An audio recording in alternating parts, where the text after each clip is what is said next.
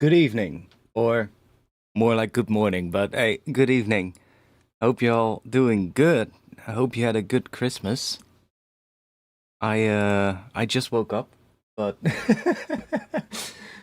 we're just gonna do some sound design today. I don't know how many people are gonna be here. I imagine a lot of people are maybe still asleep from yesterday. I don't know. I woke up late as well, but I promised I was gonna stream today, so we're here. Welcome.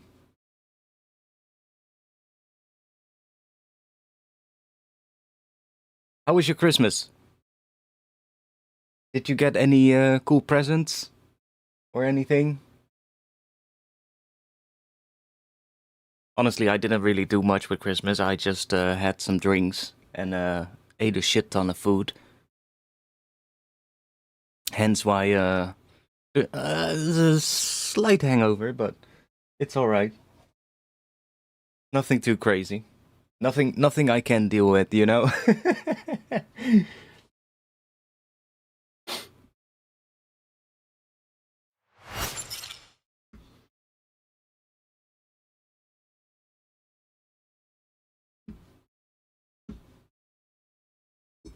I got some tea.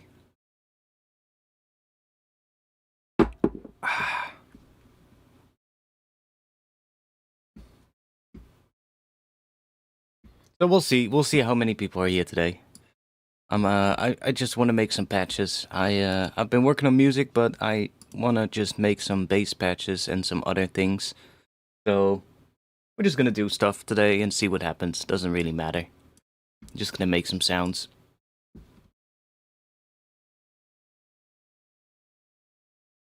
Like everyone, family, food. Yeah, exactly. A couple of days left of the year, actually. It's still relatively quiet out here, but I have a feeling that things are not gonna be as quiet on. When is New Year's? Wednesday? I think it's Wednesday, right? Yeah, on Wednesday. Wednesday to Thursday. Things are probably gonna be a little bit crazy out here when that's gonna come around with all the fireworks and stuff. I uh I think it's gonna get pretty crazy this year. I Fun fact, there was actually a colleague from mine at work, and because we have the fireworks thing, right, and it's gonna be the last year of consumer fireworks. There was this colleague of mine in her street. There was like a guy who literally had his entire garage filled with like illegal fireworks, and basically he got arrested in the middle of the night. Police got his ass from his bed, and I heard that there was like thousands of euros of illegal fireworks in his garage. And that's just one person, you know. I have a feeling that things are gonna get pretty crazy. Like we sell fireworks at work, and I was at work, and there were so many people that came around and just were like, "Uh, do you have any cool fireworks?" And I'm like, "Yeah, he shouldn't ask me. Like, I don't really care about fireworks. So, like, and I'm gonna be free, so I'm not gonna work. So, shouldn't ask me." And so many people were saying, "Oh, I'm gonna go to Germany. I'm gonna go to Poland. I'm gonna go to Belgium." So I don't know. I have a feeling that this year is gonna be absolutely mental. We're gonna hear some explosions going off here. I think. You know, it's that thing, right? The government is trying to ban fireworks, or at least consumer fireworks, but people are just gonna rebel. You know, when you do that. So I don't know what's gonna happen.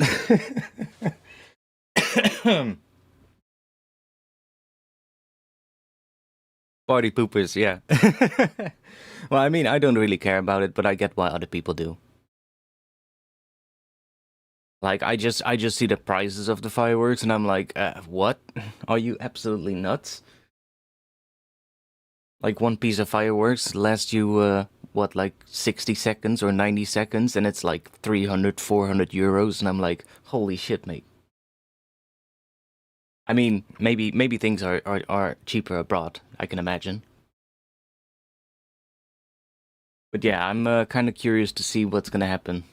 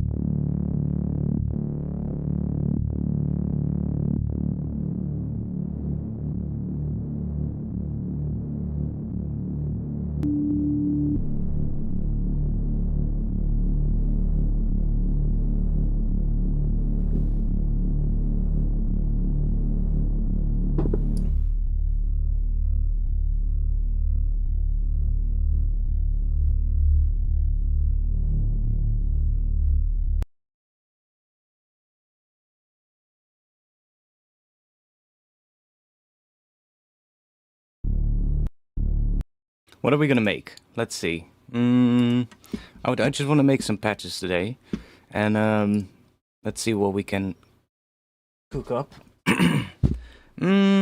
Let's think. Ooh, idea.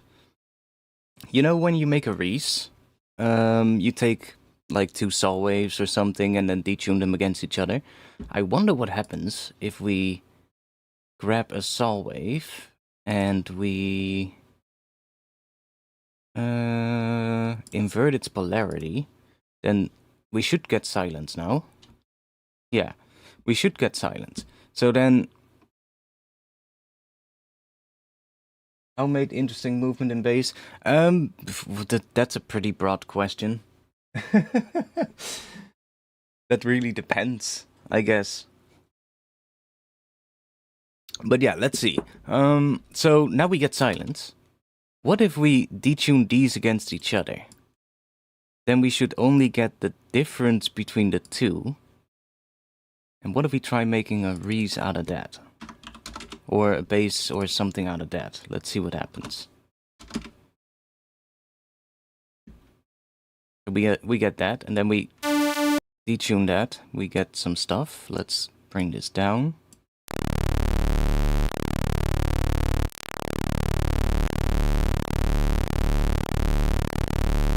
Huh, I guess pretty similar to regular Reese. Although it looks kind of weird. We're only getting the detuned part, I guess?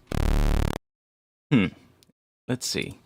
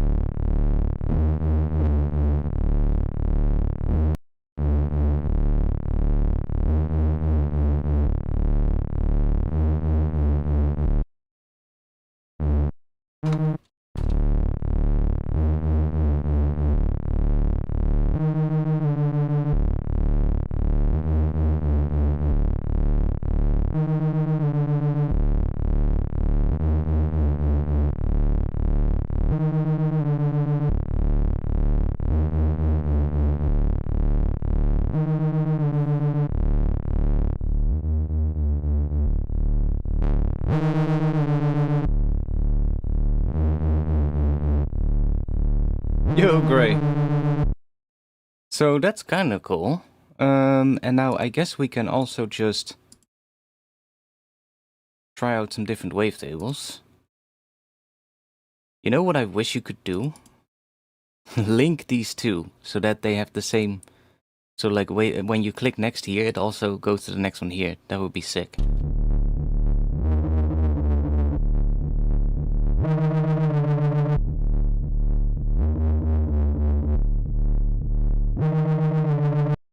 Let's link that as well.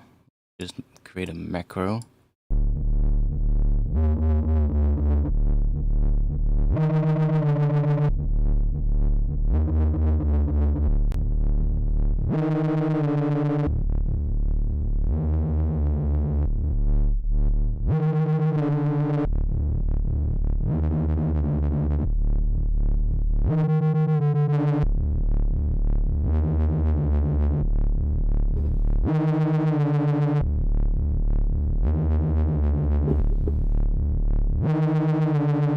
What was the occasion yesterday? Yeah, Christmas dinner, you know? Eating food and drinking beer. I literally woke up today. I woke up at like I said yesterday. I said like I'm still having dinner. I'm gonna stream tomorrow. I wake up today, literally like an hour to 9. And normally I start at 9, right? So I wake up literally an hour to 9. I'm like, huh? How late is it? What? Which day is it? I had to go to the supermarket and everything, and I was like, damn. So a little later today. I'm from the Netherlands. I mean, you've got 2 Christmas days, right? You can eat Christmas dinner on both days. I woke up yesterday and I just the day before yesterday I had a good Christmas feast, and then the day after again. Why not?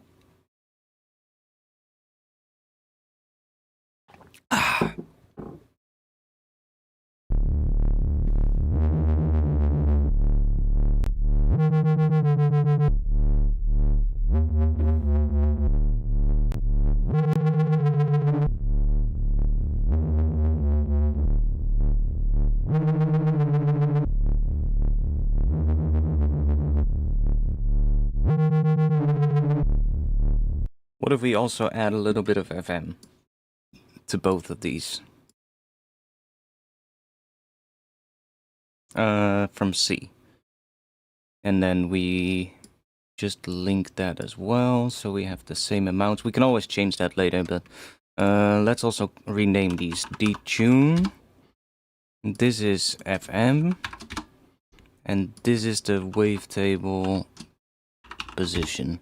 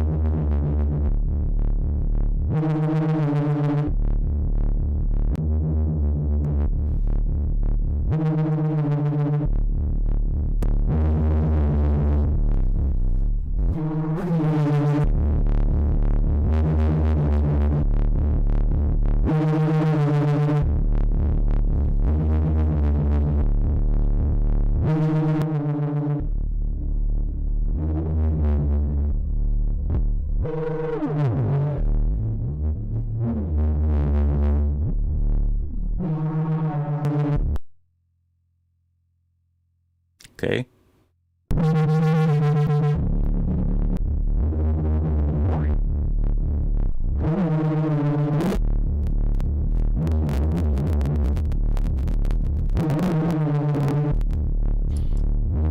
Let's add a little bit of noise to it as well.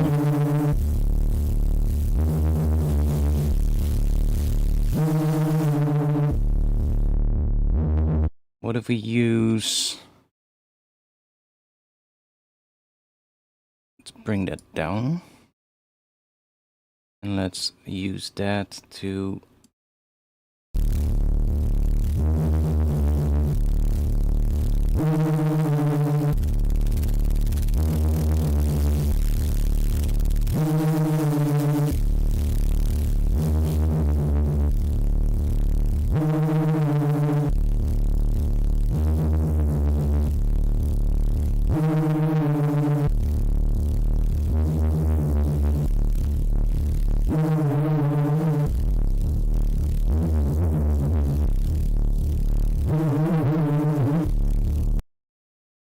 Interesting.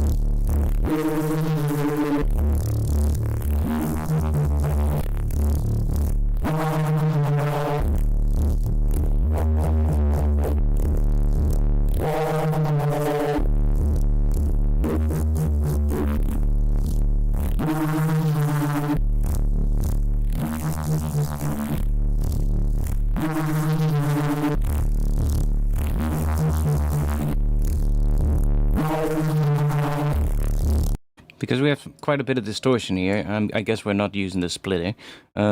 Because we have quite a bit of distortion here, we can now throw stuff in between and see what happens. Like I do want to mess with some of the filters and see if we can get some weird shit happening. I like what that diffuser thing was doing before.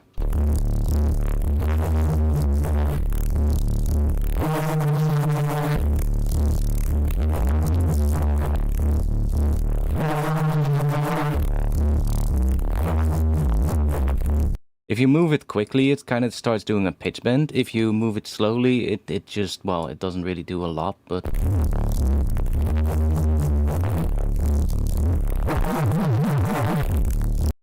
What if we... I guess if you move that really quickly, you get a vibrato.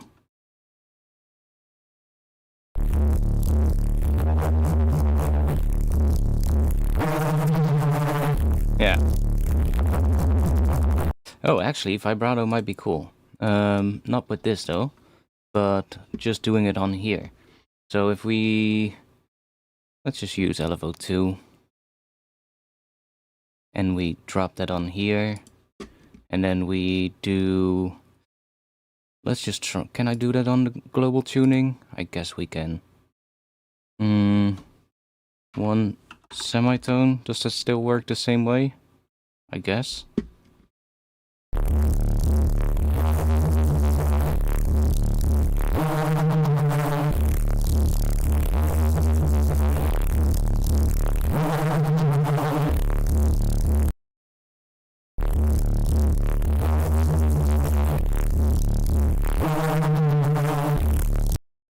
Splitter is just a frequency splitter, that's not a multiple compressor. Yeah, it's just a frequency splitter. So you can, basically in here, you can create different kind of splits. So you can do low-high, low-mid-high, or mid-side, which is in terms of stereo, of course. So you have like different ways of, so like splitting the frequency spectrum or the stereo spectrum and then adding stuff on those bends, which is a really nice feature that they added in the new serum. So you can just add things to the low band and add things to the high band, and you've got your crossover right here, which is kind of nice.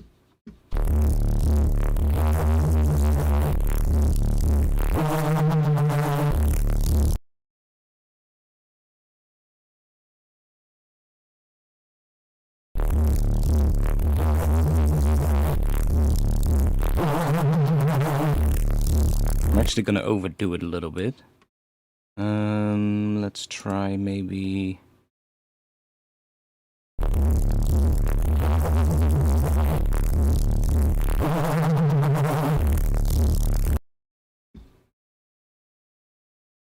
then we'll do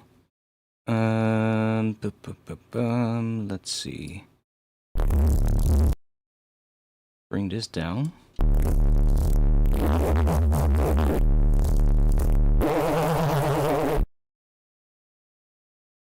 Put that somewhere here.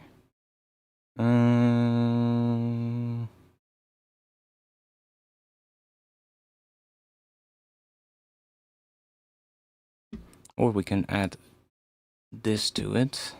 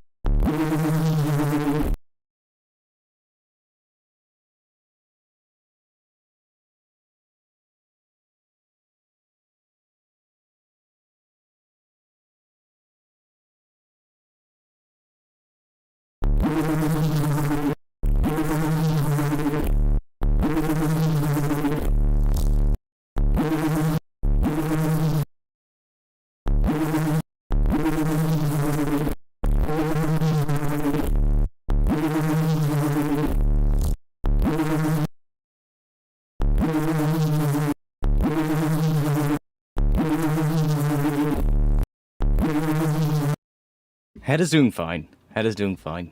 No problem.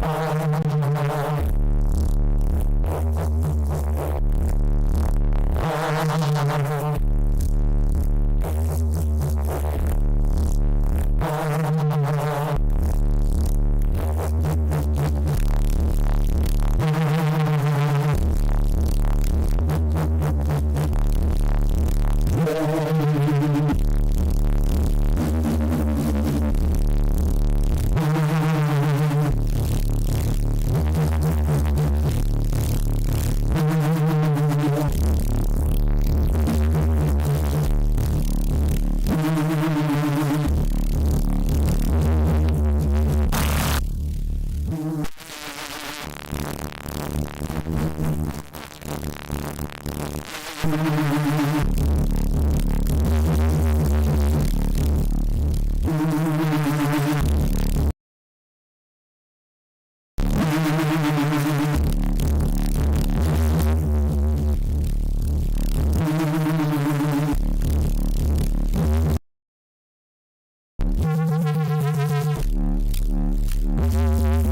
this one doesn't have any different things.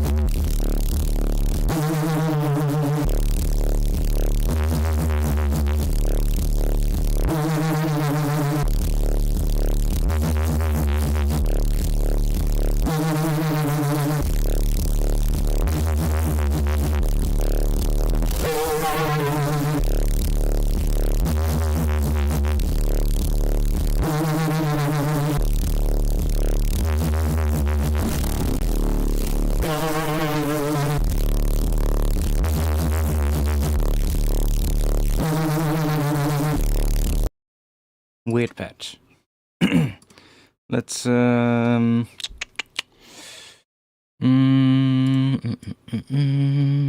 chuck a bit of that in here.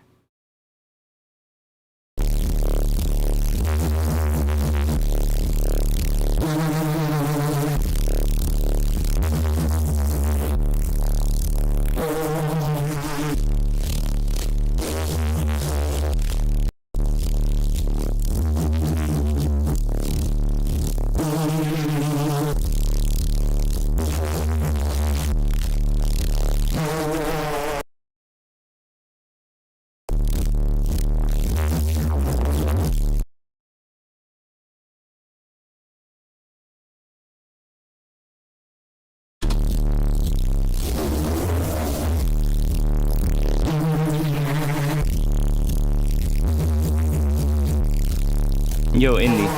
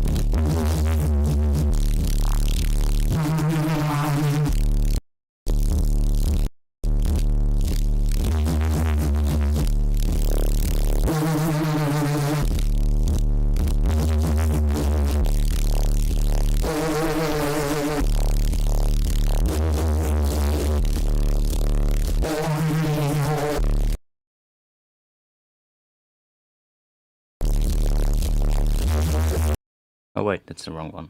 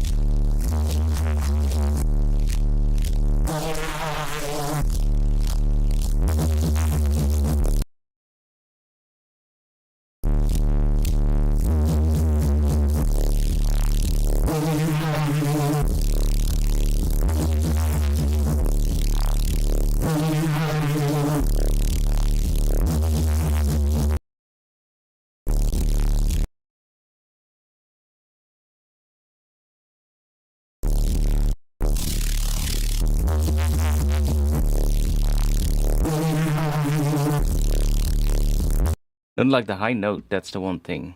Don't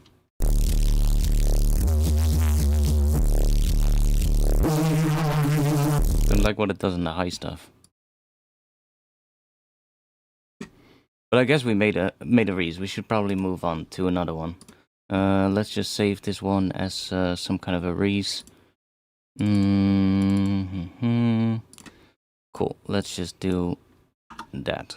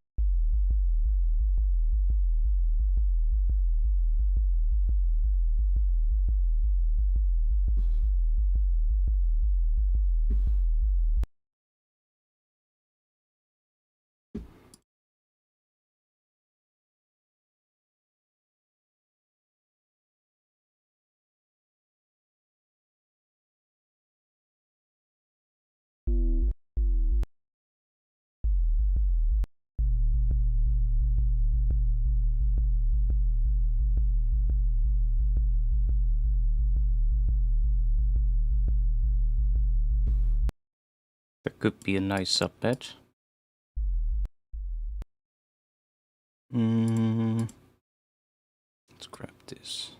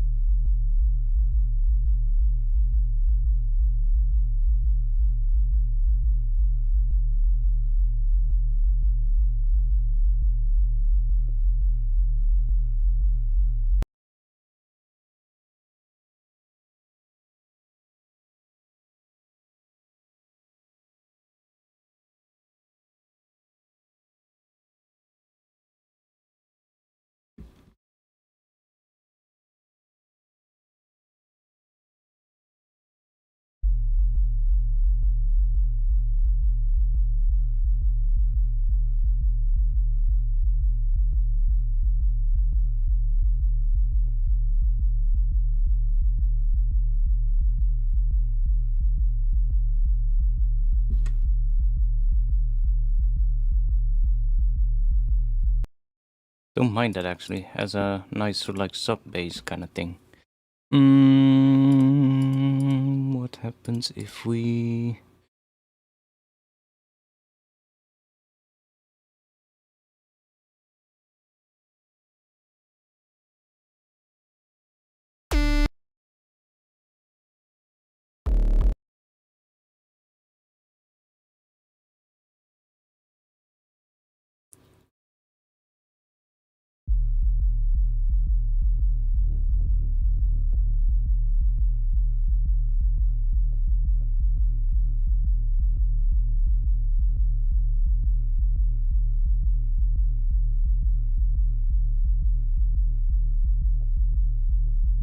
It's pretty subtle, but...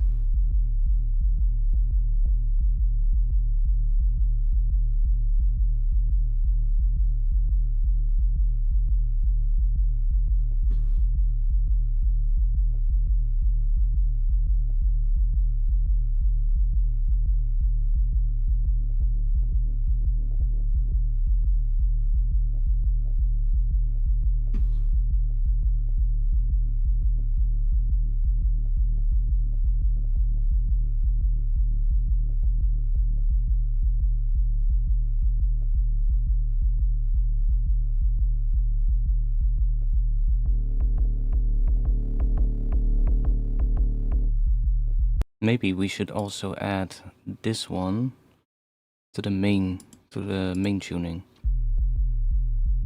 So the mid-range layer kind of follows it.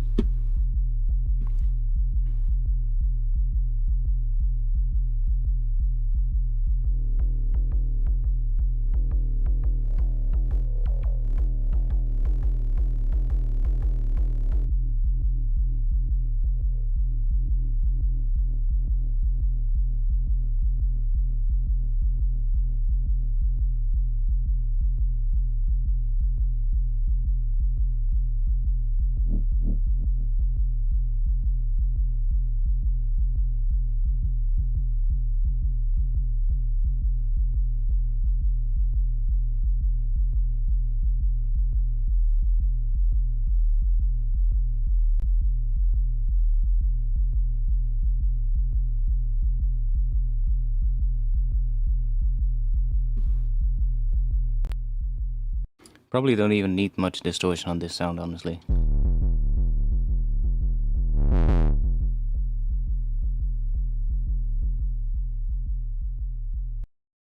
But what happens if we do a little bit like this?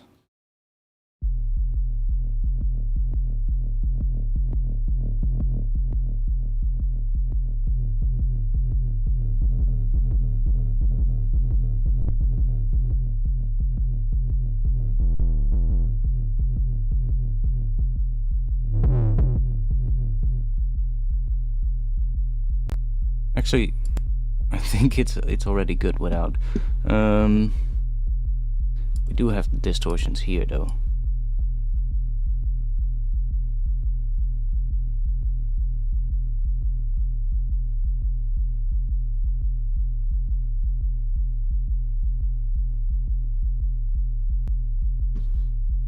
Maybe just a little bit of noise.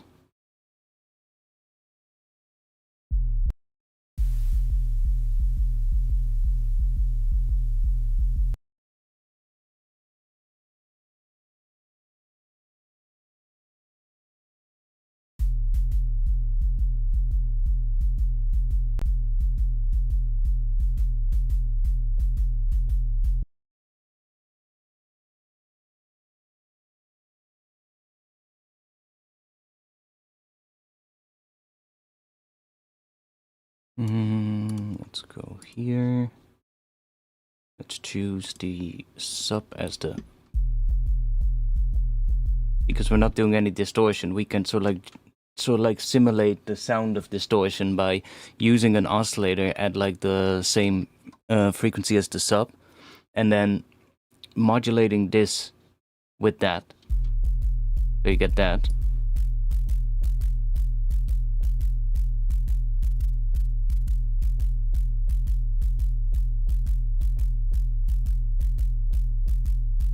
It's kind of... has a similar effect as distortion, but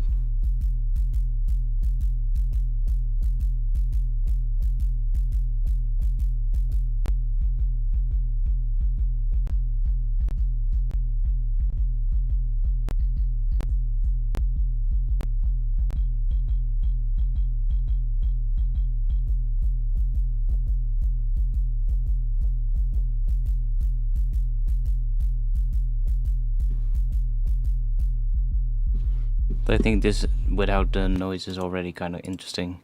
It's just a good sub patch to use in a track. Cool. Let's save that as well.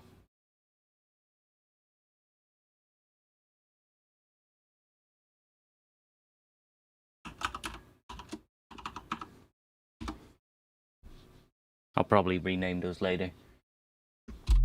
Oh, there's actually more people here today than I thought. Than there were gonna be.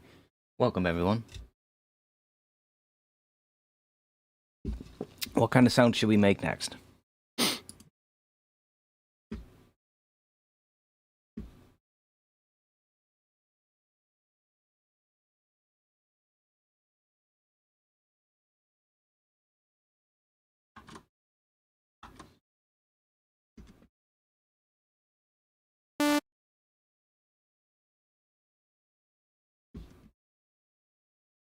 Any specific requests?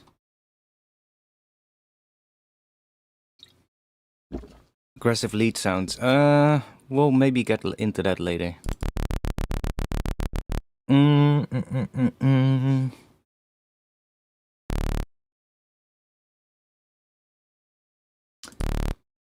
I have been wanting to make some like rumbly kind of bass sounds, but how the fuck will we do that?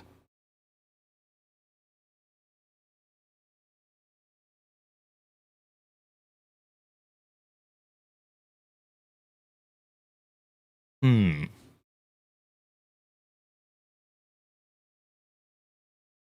that might do something.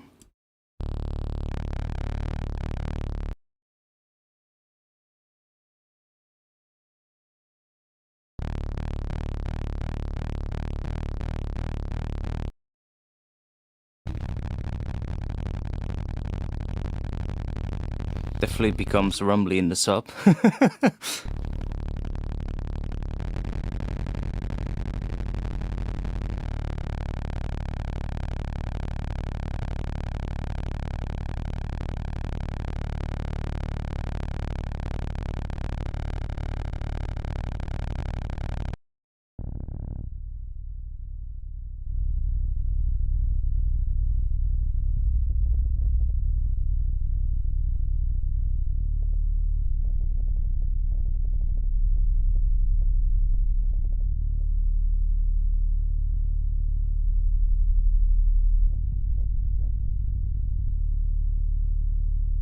Not really what I think I want, but let's see.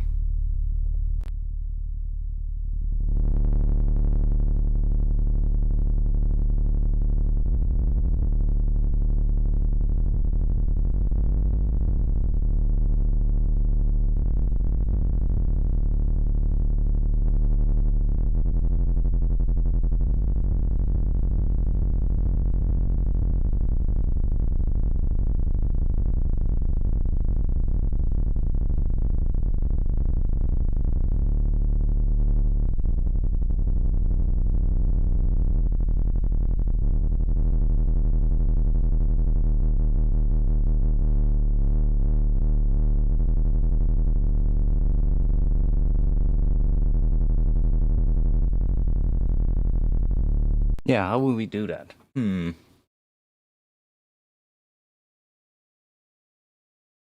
How will we make that? What I have in mind. That's the thing with sound design, right? Sometimes you think something that could be cool, but you have no clue how you would make that.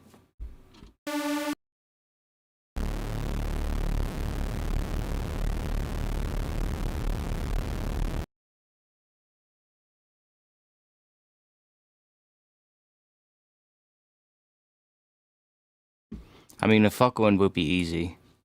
It's literally just taking like something like that,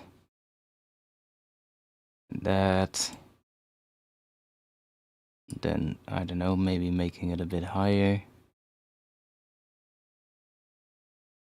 Maybe there's some cool wavetables we can use instead. Let's see.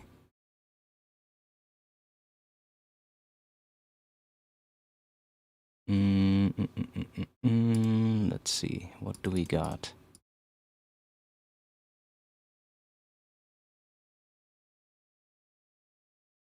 That could be fun.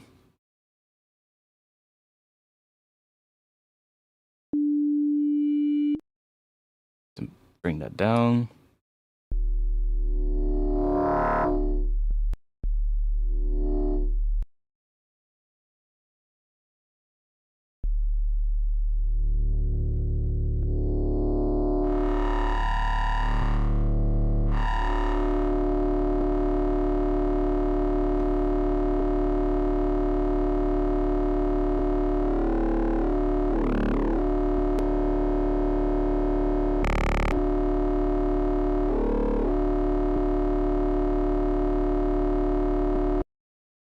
I wish this was lower.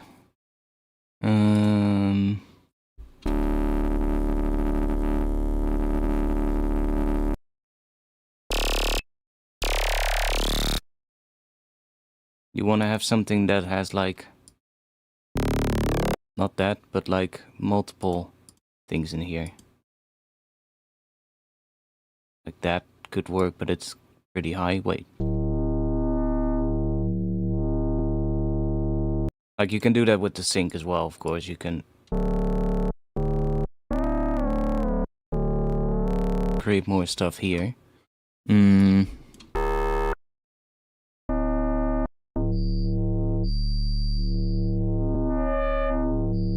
And the whole idea would be to just make like let's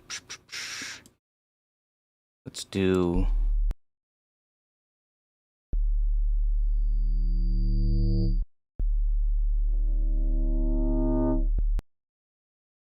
something like that, and then distorting the crap out of it.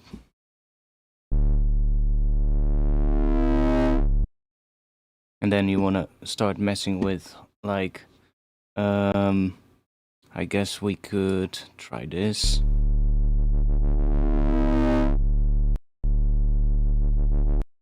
And then we can maybe add some chorus as well.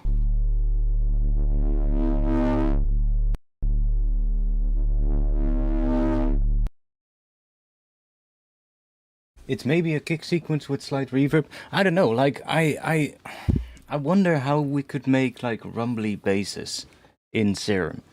But actually have control over them, you know? That would be cool. Like some really rumbly kind of subs.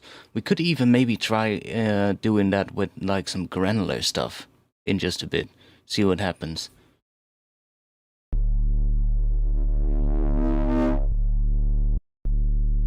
And then with Foghorns, the only thing that you definitely want to have is some reverb. So we could add some reverb here, maybe even in front of the distortion.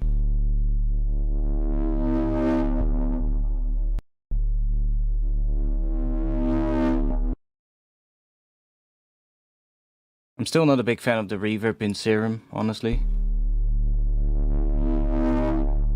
Probably also just because I am so used to the Valhalla reverbs, they just sound a lot better, in my opinion.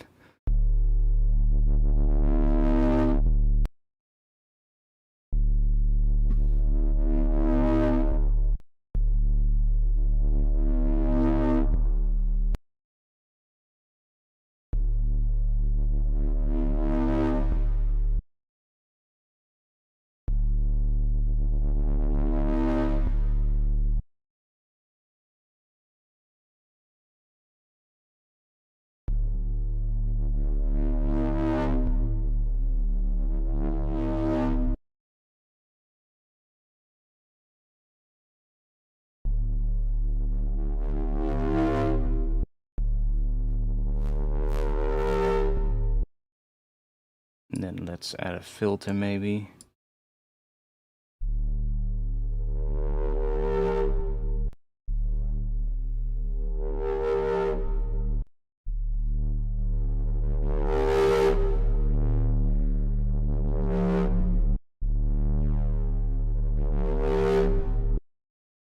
See what I mean, right? It's just about having like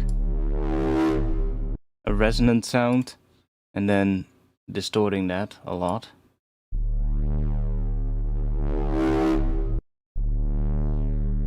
Yeah, a bit of noise could also work, for sure. You can add a little bit of noise in here. That can definitely work.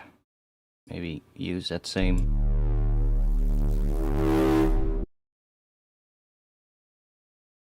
And if you only wanted to come up in the last part, you could click here and just do that.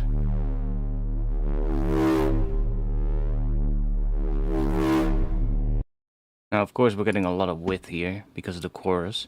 If you don't want that, we could add a utility and just say mono bass.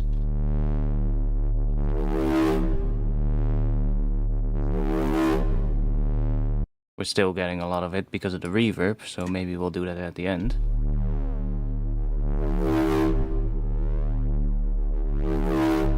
And we probably would want to have this filtered as well. And then use that LFO on here maybe.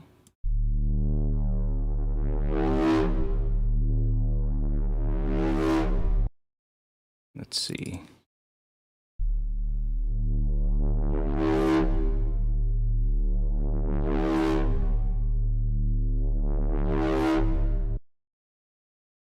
And obviously you can mess with the shape now.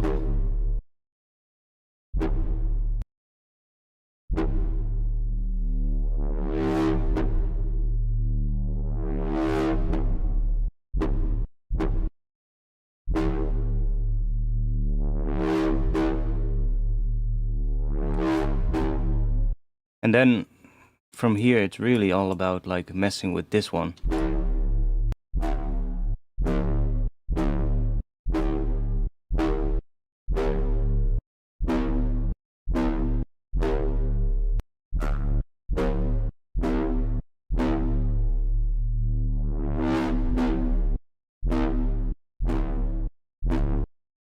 Maybe we'll add that to here as well.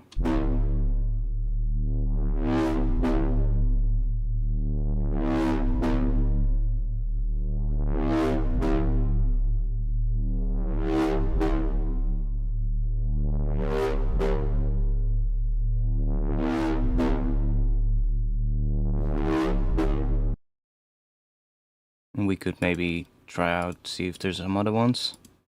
Like, there's a couple of these wavetables in here that have like,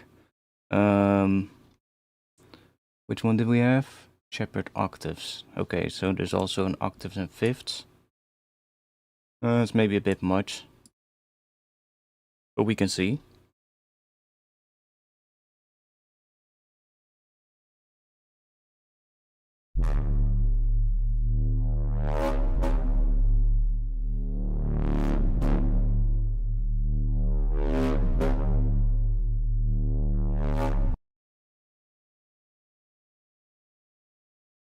Like this one, for instance.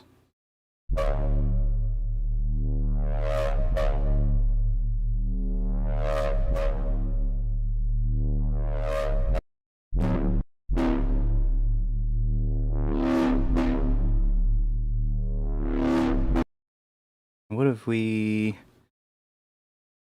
Let's duplicate this shape, get rid of this, and put this on fine tune. See what happens.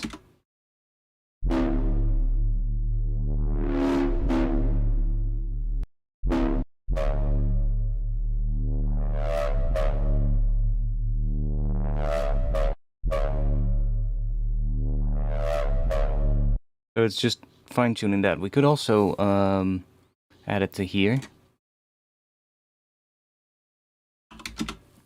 So we get some pitch movement.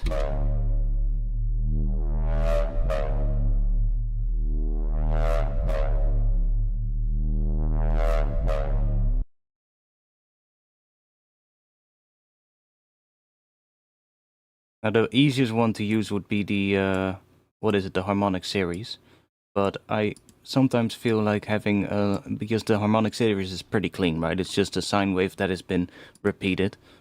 But if you can find like a cool wavetable that has like sort of like a similar shape but isn't as clean, you can a lot of times get some pretty cool results.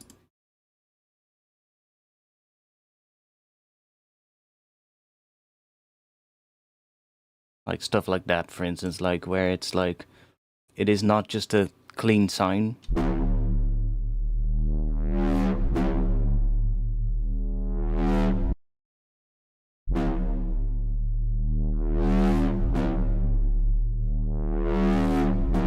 And then again we can use the sync to get higher tones.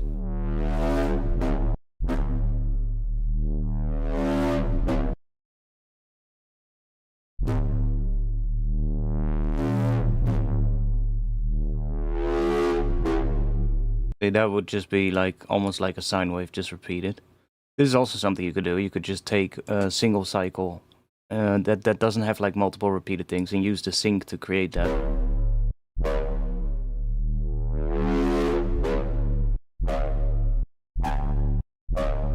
You can basically get any pitch so like that you want.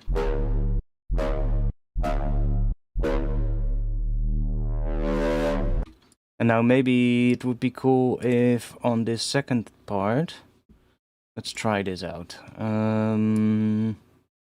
Maybe 1/8. Chuck that on here. And let's use LFO2 to control the depth of that.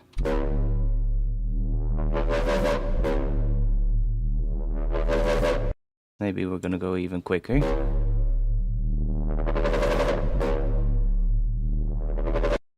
And not as much.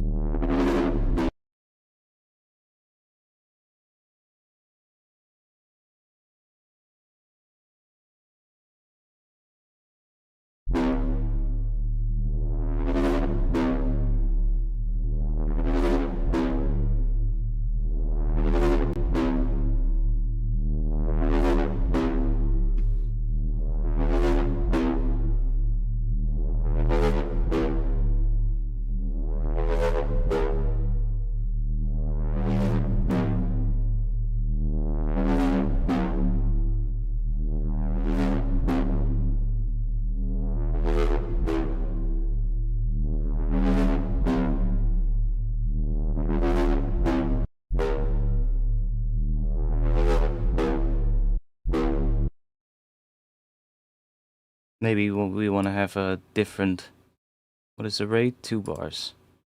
Maybe we want to have a different pitch on the first part than on the second part. We could do something like this maybe. And then map that to the sync here.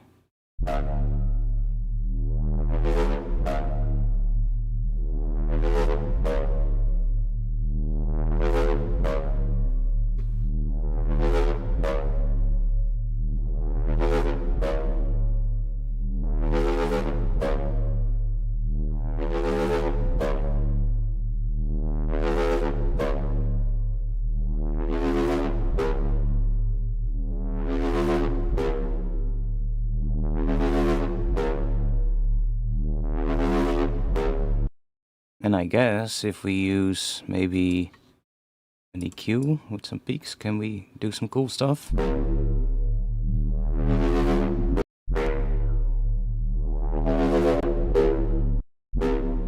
And what if we distort it again?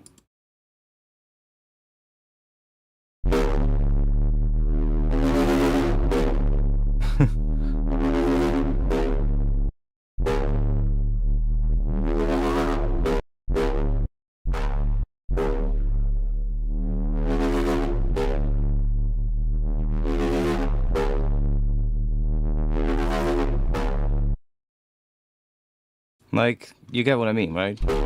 It's pretty cool. Some pretty cool options we have.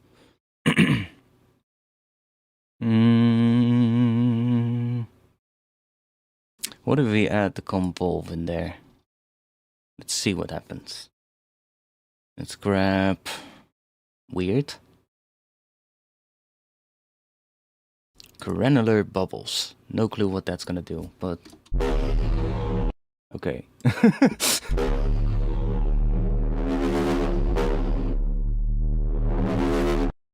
I guess you could even automate the dry wet of that and get like some weird shit.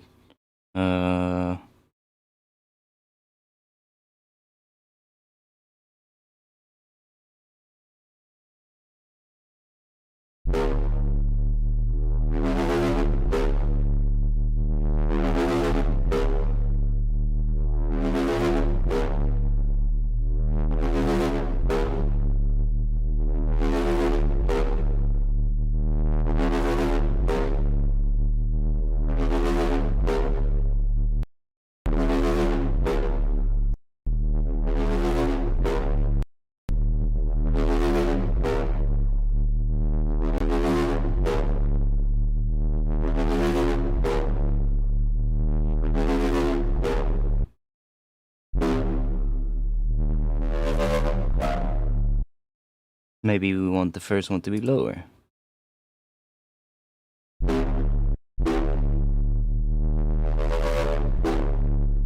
Higher is nicer, I think.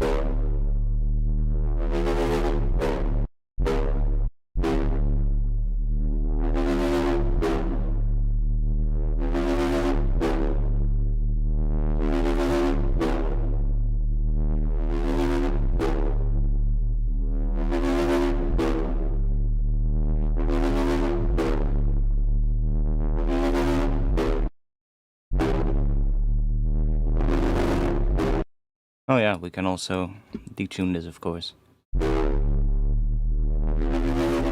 Like, we're not hearing this one, but it's just adding like some extra weird shit.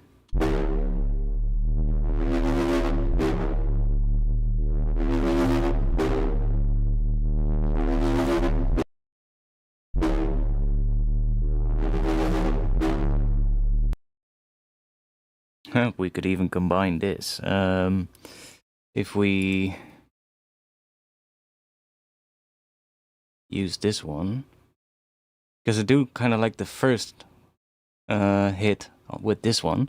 So if we use, where are the FM amounts? Warp here and warp here. We can chuck this one on here. Warp 2.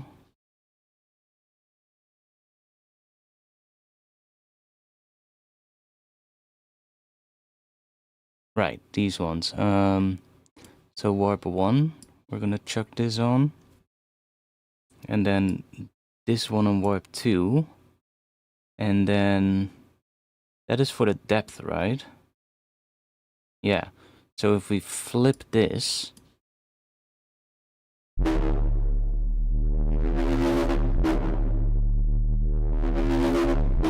now we get the FM from this one on the first part and the FM from that one on the second part. So we can change this one to whatever we want. But the first part is coming from here.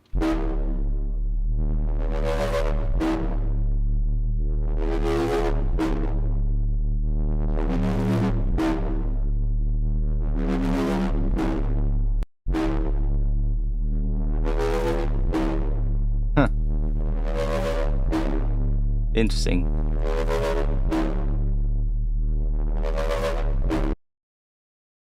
Definitely, let's save this one because it does sound kind of cool.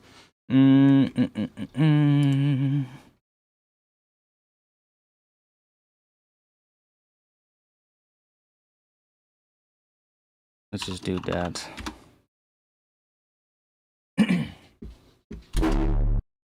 And yeah, and changing the whole waveform here is gonna matter a lot.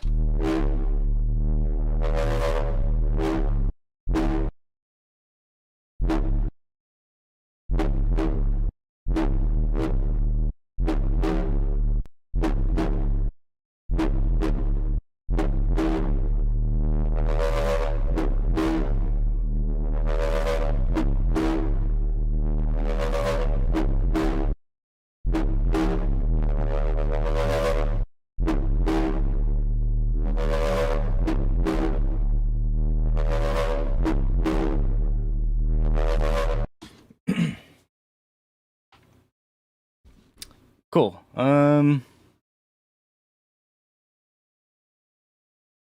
Next sound.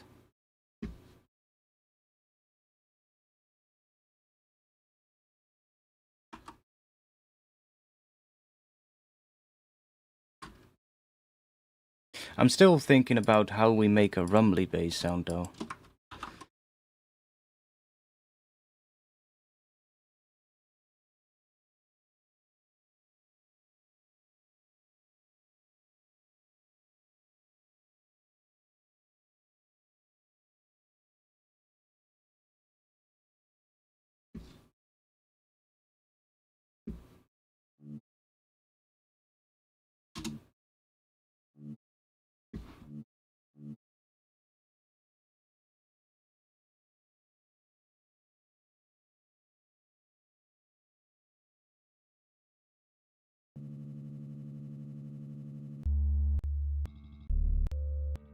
Do I have something we can chuck in here? Let's see.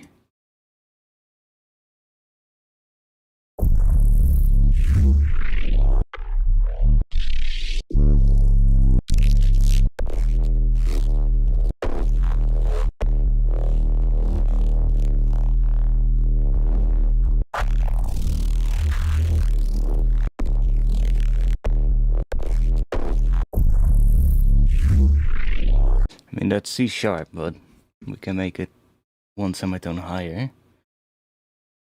Chuck that on here. Or wait, C sharp, then this would be C, and then if we put the note D in there, then it's gonna be a D note.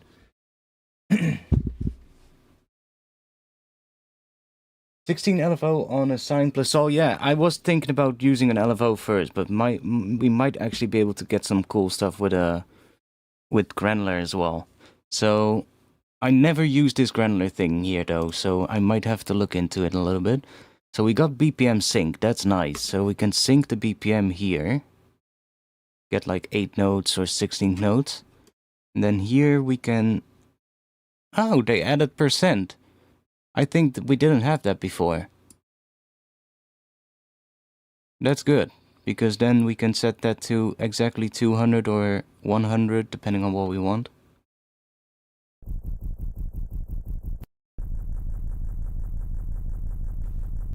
This might actually work.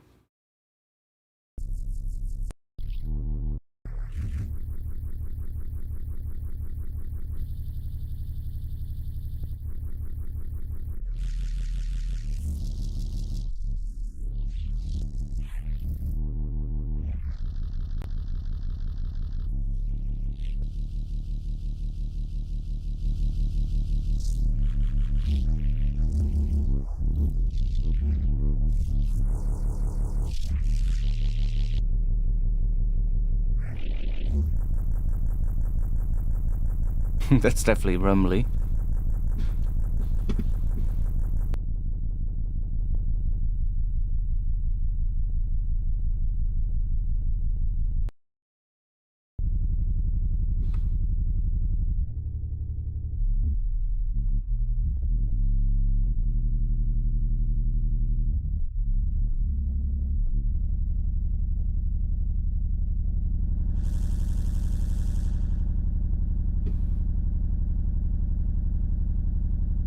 Can we use that? Of course we can. We could. Let's see what happens if we take sub and we FM or this one.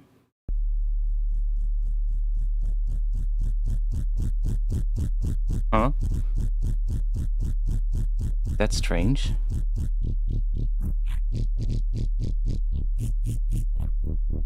Oh, I guess because this has, of course, an amplitude shape. That's why it does that weird thing on there. I was like, huh? Why is it doing that? What?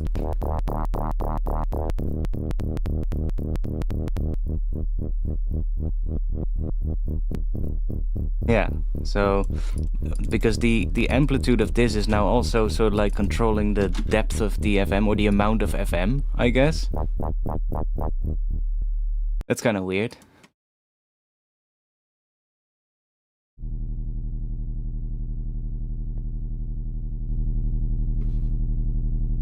Anyways, let's just distort this a bit.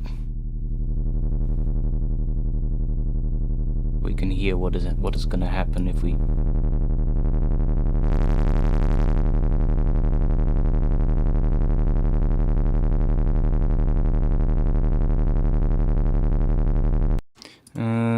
which one is the...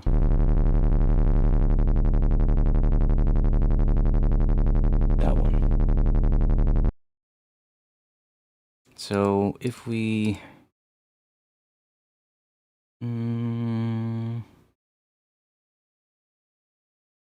if we just chuck that very slightly on the position.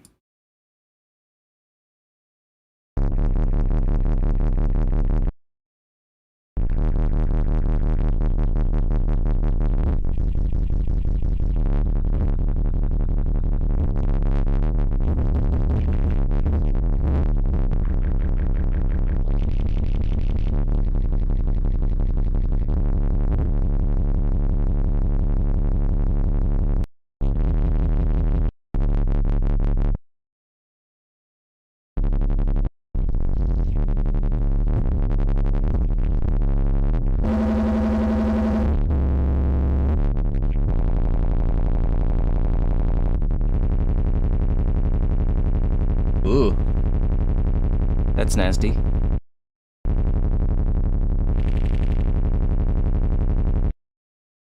That's nasty.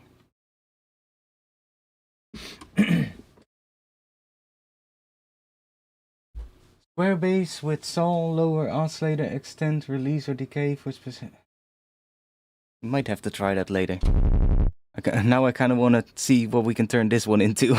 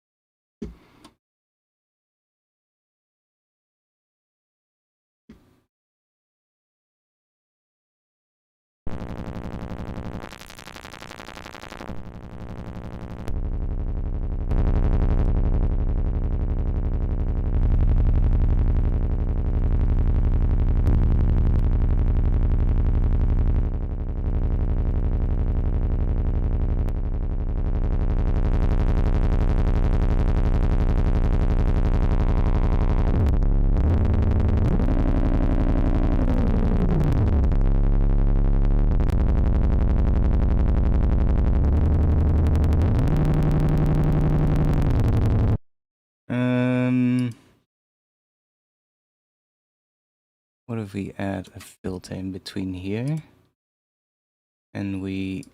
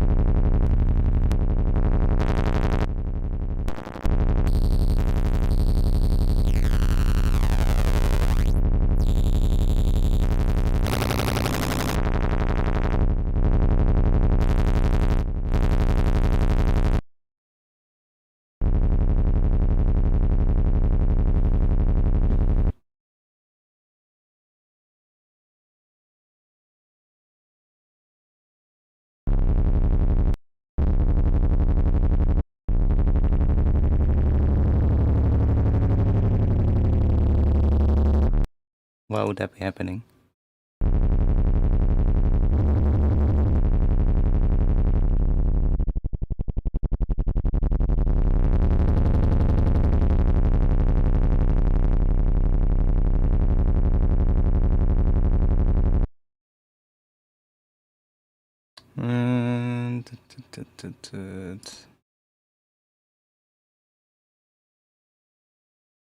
Wait.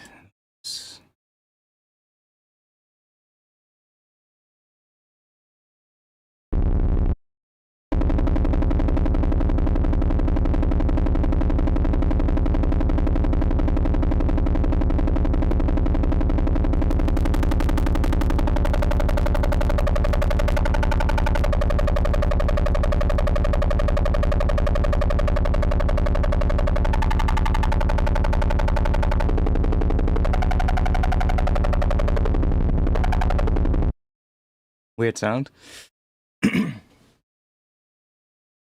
Not exactly what I wanted, though, but it does get closer to...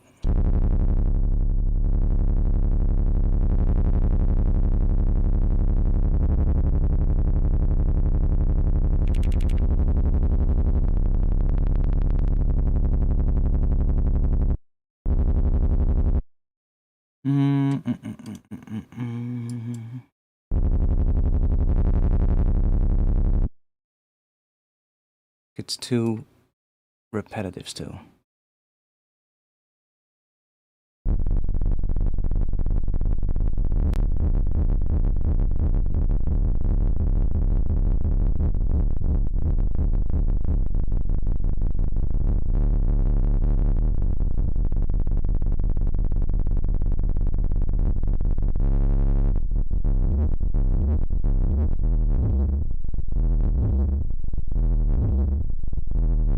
Why is it getting so low pitchy? That's kind of weird.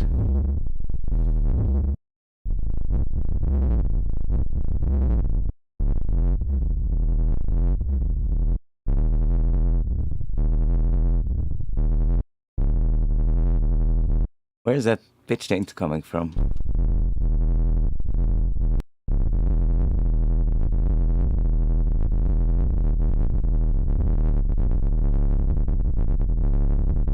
I mean, could maybe that is in the sample, actually. That would make sense.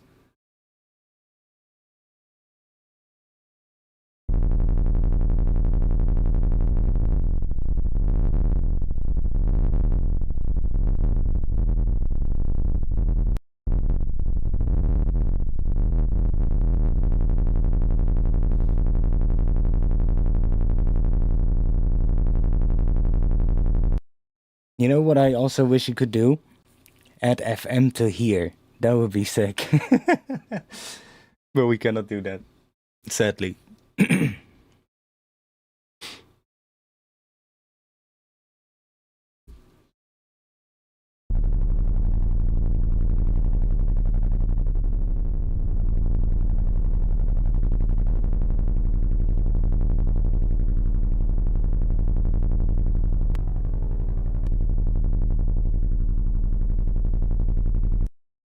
Okay, not really what we need. So again, let's go back. How will we make rumbly basses with just synthesis?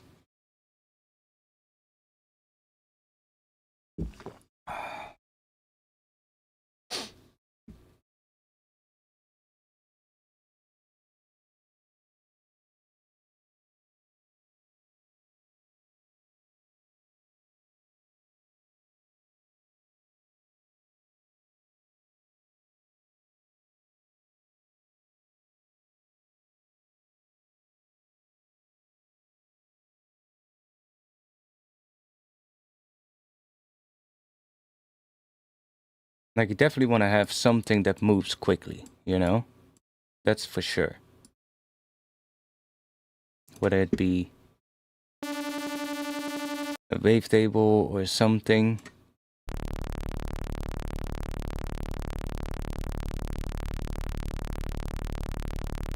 Because that creates sort of like movement in there.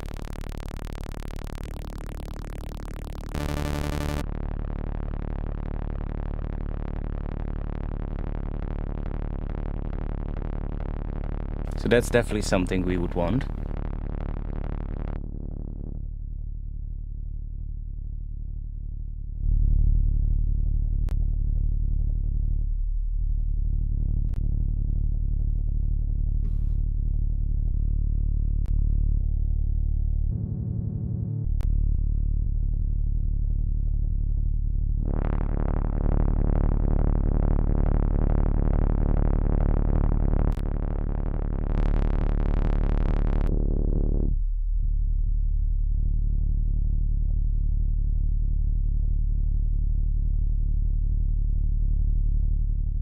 I guess you could emphasize it by modulating the volume as well.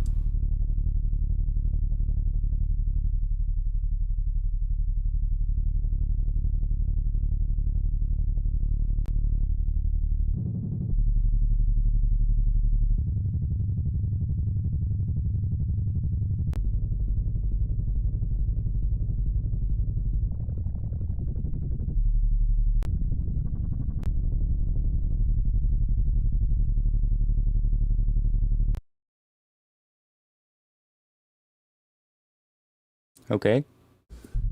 Okay, there we go. I was like, why do we suddenly have silence?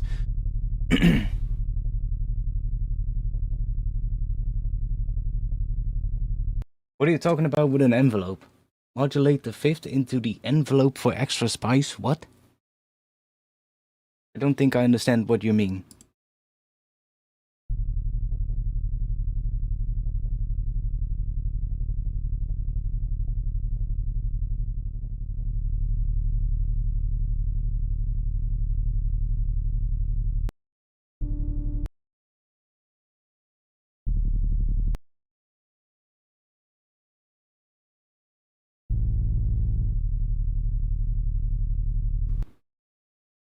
I know what the fifth is, but I'm not sure what you mean with it.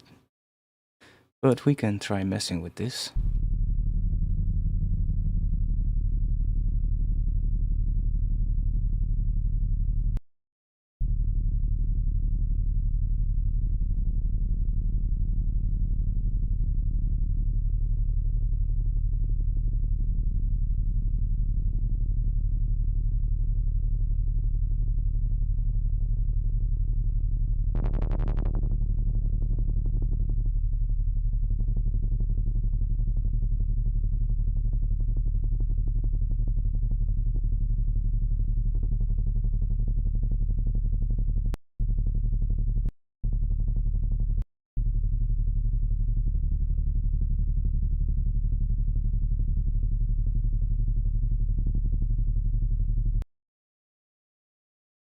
Yeah, I'm not sure. Like, I have a particular sound in mind, and I've been trying to make that for quite a while, but not really knowing how.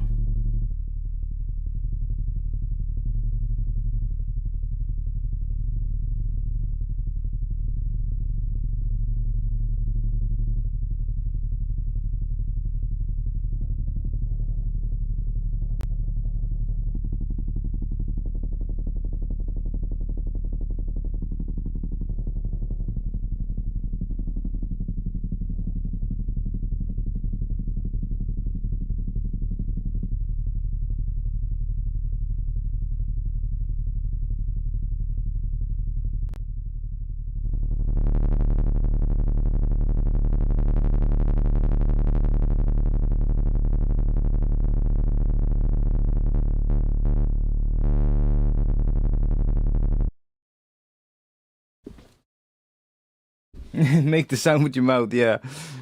I wish we could do that.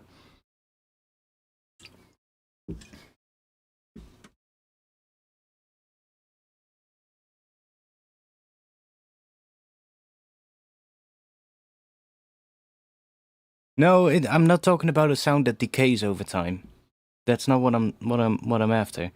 I'm literally just after like a sub that kind of rumbles as well, if you get what I mean. Which is the best way to describe it. Like something that you would, you know, like, so that you would have a sub that is not just like a really clean, you know, sustained tone, but one that has like a weird ass fucking rumble in it, and then you layer something, I don't know, with some noise that does something cool, or I don't know, a mid-range layer on top.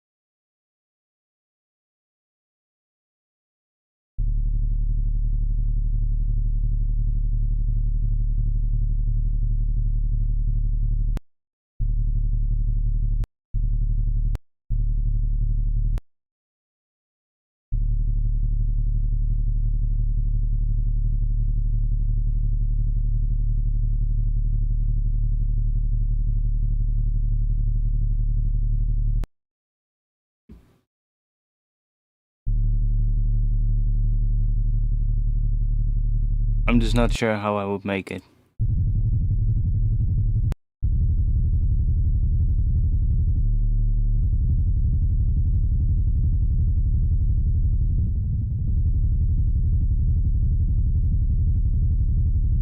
And not like your sort of like techno kind of stuff. I mean, this is kind of close.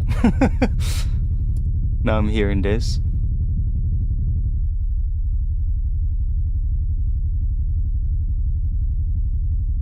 A bit of a weird sub, but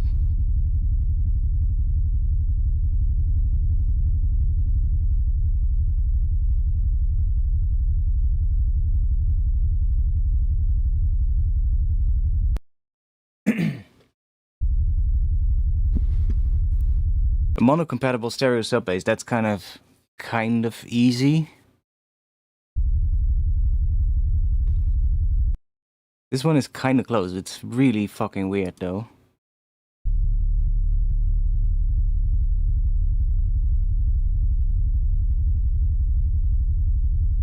So I guess a wavetable that sort of like changes quite a bit would be good. I wonder if we could get it to have like a bit more.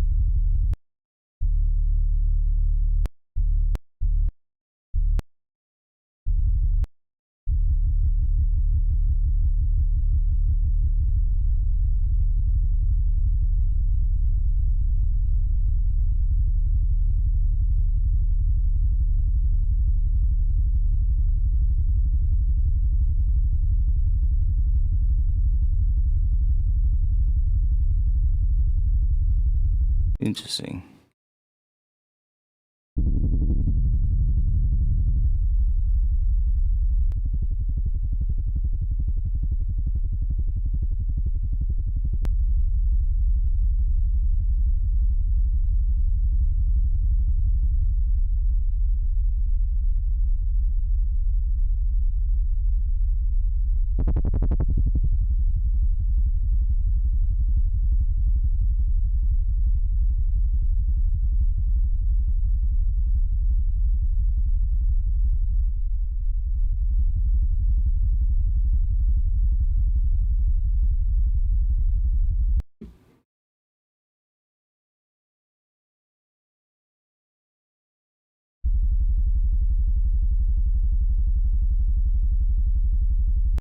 So that's what it sounds like if you just repeat a 16th note.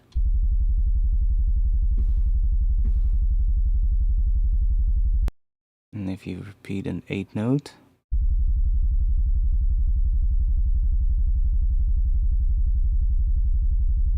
It's a little bit more consistent then. Because you can hear without the ARP, if you just play a sustained note, it kind of changes a little bit over time, but it would be nice to have it like... But that's actually working with the ARP, by just repeating that note.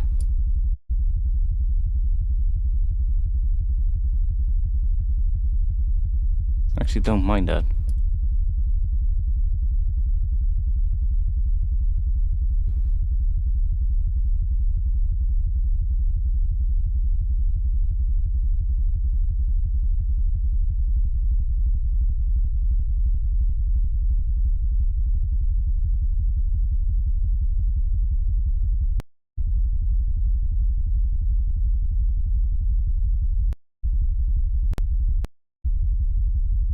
I will save this patch because this is the closest I've gotten so far to what I had in mind for that weird ass fucking sub bass. What are we gonna call that? We'll just do this. I'll rename those patches later. It works with sine waves though. Yeah, it should work with sines as well, but I feel like this also kind of works.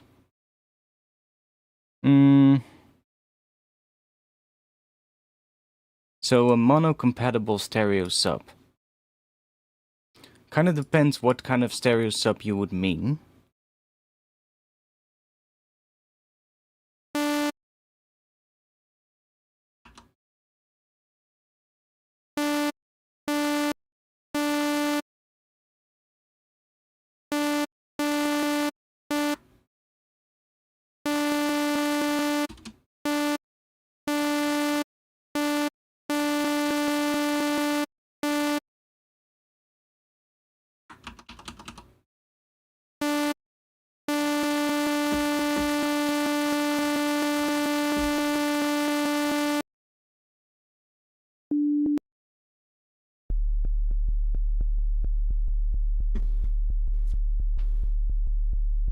But let's say you wanna do, I don't know, you can kind of do it with any sound, but easiest would be to be sort of like an 808 kind of sound.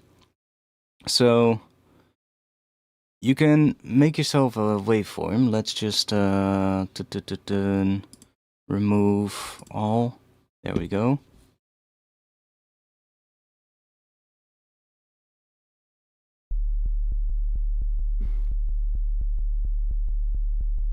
And the easiest thing to do would be to basically have different harmonics for the mono part and for the higher part, for the stereo part. So if we create like a little sub-ish kind of sound, something like maybe that. Let's just let's see, can we get a cool looking sub?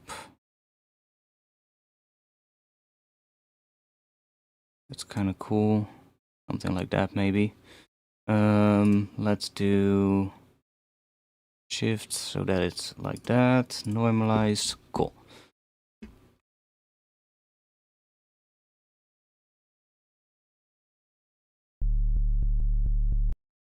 Maybe we'll do just that as well.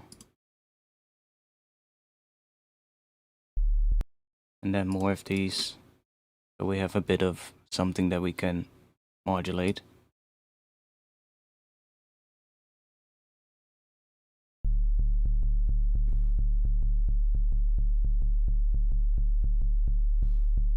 Now, let's take another oscillator. And let's go in here again. Let's remove everything. Remove everything. I wanted to have a sine wave, so let's clear all. But instead of having this one, let's go and add this one, the second. And then maybe a bit of this one, and maybe a bit of that one. But that might not even be needed. And let's just give it a couple of... Let's see, doesn't really matter.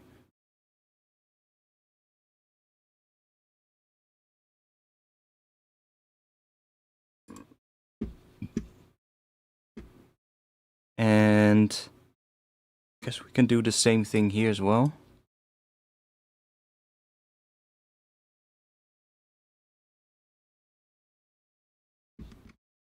More of that as well. And let's add the same LFO here. And then bring the pitch down. Now, because this one is obviously already... We need to bring this down a bit. But now you kind of get saw wave harmonics, right? In a sense. Vinx! Shut up. Shut up. I have a... there's other ways you can do it. Listen, I'm not doing what you're saying in chat. So, right now, it's all mono. But because these harmonics are completely different from what is in here, you can make this one really wide, and it works perfectly fine in mono. So, we can go in here, and let's turn this off, and send it to bus 1. And then in bus 1, we're going to add a utility, and flip the polarity of one side. And now we get this. But in mono, you still get that regular sort of like square kind of sub. So you don't want to overdo it, because then it's going to sound pretty different from each other. But with just a slight amount, it can work pretty well. And we could even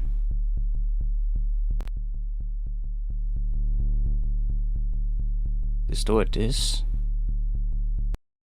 But because the harmonics are different now, in the sort of like the side harmonics are completely different from the harmonics in the mid, so the distortion even creates overtones that still work. It still just removes itself when you sum it to mono. Let's also add a bit of pitch movement, because we need some pitch movement on here. Let's we should probably do that on the global tune. That's easier.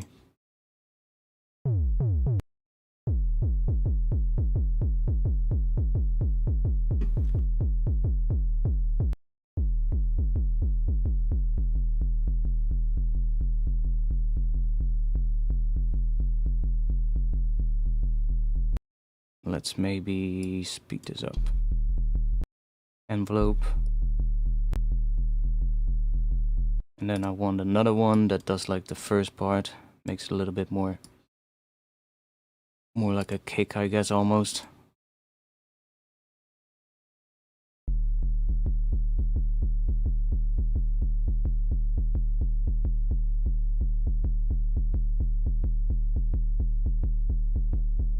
And the more you add this one, the wider it's gonna be. But obviously, at some point, like, it starts sounding really different in mono. Like, if this is, for instance, like this, it's really wide. And when you sum it to mono, it's gonna sound really different, right? So that is something you wanna be careful with. But just a bit like that, because your subs, you don't want to have them too wide, you know? Like, the wider you make your sub, the less powerful it's going to be in mono. That's just what it's going to be, you know? That's just the nature of what happens. If there is some sort of like width happening in the sub, then when you sum it to mono, the sub will basically get quieter. This way though, it doesn't necessarily get quieter. That's a cool part. When you do it in this way, it doesn't necessarily get quieter, because this oscillator is completely mono. There's nothing stereo about this. So the foundation of it is mono, but the stereo width is just coming from this other oscillator. And this oscillator disappears when you sum it to mono. So there are other ways of adding width. Like if you would, for instance, do a very slight delay on one side, that would also create width, of course. Like if we undo, let's just a tiny little bit, but that kind of stereo width would actually make the sub get quieter when it's subbed to mono. So if we just put this at 100%, like if this is like this, it's just gonna be the same. Actually, it's not. Interesting. Huh, look at that. The shape changes with this as well. I wonder why that is. Oh, because maybe... no. It's the same on either side, so it shouldn't change the width, I would assume.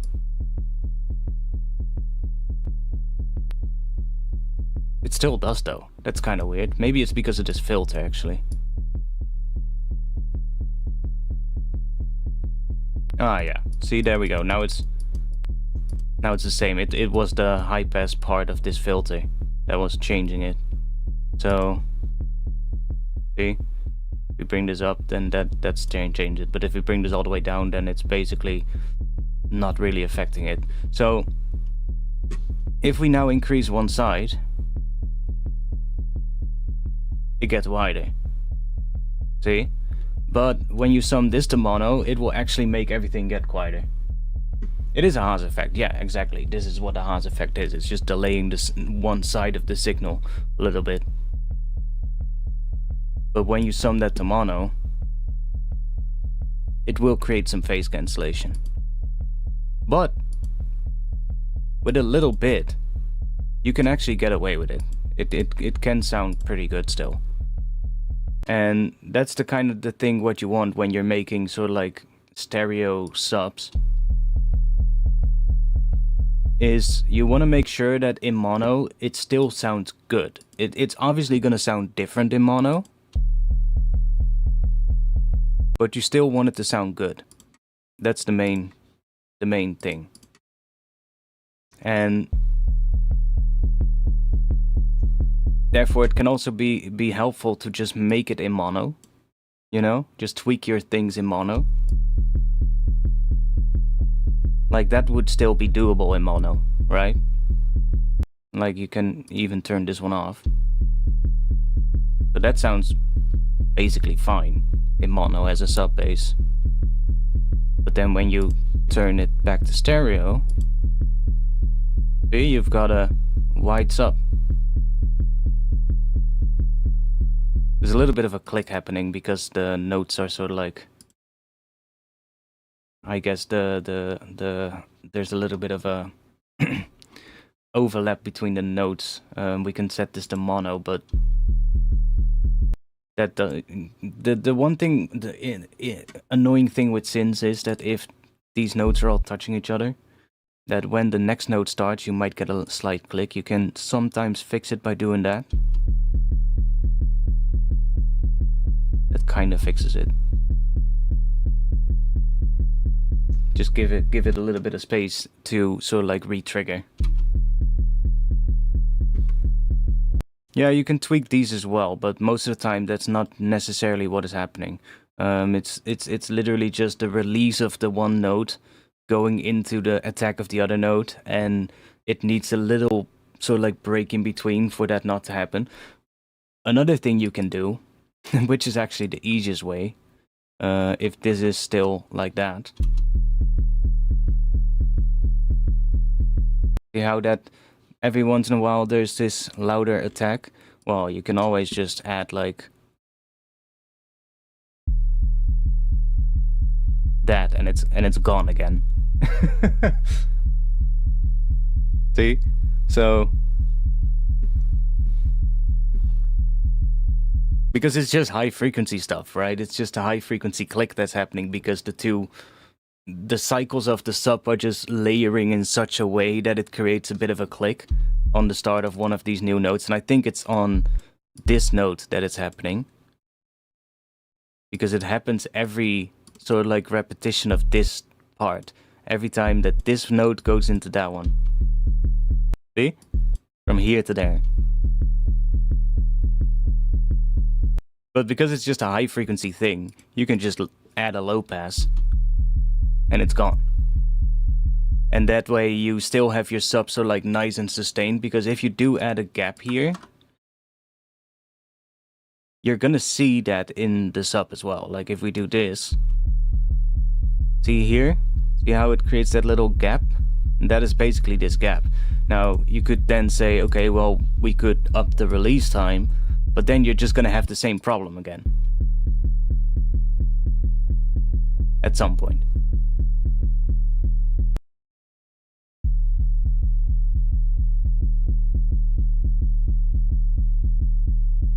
So I guess this works as well,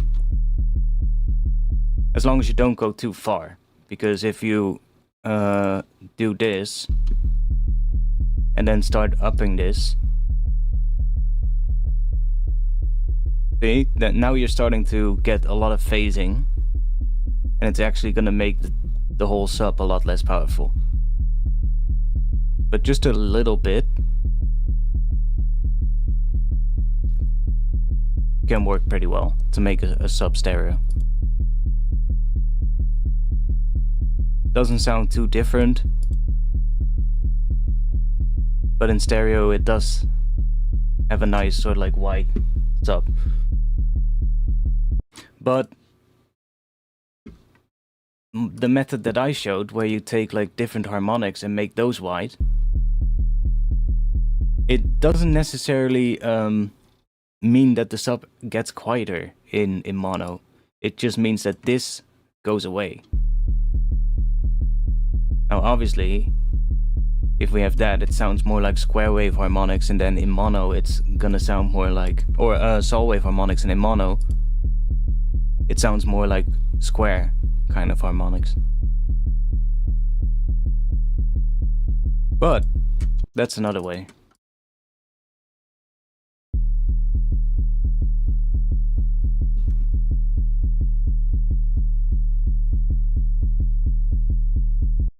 I guess you could even give these a couple of voices.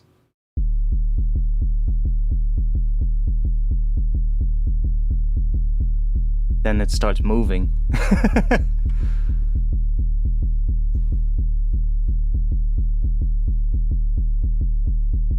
That's kind of interesting as well.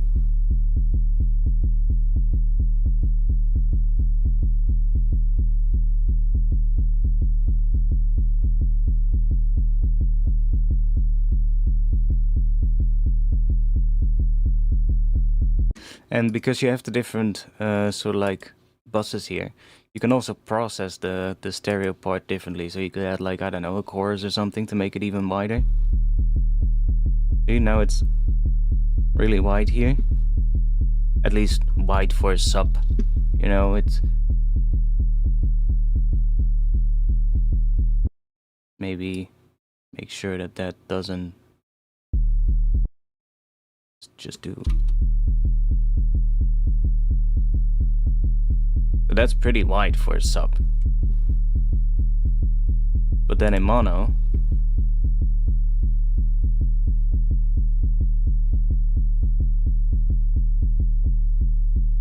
and honestly, you don't even hear that much of a difference. So that should be fine.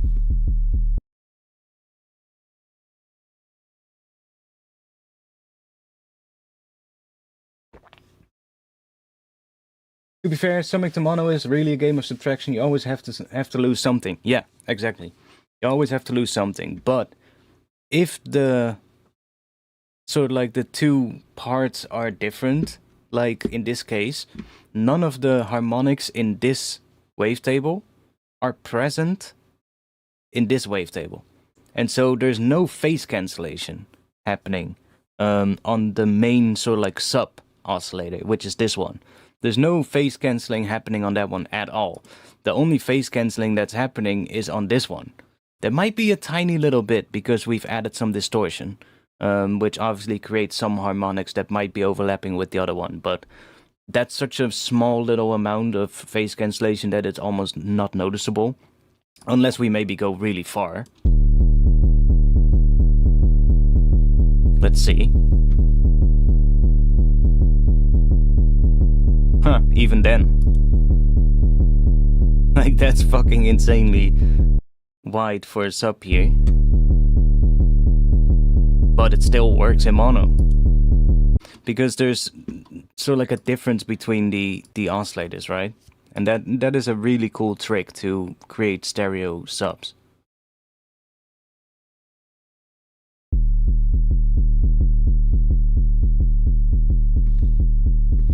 And the only thing you have to do is just literally just flip the polarity of one of the two. So send one of those oscillators into a bus here, and then flip its polarity. Well, only on of one side, so it gets like really wide.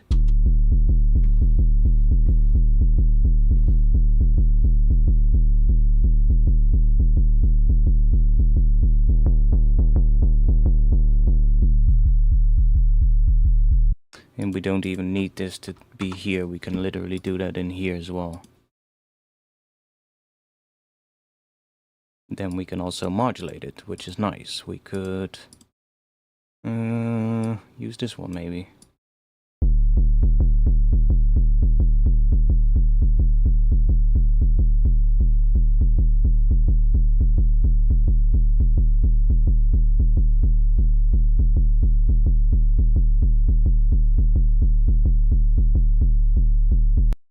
No, there could be like, what I mean is that there will be a little bit of phase cancellation because this is distorted, so it creates harmonics, right? So you would first get, like, you're not just getting even harmonics. Well, depending on the distortion type as well, of course. We change the distortion type, we're gonna get different harmonics.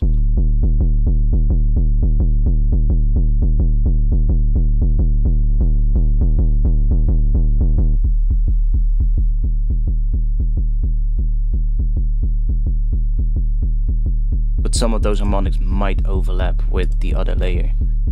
That's the only thing, but it's gonna be so subtle that it's not really important. Like, that sounds good in mono.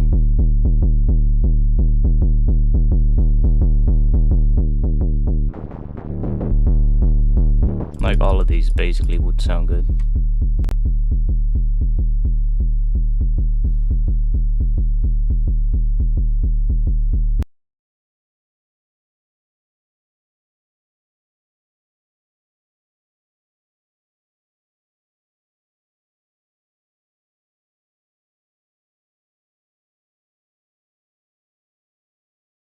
Flipping to 90 degrees in phase is polarity. Yeah, kind of, I guess.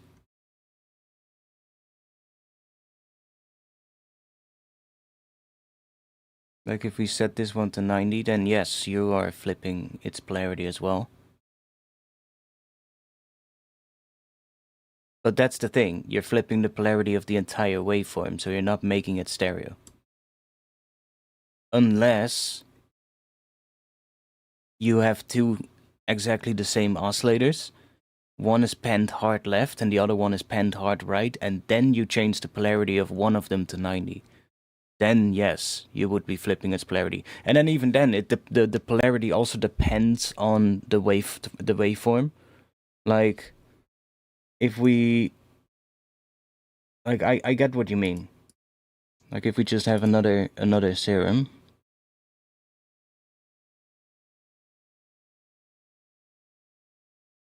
Just do this.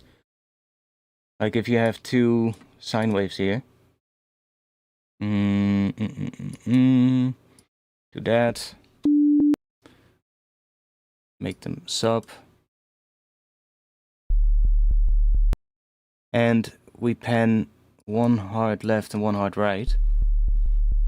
Now, on just a sub bass, you actually want to bring it all the way to 0 to get like its polarity flipped. See? Now it's only in the sides. Putting it to 90 would just so like be in between. You would get that. Polarity flip really just means that if you have one sine wave and another one, so if these would be the same, so I guess if we now make these both sit in the center, and then send one to bus 1. And then flip the polarity of one side there.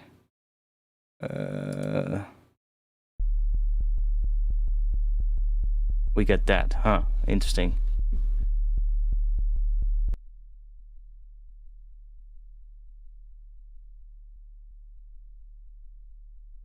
See, the technique that I showed is different, but yours kinda does a similar thing. Where if you do that, you definitely do also get width. You pen one hard left, one hard right. But this amount of width will definitely mean you will start sacrificing things in mono. Sure, you still get a clean sign at the end of it. Not sure why it keeps clicking. Is one of them is going through bus 1. Let's not do that. For some reason it clicks more than normal, but we can do that. Now that's gone again. So like, yeah, sure, that is a clean sign, but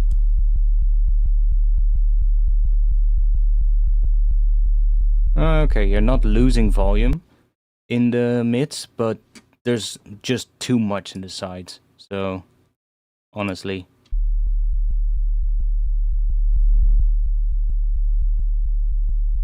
and it's not like you can decrease the amount of it. Wait, what is going on?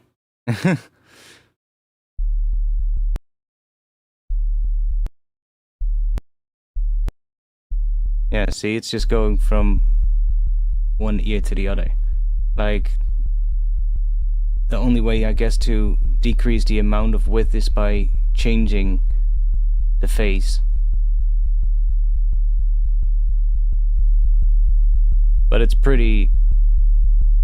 You have to really do a tiny little bit for it to be sort of like in a range where I guess it's nice.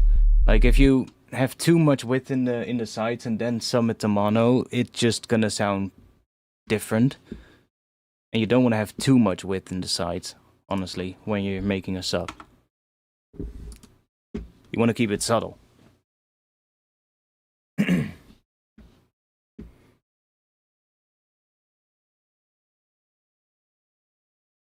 Yeah, exactly. It just creates a circle shape on the stereo meter.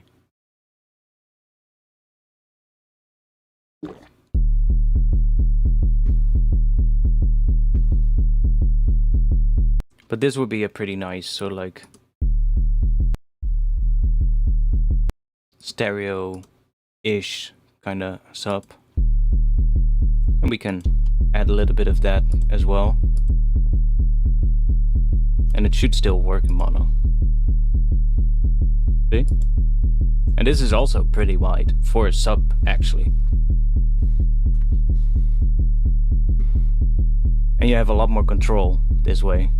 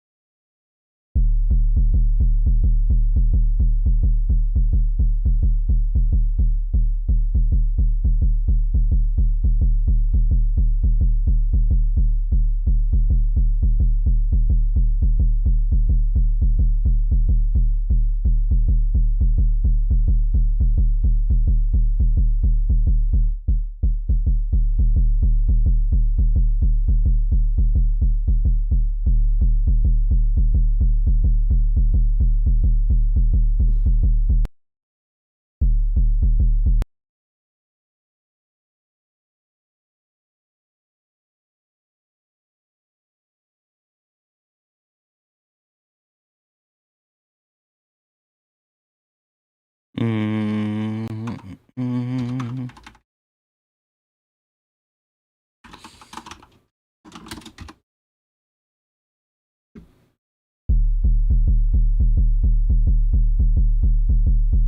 need to pee, so I'm gonna be back in just a little bit.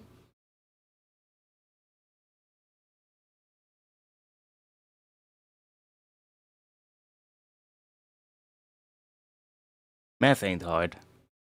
Well, it can be hard. Depends on the math. Depends on if we're doing basic stuff or if you're gonna, yeah, you can make it really difficult. It's not my strongest feat either. Basic math I'm fine with, but there is hard math. Yeah, exactly. Not all math is hard, but some math can be hard.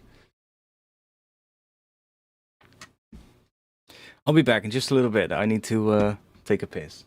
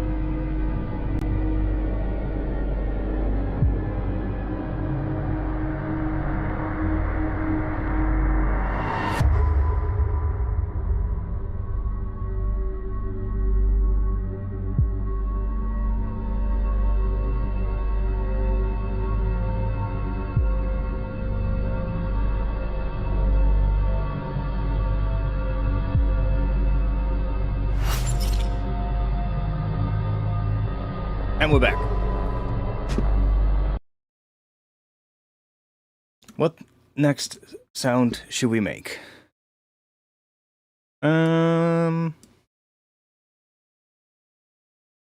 Maybe make two sounds that interact with each other.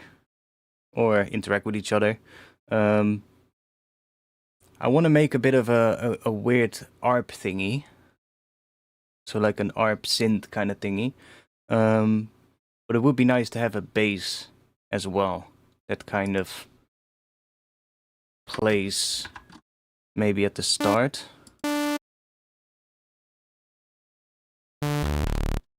Good again. What is that?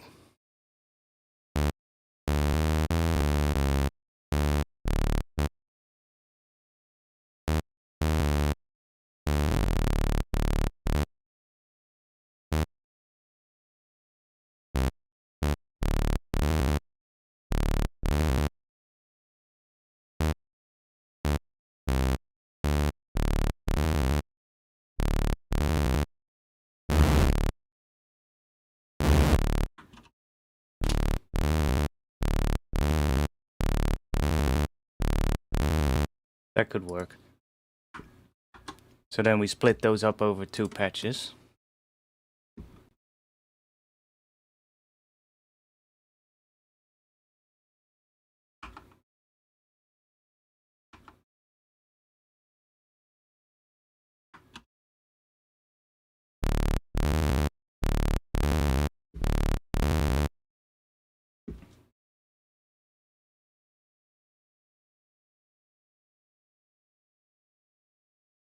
I think I've seen that video, Gray.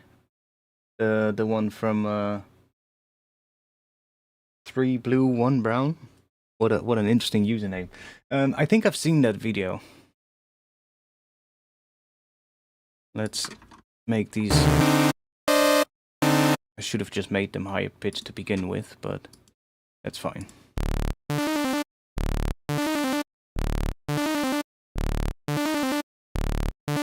Cool. Let's maybe make that first sound. What is this gonna be? Maybe we'll just make like a... Ooh, maybe we can... You know how sometimes some tracks in drum and bass will have this bass sound on the first beat, on the downbeat, that is kind of almost like a kick, but then with a convolution reverb on it. You hear it sometimes in Noisia tracks, or I guess Sleepnet did it as well at some point, if I'm correct. But it's basically the sound of like a kick that has been run through a convolution reverb. So let's make that, and it can create some pretty cool stuff. It's like a really dirty sort of like bass sound, actually. Oh, just a downbeat bass hit. Yeah, kind of, but you know, you can make all kinds of different bass sounds. You can make like a stab sound, you know, one that does like a weird like womp, right?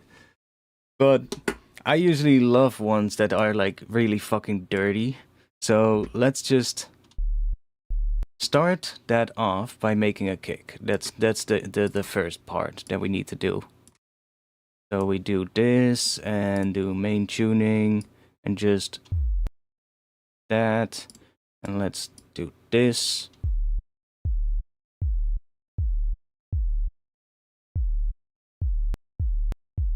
Something like that. Let's also add another one on here. We'll just do something like that, maybe. We kind of get a kick shape, maybe even like that. And then maybe we want another one that is much quicker to give it a bit more attack. So we'll just add that one here.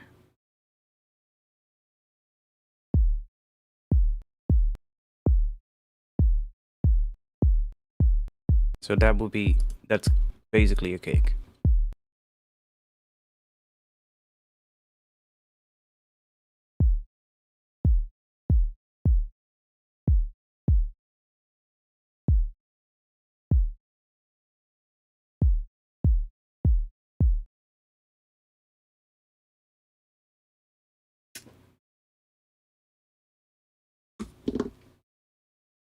I know, Camellia. It's a bit much sometimes for my taste, but there's some cool tunes, for sure. Now, I think what would be nice if we have a little bit more higher harmonics. So let's just grab another sine wave, maybe. Bring it up an octave, maybe do a little bit of... Maybe even 2 octaves.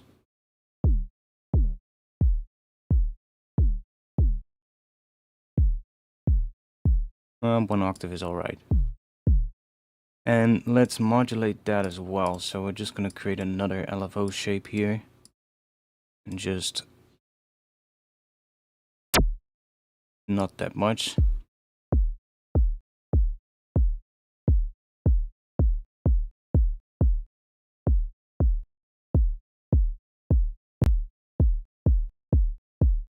Maybe something like that, so we have some extra harmonics there at the start.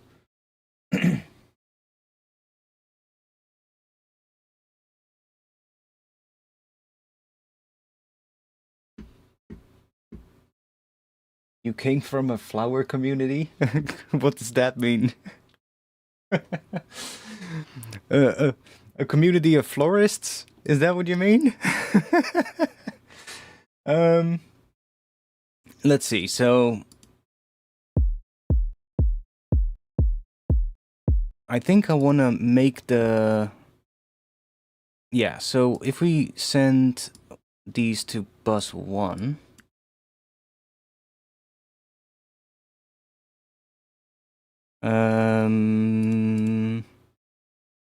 Is there a way to solo that?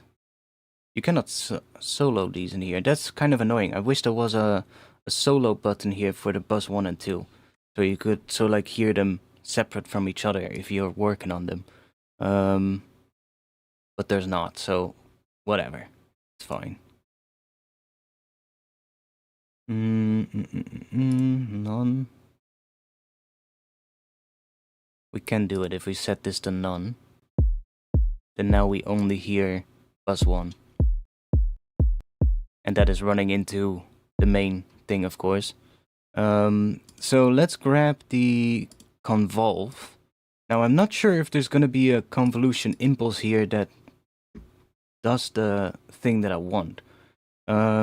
Wait. Idea. Let me save the project. Camellia's flower dough. Ah, I guess I see what you mean.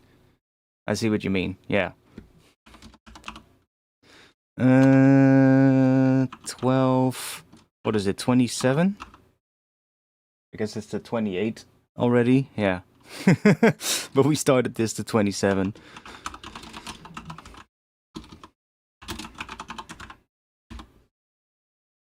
I have an idea. If I'm correct, I have the Ableton impulse responses somewhere. Ableton impulses, Ableton hybrid reverb.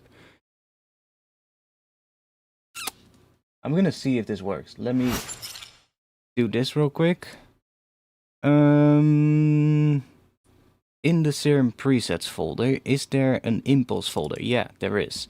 Nice. Okay, so if we go to user and I open up this folder,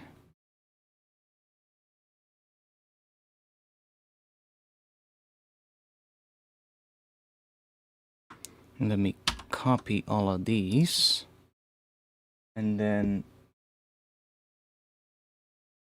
go into here. Let's create another folder. I'm going to call that Ableton impulses. And then we paste all of those files in there. Let's also see if this works if I just put it outside of the user library. Cool.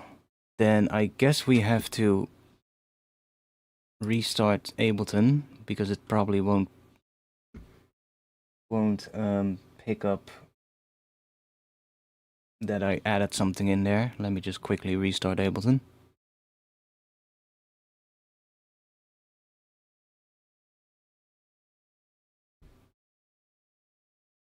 Have a good night, or yeah, good sleep, thanks. It's only a 12:15 here, so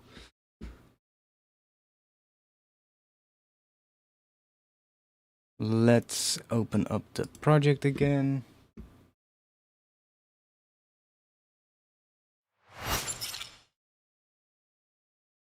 Cool, so now we should have the Ableton hybrid reverb impulses in here. If this has worked. Yeah. Nice. Nice.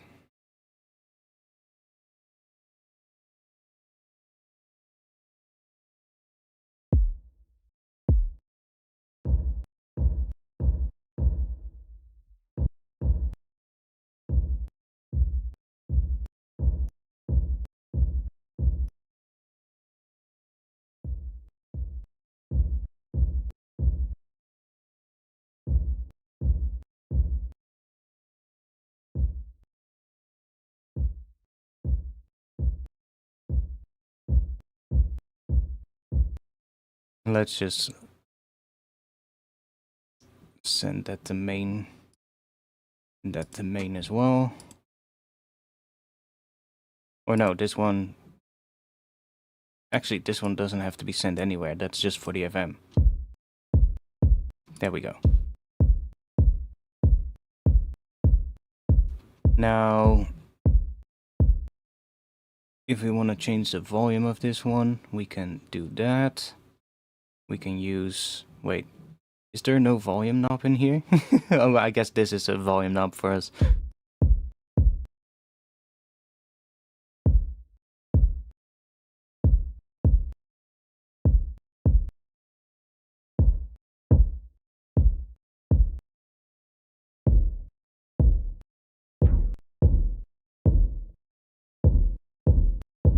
But because we have these separate, we can filter this whole thing.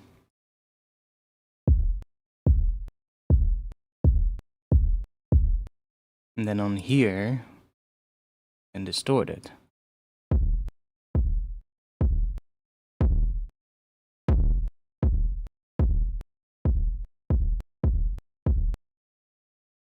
Might be nice if we add a little bit of distortion here as well.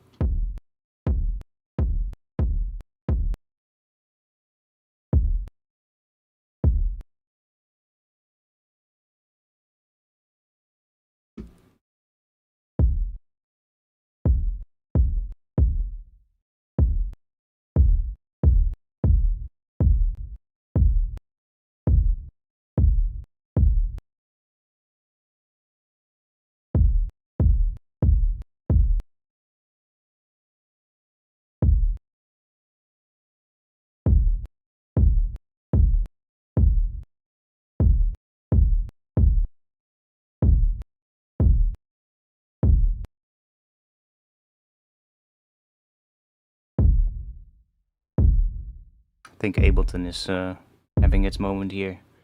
It's scanning files for some reason. Why are you scanning files? I didn't add anything to the browser. So annoying.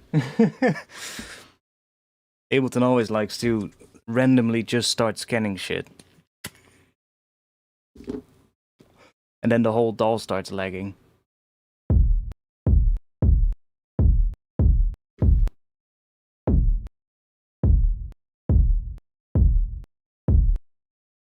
Make sure that these are all set to envelope mode as well. Okay, so see, it lags like crazy now. There we go.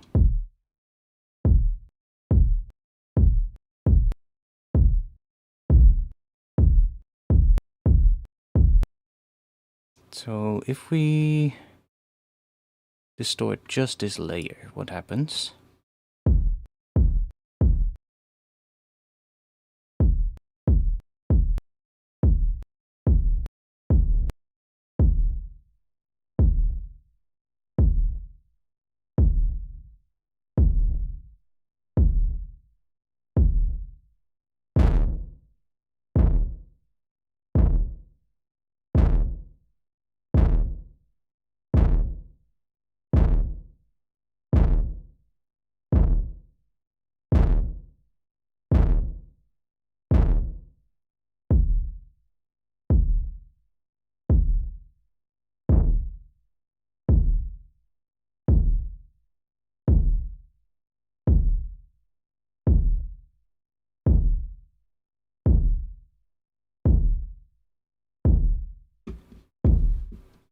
It needs more harmonics.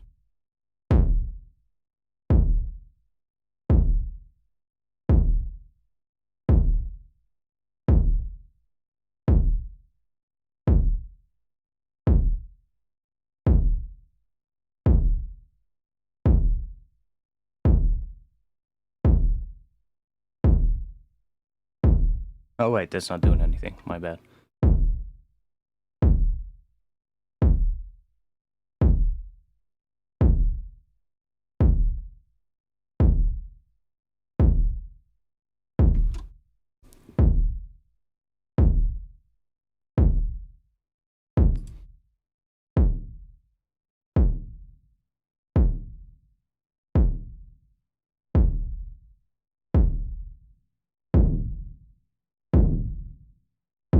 There we go.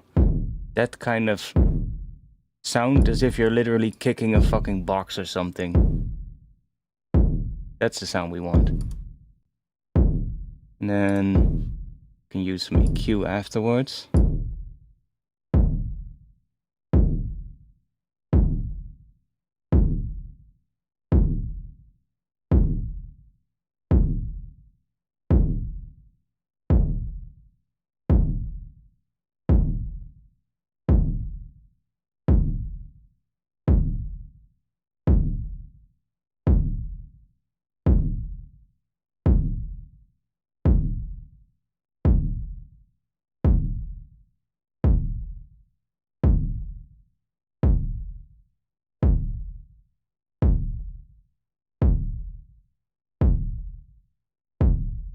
Maybe a slower.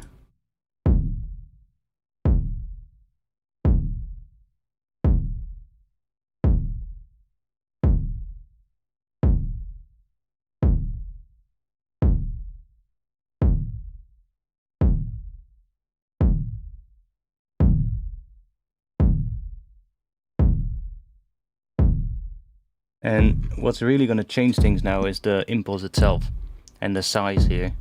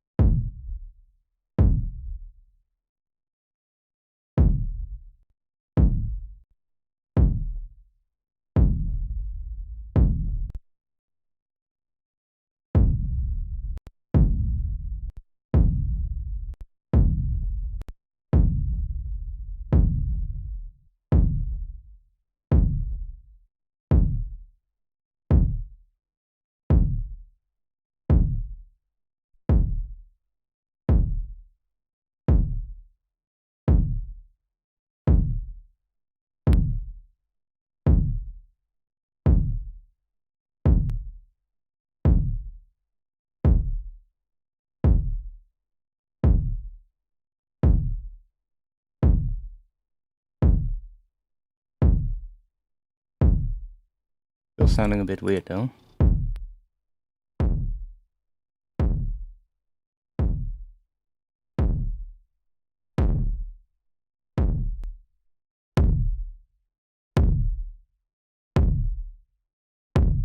Ooh, that's actually nice.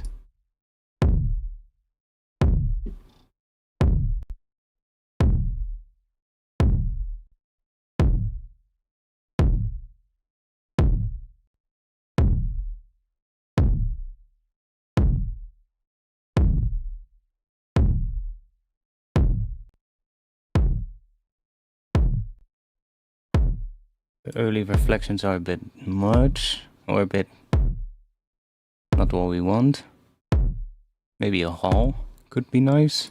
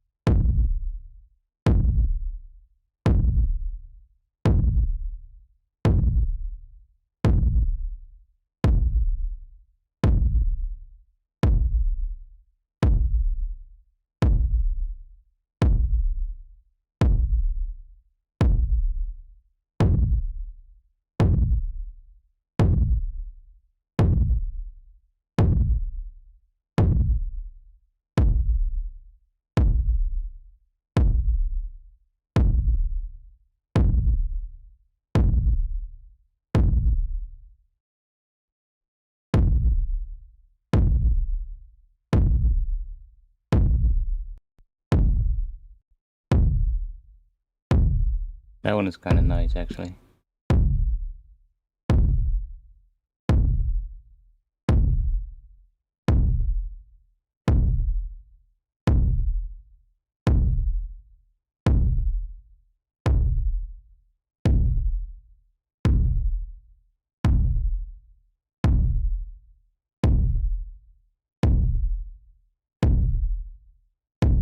Now, maybe we want to keep the sub clean. So if we go in here and we... Is there a way to get rid of the sub with this one? There is a high pass here. We just do something like this, maybe.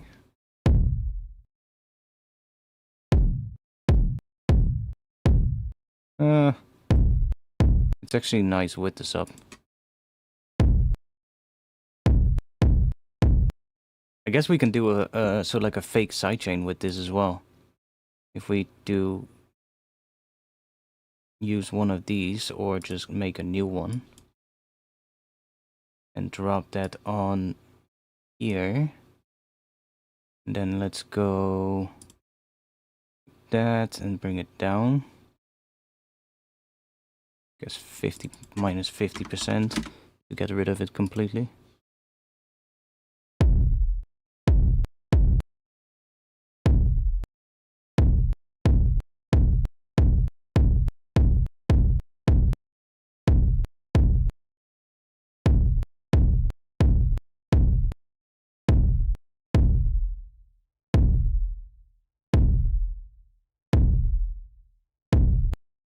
I'm getting close with this sound actually now compared to what I was able to do with the Ableton Hybrid Reverb. It's not exactly how I would normally get it, but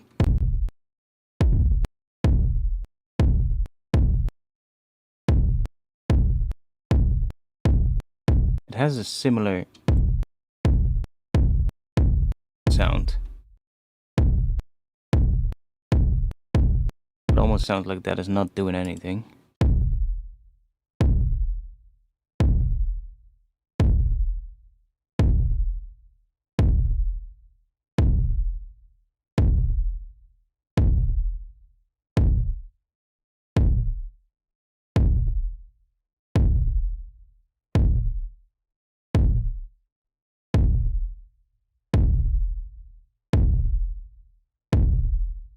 Weird as fucking sound.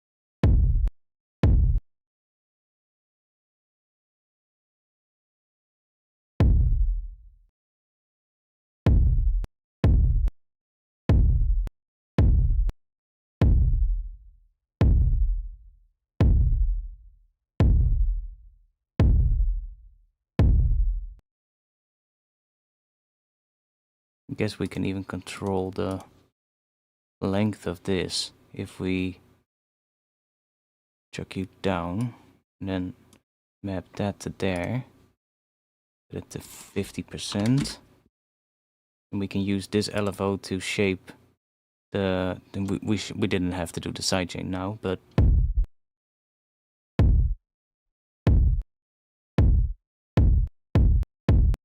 can shape the length of it. Like that sounds like you're literally kicking something, like a massive box.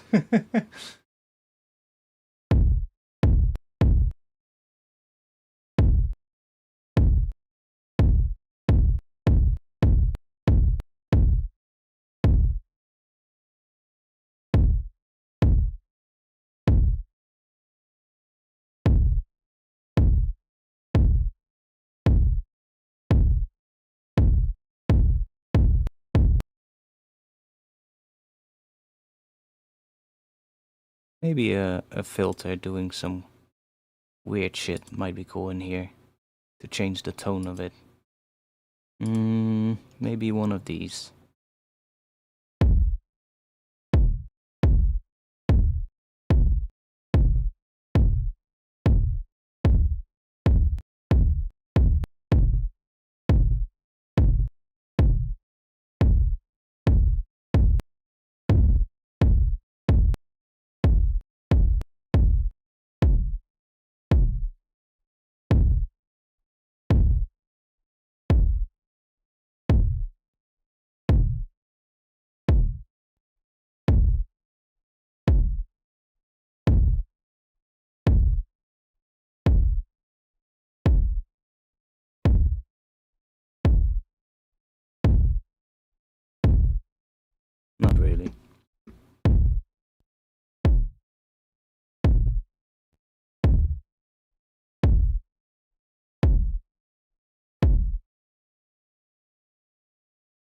filter is that? The one, this one?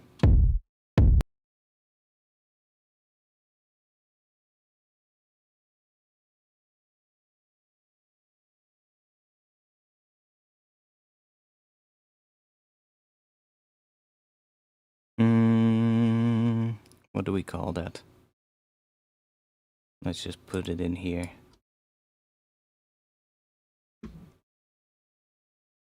Also, hey, Angelite.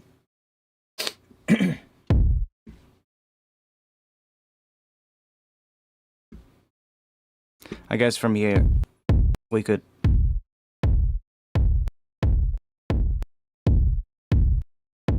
get it however we want with some EQ and stuff, so let's make another patch. Let's go to this one. Let's make a little an RP kind of thing, I guess.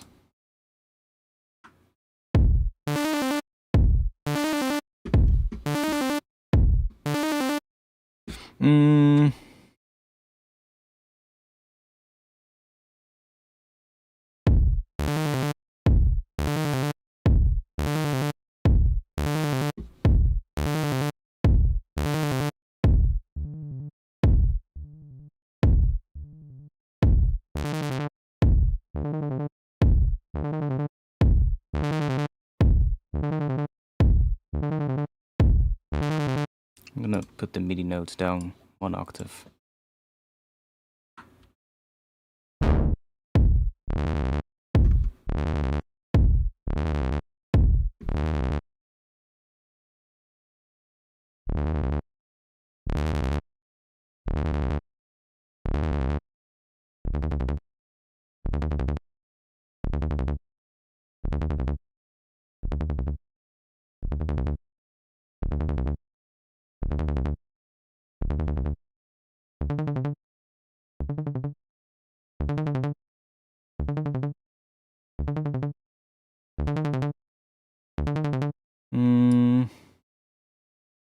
Maybe it can be cool to control that with velocity.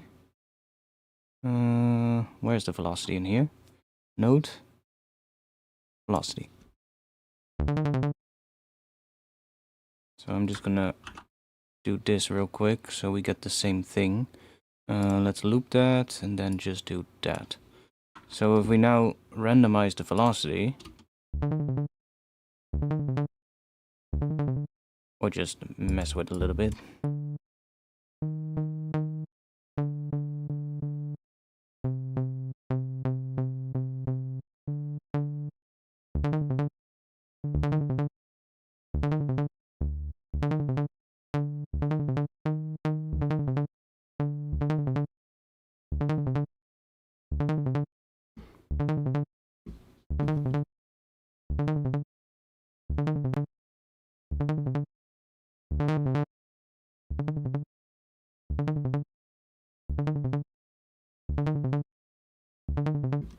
Cool. So let's start messing with some of this. Let's see.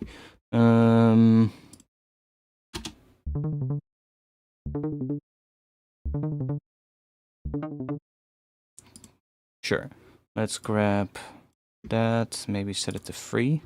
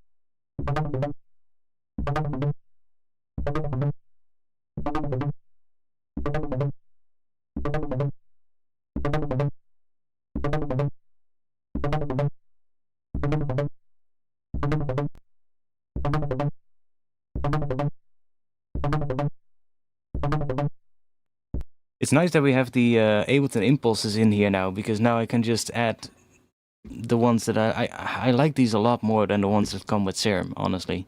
So we can use that as like a reverb now.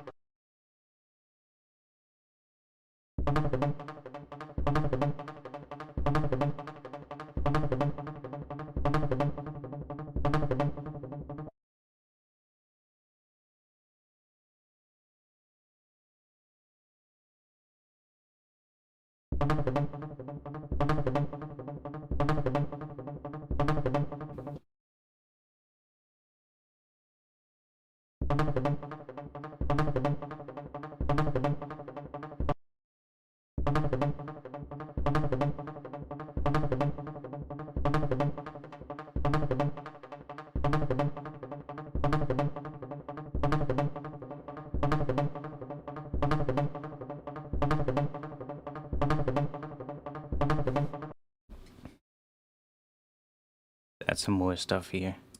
Let's do, I don't know, maybe grab that. Let's see what happens if we can add maybe some voices here. See what happens.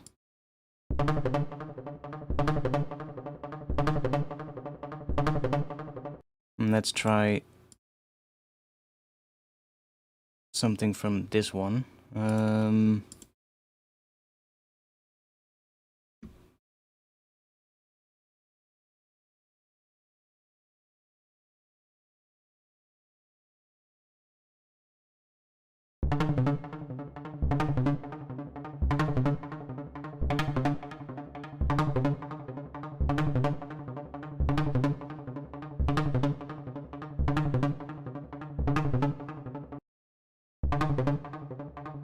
I never use Vital.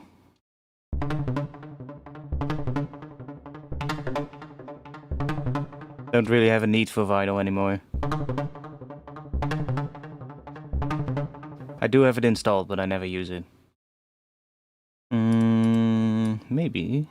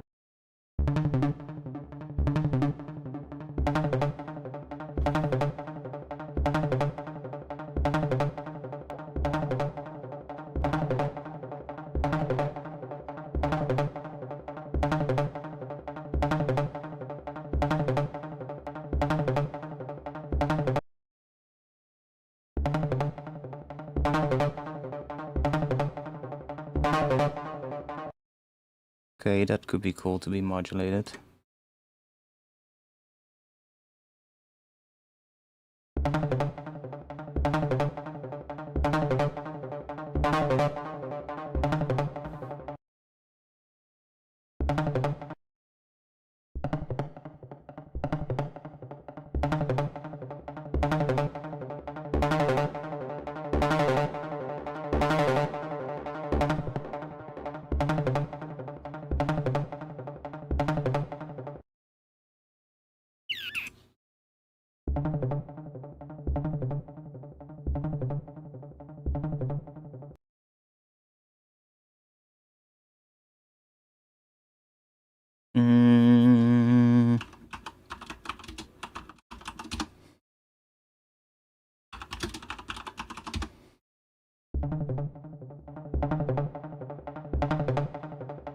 And then maybe we want to modulate that filter as well.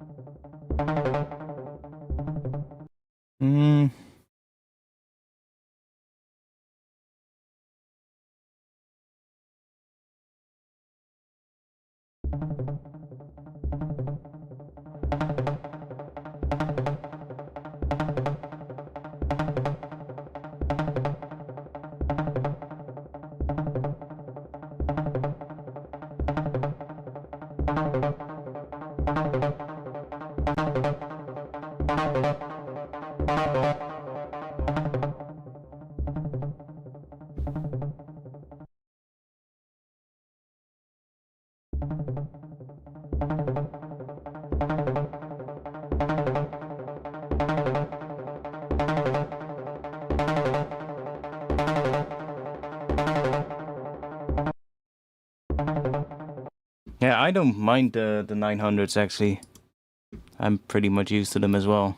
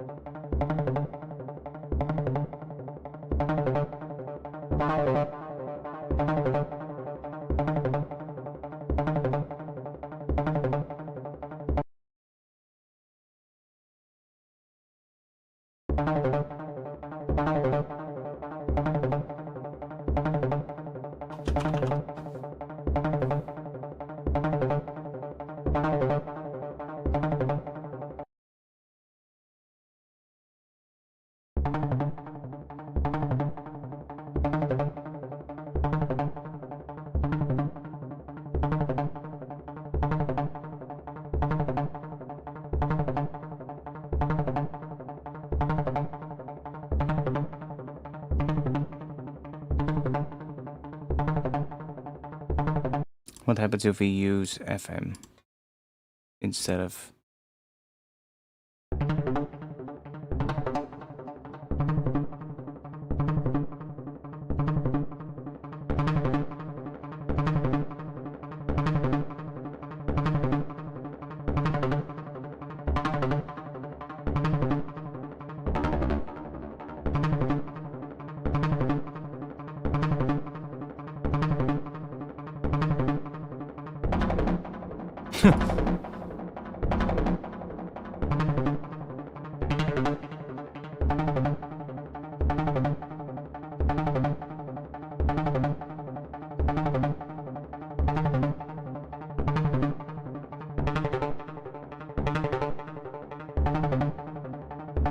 Sure.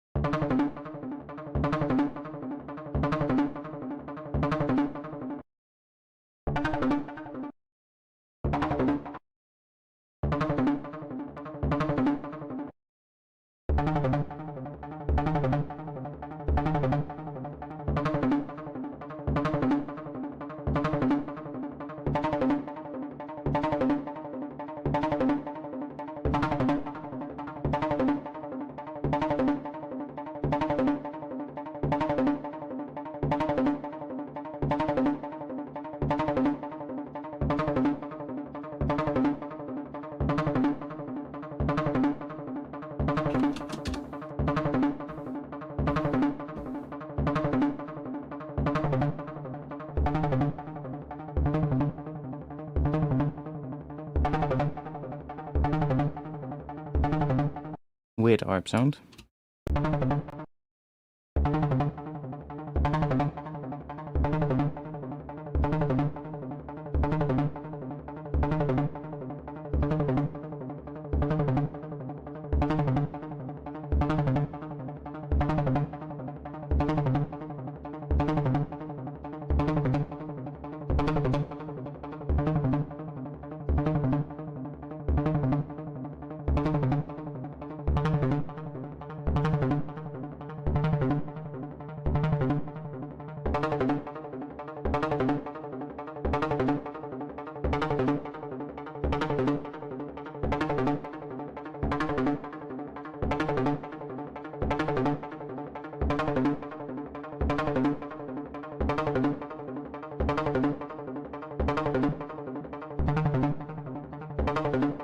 Both kind of work.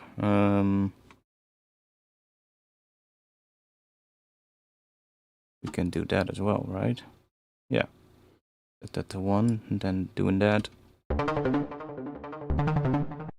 which is the octave.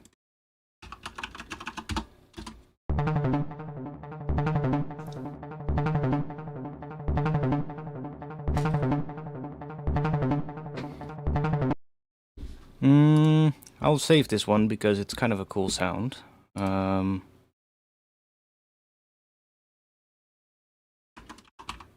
call it ARP, even though it's not really using the ARP. But I would most of the time just write my ARPs in MIDI anyway. Like, when I say ARP, I kind of mean a sound that can be used for like an arpeggiated kind of pattern. Not necessarily as a patch that uses the arpeggiator, which I guess using an arpeggiator is fine as well, but I like to have the control and, you know, write it in MIDI most of the time, because you just, I don't know, it just gives you more control.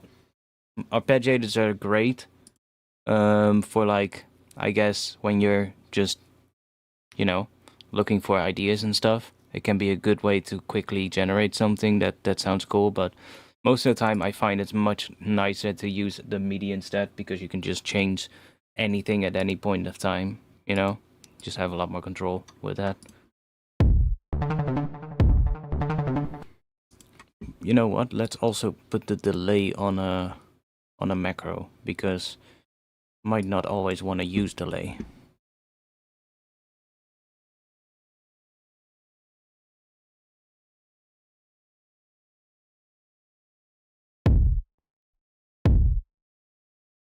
Wait, what?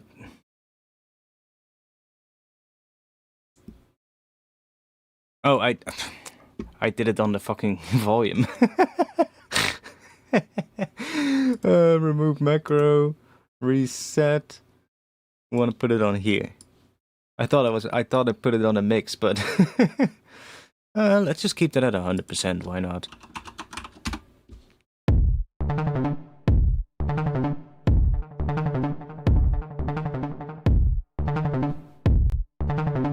And then I guess the last macro can be the reverb.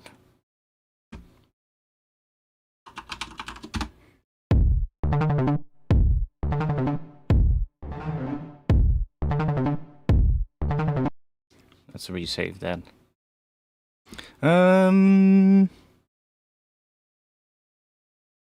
Do we have another sound that we want to make?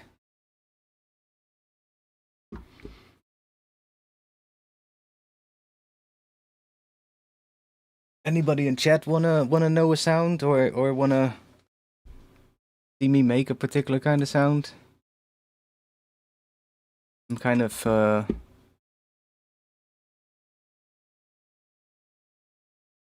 running out of ideas. Oh wait, we can maybe do let's do a classic sort of like minimal DMB kind of ish sound. Haven't made those yet today.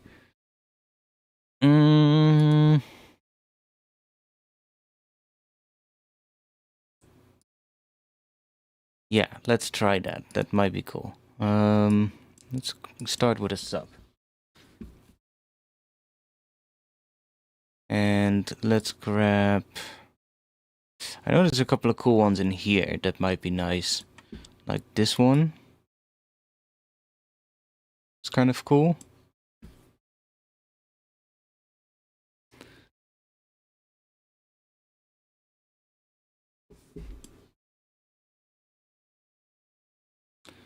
Let's chuck in a MIDI note.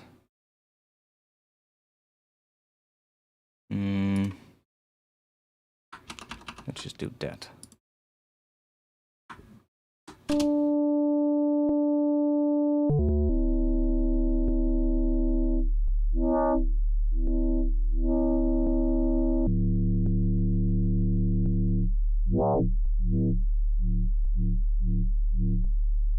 So that's already the start, actually. That would already be a very basic version of it, I guess. Let's make a little pattern. Let's just do that. Something like that could be good.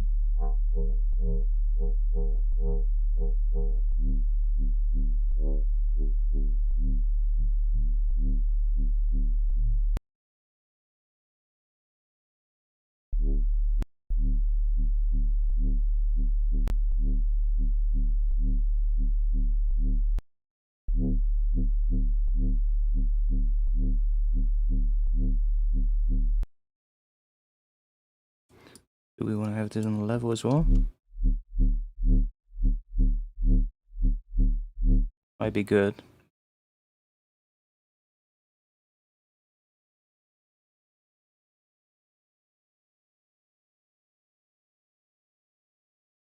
Send it through here. Not sure if we're gonna actually filter it yet, but let's send it to a bus. So we're just gonna do a... I never understand why this happens. This is sending... like, I don't understand why when this is here. So it comes in into bus 1. But in the main, it's louder than in bus 1. And it always happens. I'm not sure why that happens. It comes in here. That gets sent to the main. But here it looks the same level though. See how it right here it looks like main is I think that might just be a bug, that these two are not displaying the correct value, or at least one of them. We already made a couple of 808s, but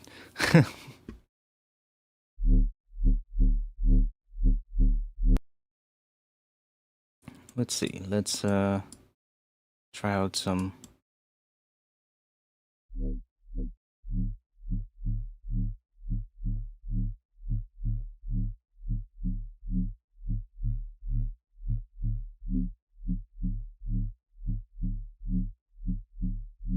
Actually like it with a bit of resonance, I think. And then let's do let's use another one here. And then we want to control the depth of that one. So LFO 2.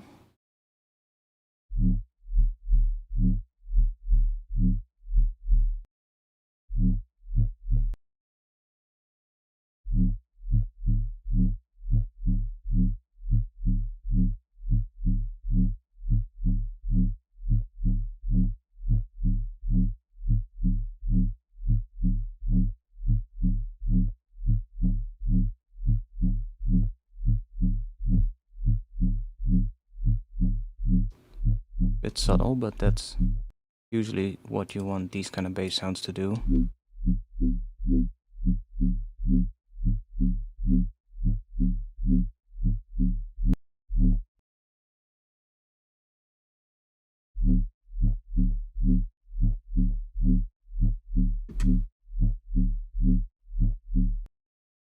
Something just broke and my drum bus hit plus 45 loves.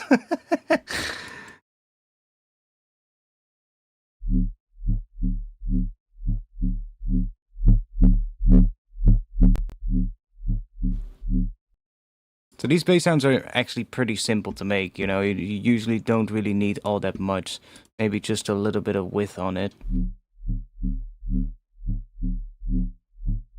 And you don't even want to distort it all that much, like you can obviously distort it, but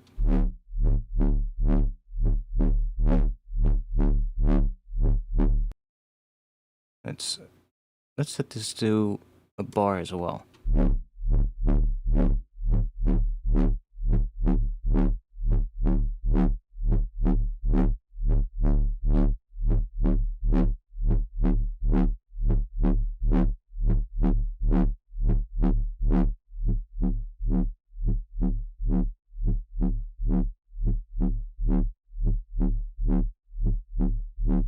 Let's add a bit of reverb, a bit of the convolution. So we can just do that here, and maybe after the distortion would be good. And then we just add some kind of a, not something too big.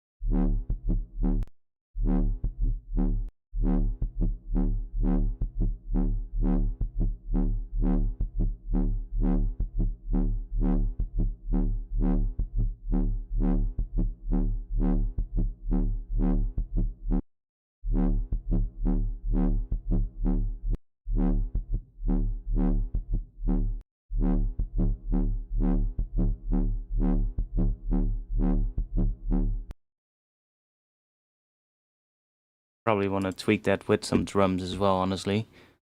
If you have no drums, then you're kind of just tweaking it. Do we have some drums?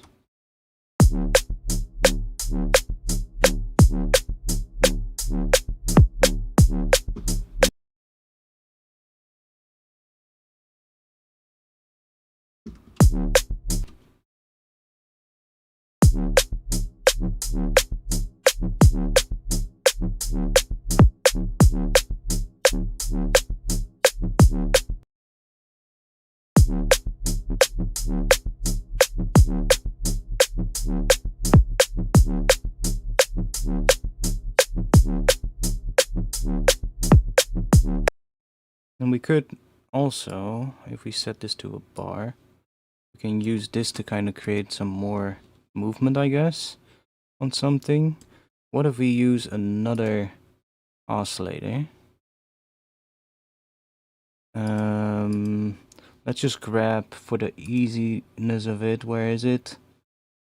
Harmonic series, where is that again? Digital harmonic series.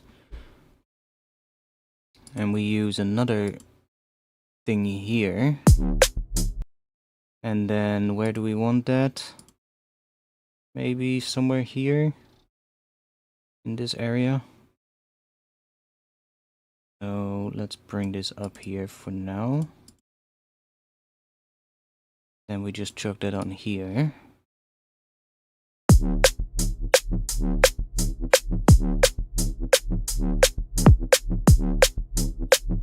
Then we can use this. Probably want to bring this down.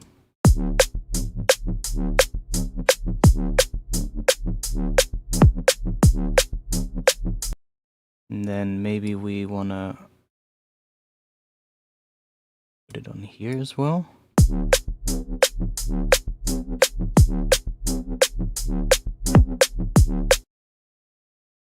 How do you cut the low frequency only in the convolver effects? I mean, I'm not doing that, but I guess if you would want to do that, the easiest way would be to there's a couple of ways how you could do it, I guess. You could send the entire, because we're using this in the last part of the chain, right? I guess you could send it to like a bus and do it that way. But the easiest way to do it, I guess, would be to add a splitter, low and high, and then put the convolve on the high band. So now the high, on the high band. That is the low band. Can you go on the high band? Come on. There. So now this sits on the high band, and this would be the like the frequency at which it cuts off. So if you want the sub to like not be included.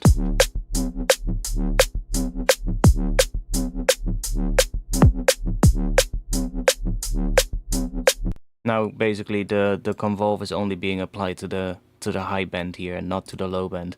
I wish there was a solo button for these so you could hear it, but there's not.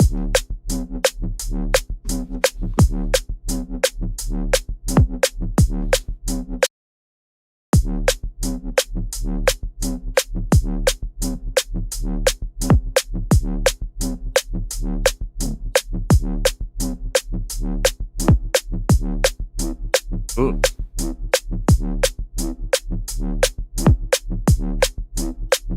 That's actually cool.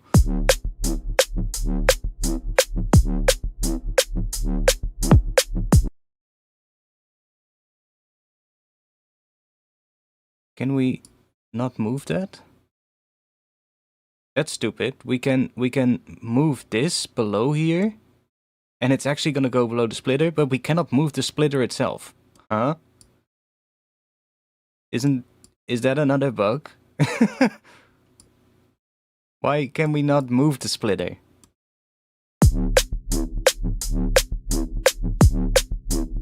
That's weird.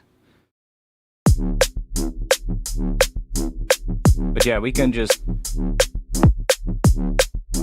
See, now it's not being applied at all. And as I bring it down... There's more of the mids that have that reverb applied.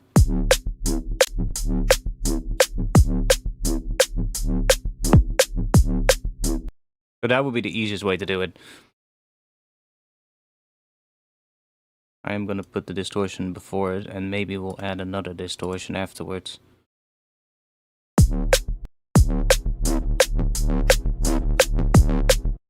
I wanna see what we...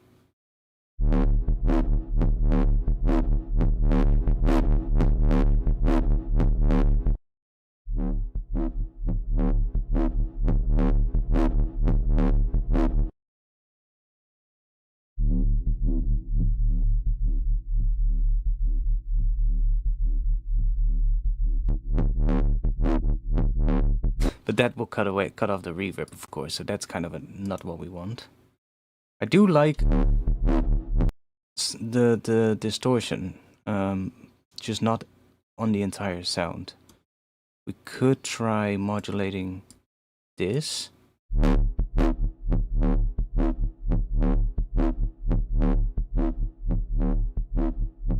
Does kind of work.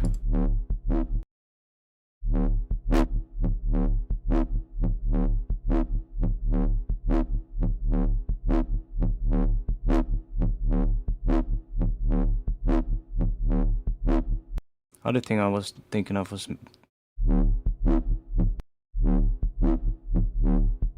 that also works, so maybe we'll do this.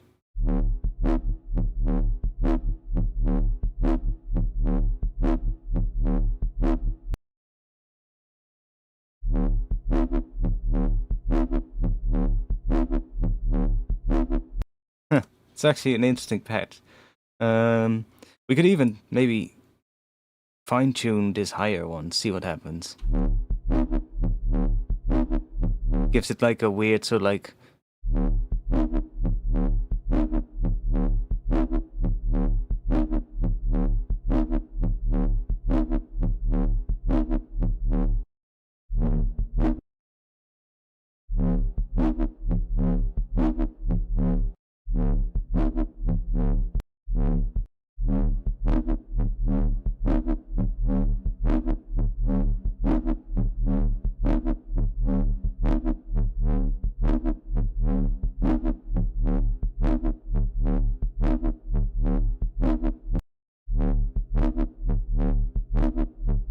Just a little bit, maybe.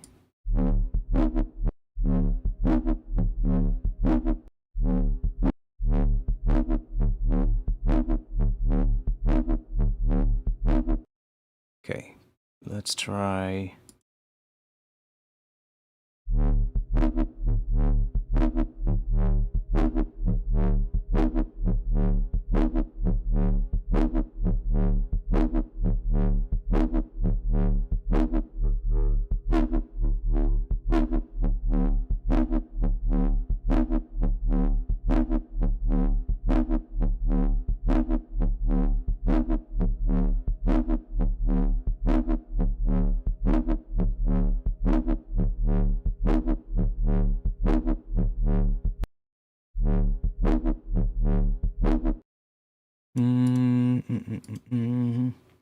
Could we create more distortion somehow without affecting too much of this? I guess we can. If we send this one, we also send it to bus 2. Wait. Send that also to bus 2.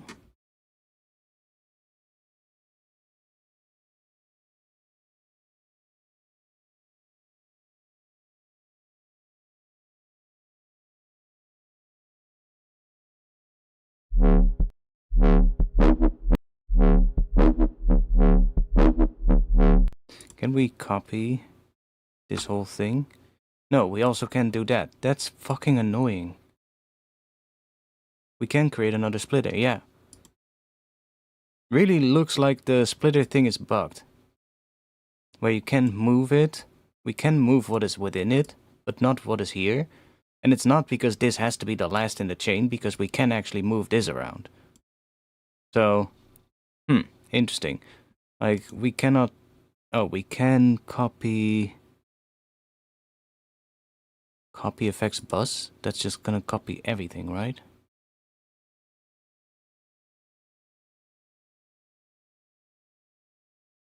Yeah, okay, that's fine though. Because I just wanted to have the reverb.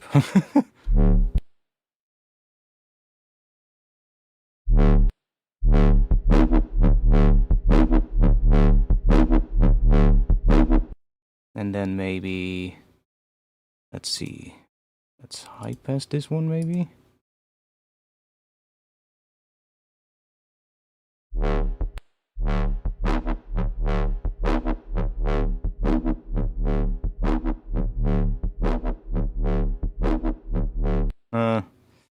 Not really what I want.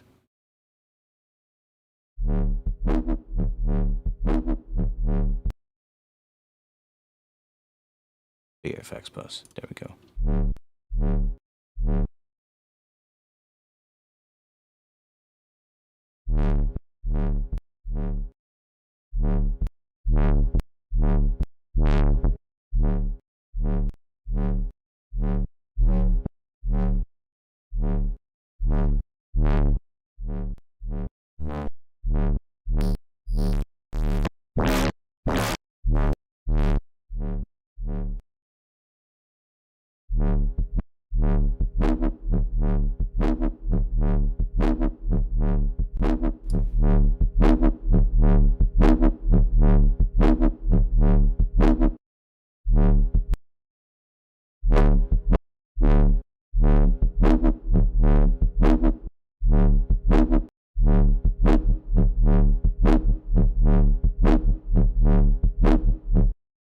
It does make some cool sounds though.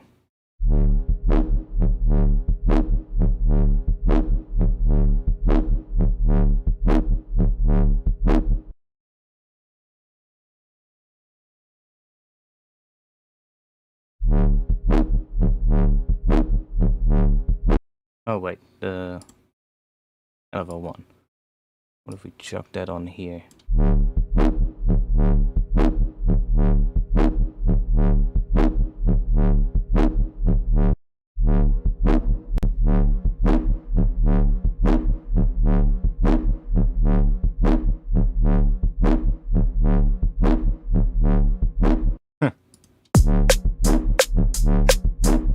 And really, this is gonna do a lot, just changing that whole shape.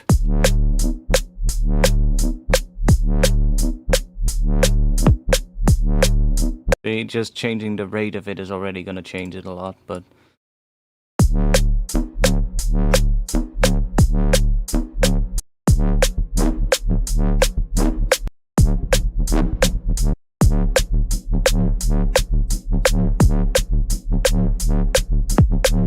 Some pretty cool sounds out of this patch. Let's save that one. How late is it here? It's 1:18. I'm kind of getting tired of making patches now, though. What are we gonna call this one?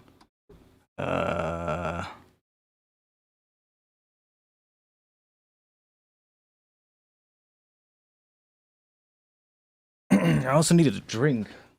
One moment.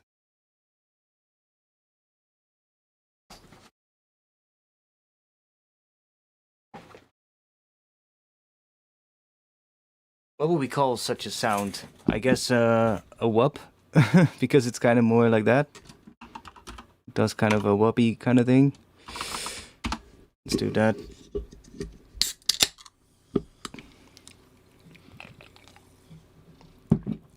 Maybe that'll wake me up.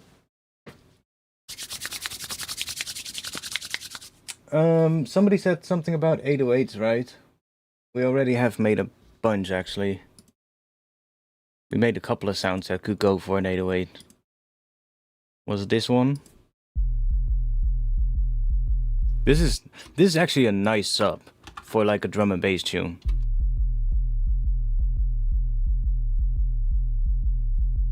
This is one that can actually work really well underneath everything, and then you put mid stuff on top.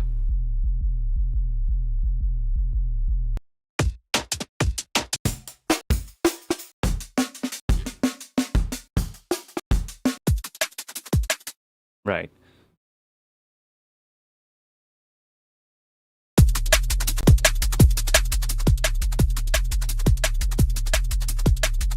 See? No sidechain, but that's a sick ass fucking sub. I love those sort of like subs that just repeat, do like a little rhythmic thing.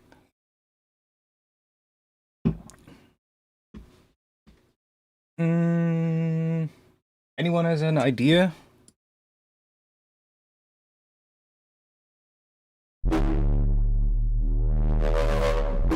That one is nasty as well. I would probably this one you would probably use as like a call and response. Do like one part with this sound, and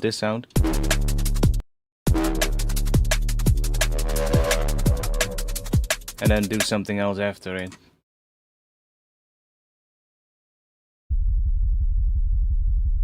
That sound is weird.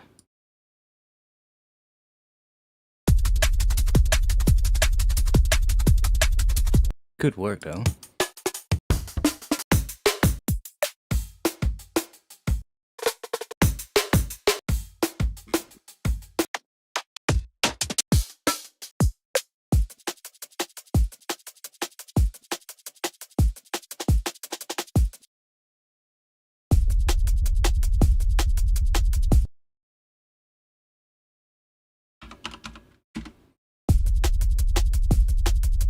Oh, this break is fucking weird. Oh, I remember making this break. This pattern is so fucking strange. It's like in 38. Which I guess we could simplify down to... what? 15/4?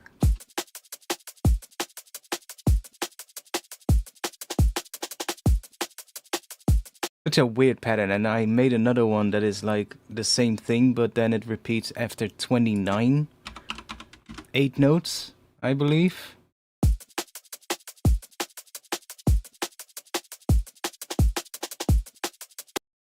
Little strange.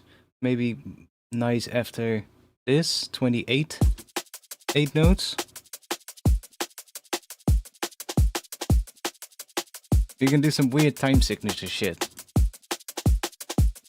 It still sounds like a perfectly fine drum pattern.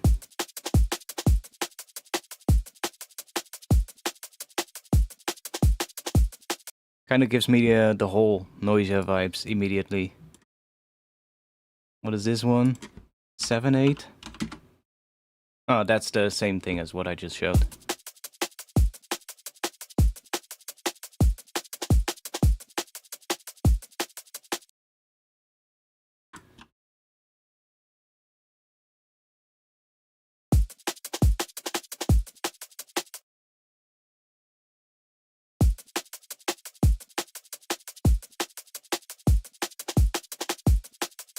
Yeah, this one is definitely the nicest.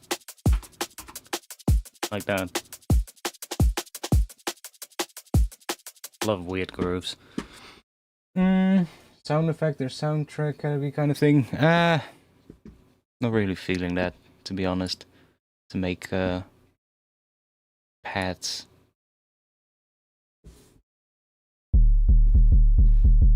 Oh, this is for the 808 guy. You can actually figure out how we made that one earlier. It's a stereo 808, but it works well in mono, so.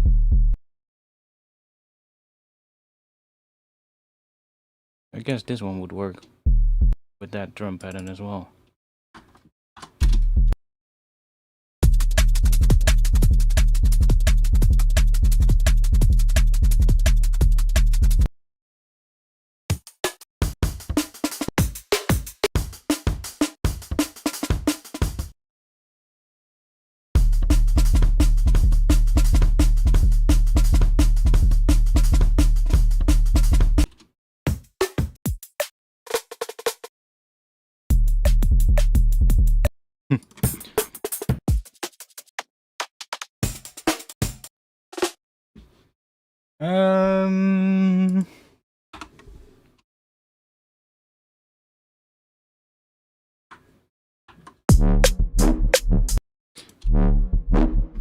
That one is really cool though.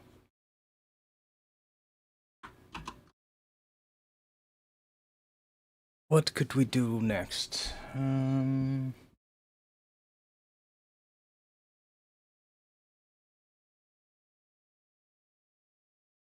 I also usually don't make atmosphere or like pads or stuff in Serum, because Serum is a bit of a CPU hog when you start doing stuff like that.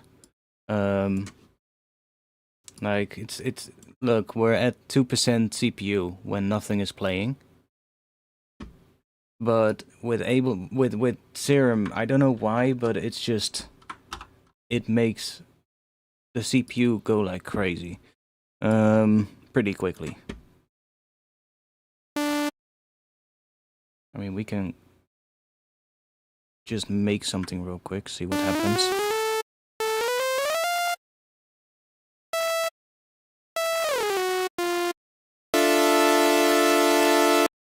%, so we're still fine. But as soon as we start adding voices, like, and this is still fine, honestly, 7%. But when you start stacking like multiple oscillators with voices, or even going like, it does tend to be a lot more CPU heavy than some other synths that I have, which is kind of odd.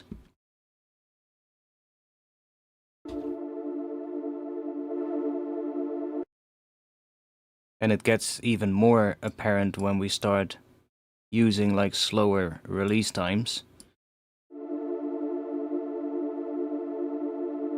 that go into another node. Then things usually becomes quite problematic. Depending on the patch, of course.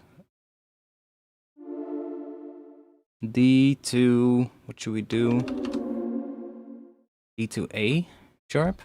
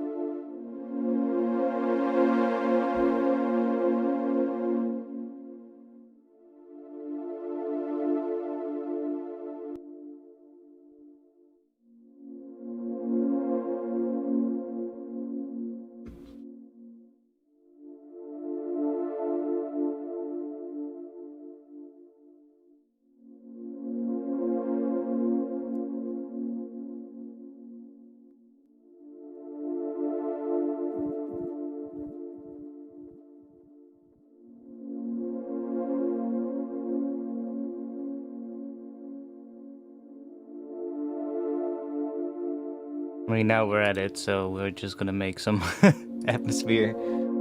It's jungle calling, exactly. I mean, that jungle sound is literally just because of the chord, right? These chords just immediately scream jungle. It's literally just that minor 9 kind of chord, like without the 7th. So we just take the 7 out. Adding the 7th kind of works too, but it usually just immediately makes it go to like more the soulful kind of stuff, whereas that minor at 9 chord just screams jungle.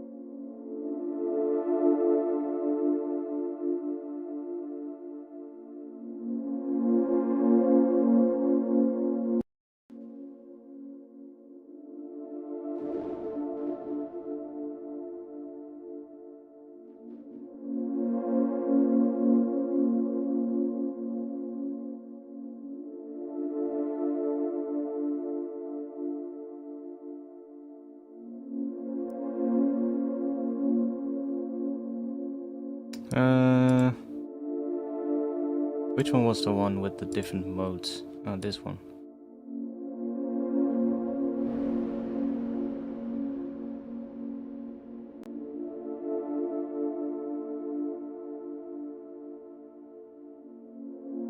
It's kind of hard to hear what that is doing because of the nature of the pad, of the patch. But let's see. I want to hear what that thing is doing. I'm just gonna send this one to filter 2. We can hear it, and then we'll just make a bit of a quick, plucky shape on filter 2.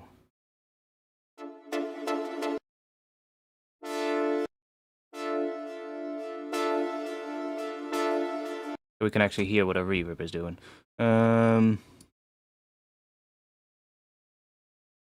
Make it 2.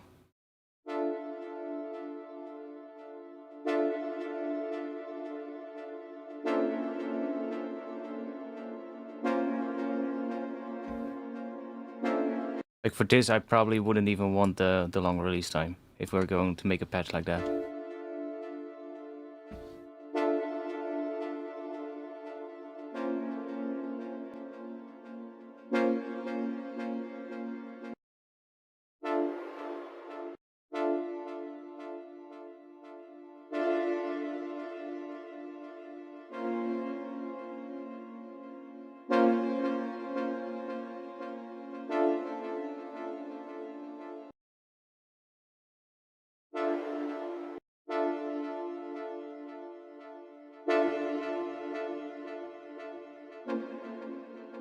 Okay, let's also turn delay off. I really want to know what this reverb does.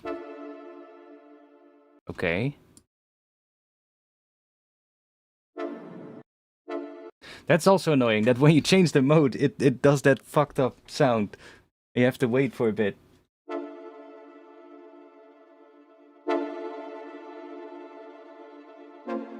Oh, and we also don't necessarily need the long attack time now.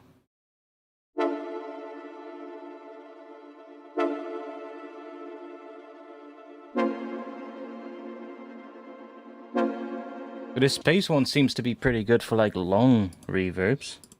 The marble. Wait a second. Still makes a fucked up sound. There we go. See, and that also makes it hard to hear the difference between them. Because, I mean, the easiest way would probably be to just copy this reverb and mute one of them. And then change it here. So that when you change them, it doesn't necessarily do that fucked up sound. It still does it. There we go. That sounds like that. What the fuck was that?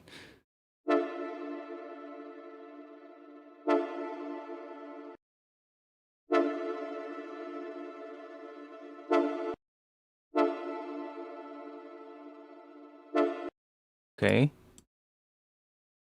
And then rectangle. What the fuck? That was actually a cool sound. How do we make it do that again? That was fucking cool.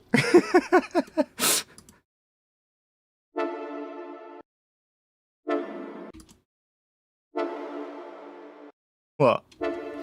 It's gone.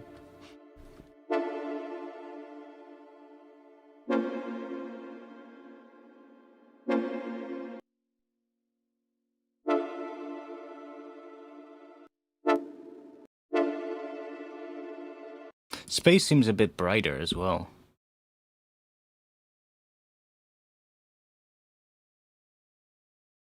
I guess these are just sort of like the shape of the room.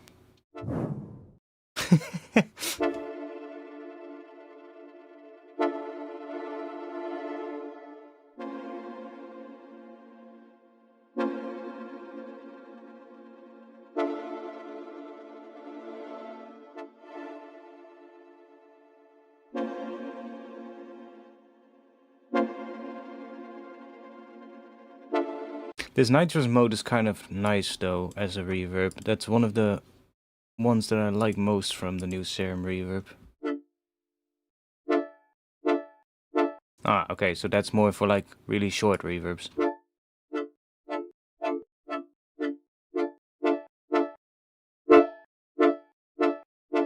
Really short. Really have to crank up the size to get so like somewhat of a reverb.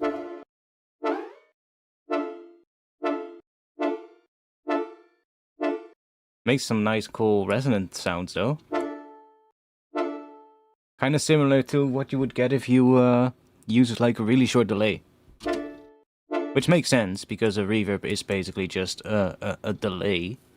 It's reverb, you can kind of make your own reverb if you just stack a whole bunch of delays.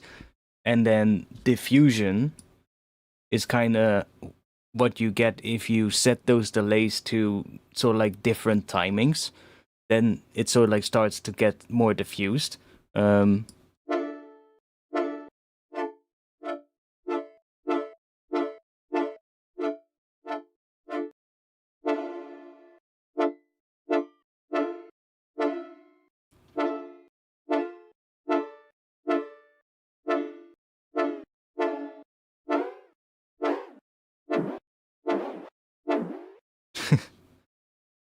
Interesting.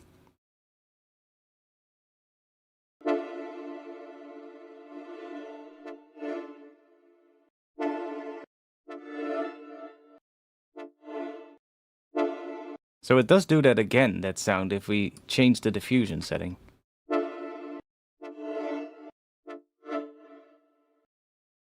I guess you could create that and replicate it every time. If you... Let's try this out. If we set this to here...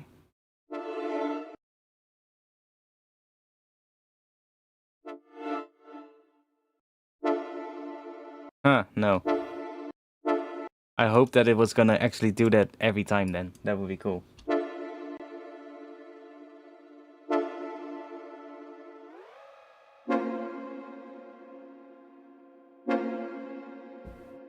I believe one of these is also... Was it the vintage one? No, it's not the vintage one. I believe there was also one that was... Ah, yeah, this one. Basin, whatever you want to call it. That one's mono. So if you really want an old school sounding reverb...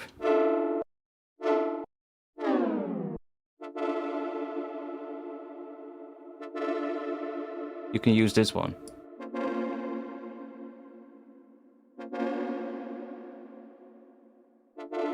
It also sounds more like... has a lot more of the early reflections and shit. Even on like smaller sizes.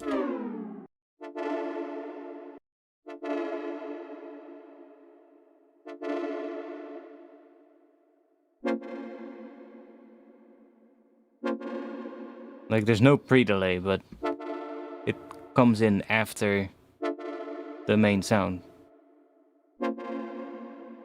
But that one is completely mono. It's kind of cool.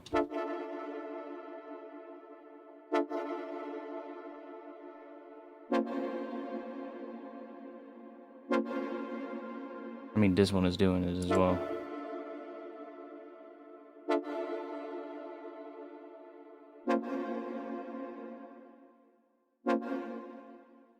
Why are they doing that?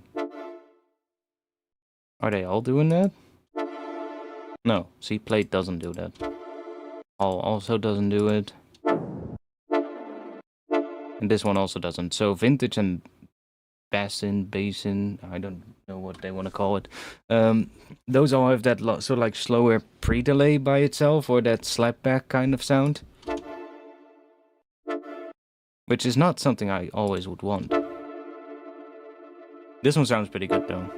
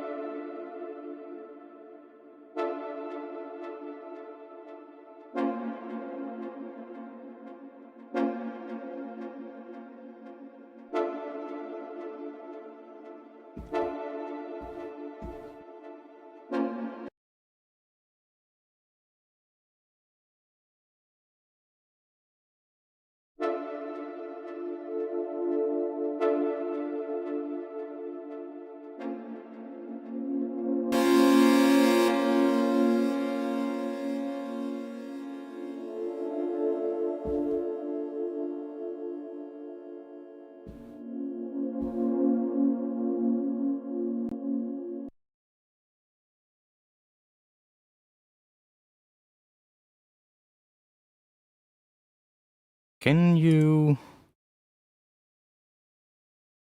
The ARP is always going to work on the entire patch, right? There's no way to have one oscillator have the ARP applied. That would be sick.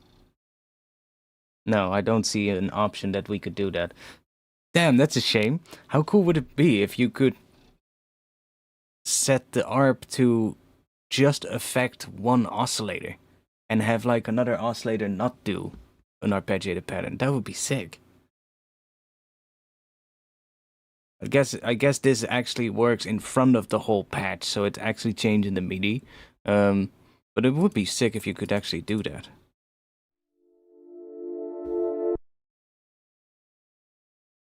Let's go to granular maybe.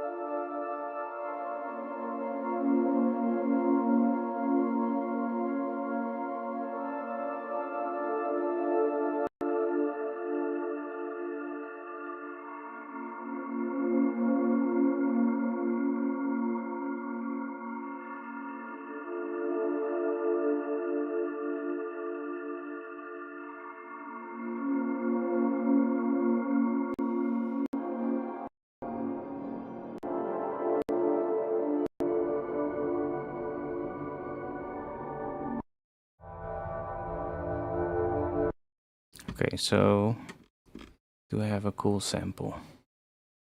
Well, I did the Patreon pack recently, the last one. It has like atmospheres in it. We should have some.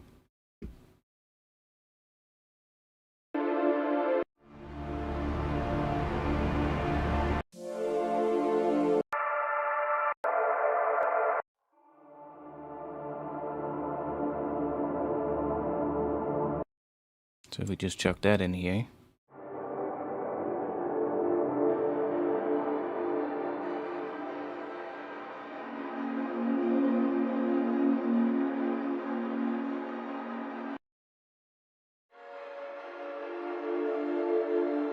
No, because this is also it's playing a chord, obviously the MIDI, but that wouldn't work.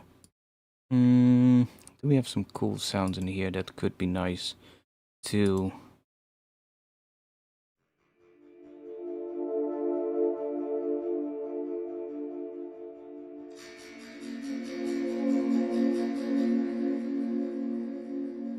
If we...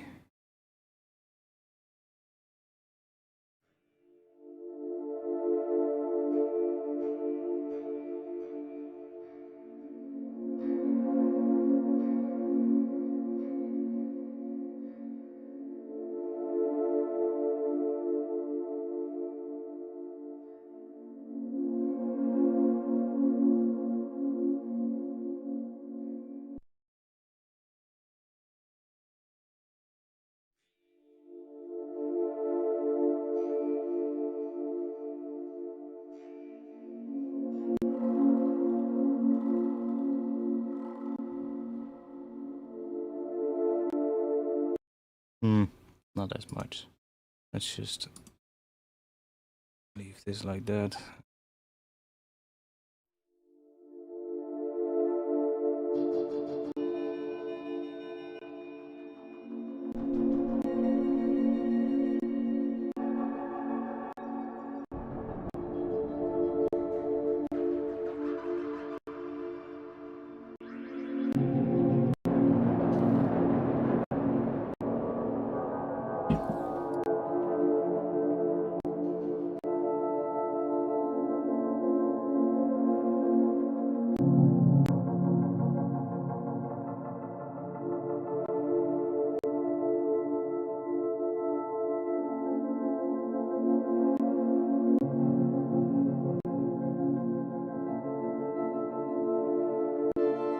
Like, some of these sounds are so short that they don't really make sense to be used in a granular thing, but they're also in here because you can also use them in the sampler, of course. Like, that sound is so short that doesn't even do much. Like, there's something, but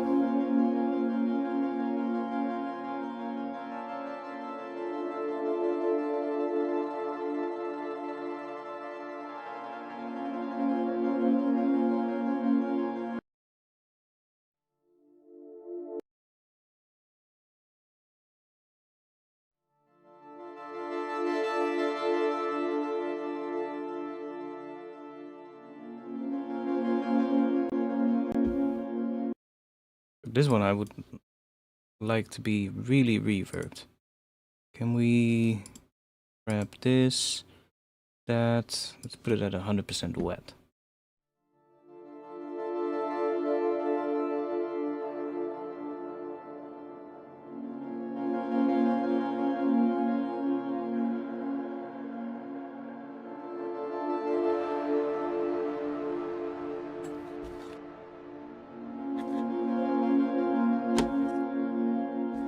Oh shit, I completely forgot about the oscillator mapping tab.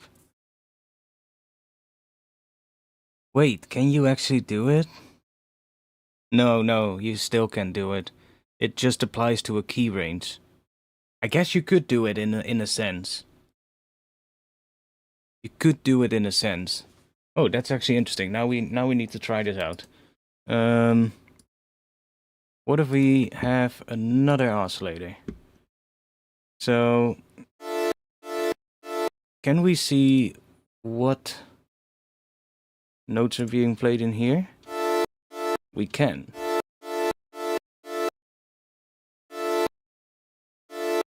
So if we limit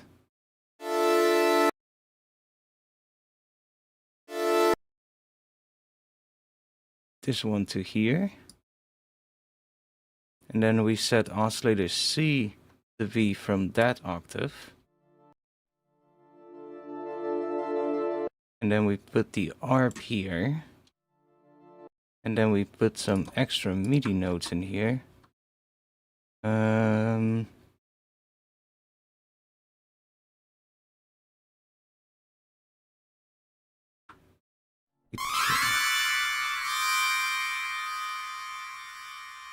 Now we have to change the position for the second chord, but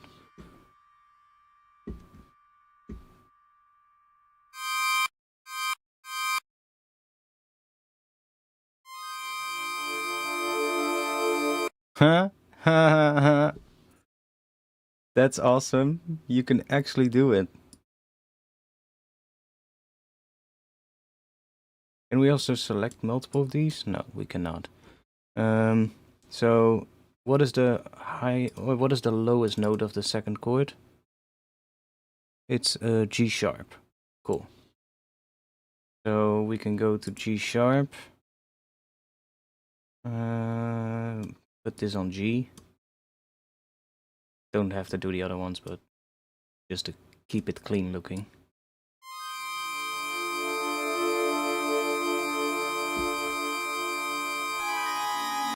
So this oscillator is now actually being arpeggiated. If we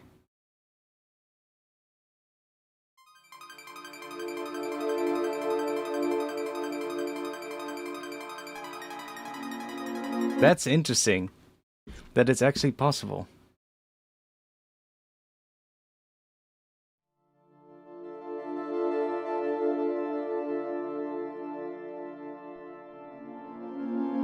Okay, but it is of course also gonna re-trigger the envelope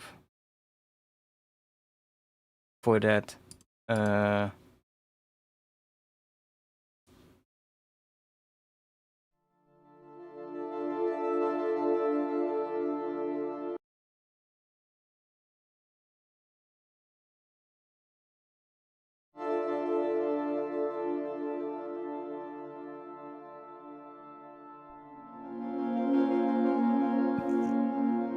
It is nice though that it's possible.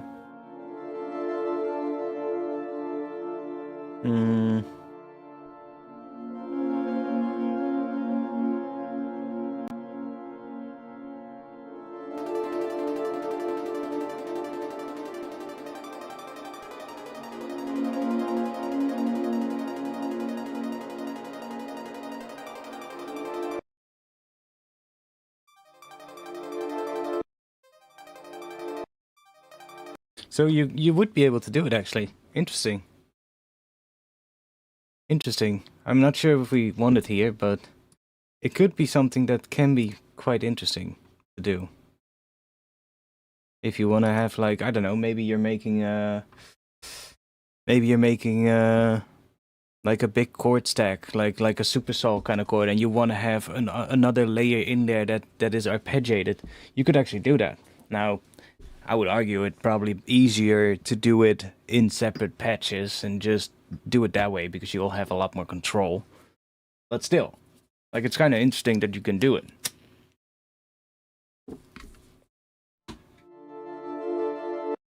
Let's add another layer to here. Go granular. And I'm gonna see if I have another cool sample. Do I have something that is like some long notes for sampler? Is something? No. Atmospheres, that is...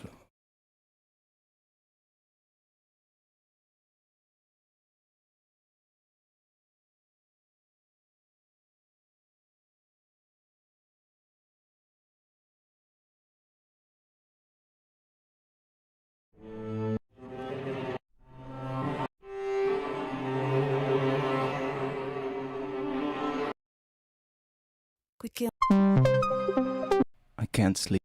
No. Where is that folder? Orchestral layers. Texture. Strings.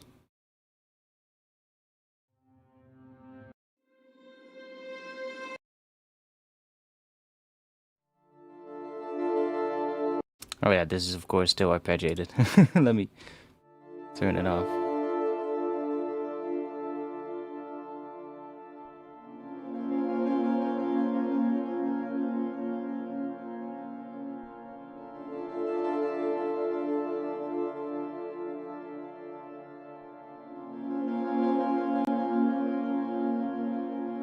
Oh, you can only set it to % if you have it key synced. Okay, it's fine.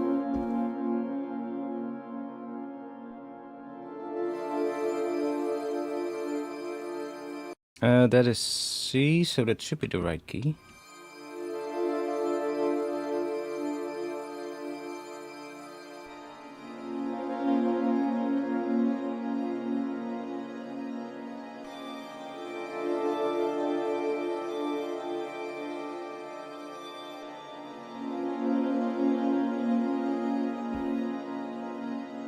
Something almost sounds out of tune. Maybe it's me, but...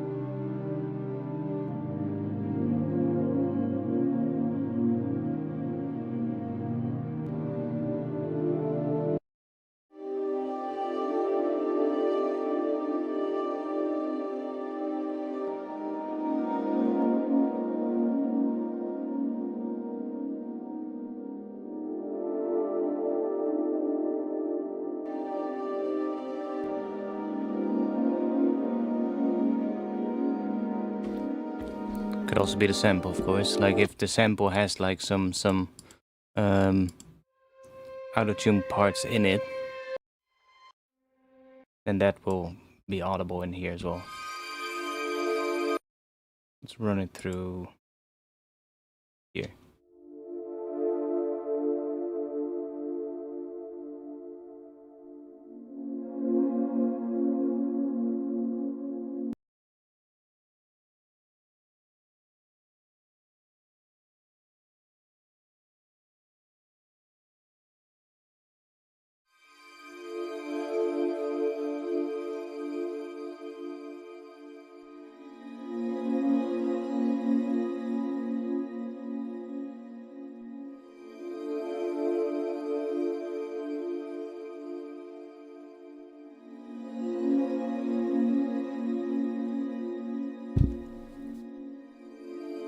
I'm almost a year free of weed.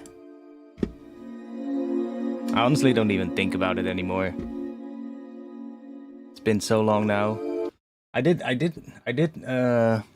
walk past a group of teenagers earlier this week, and they were smoking one.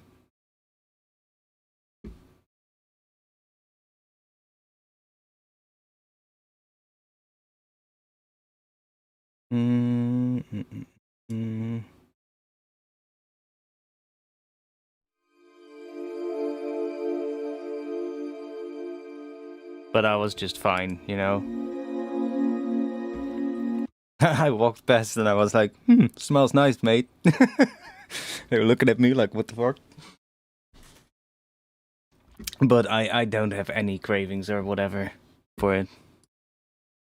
It's basically fine.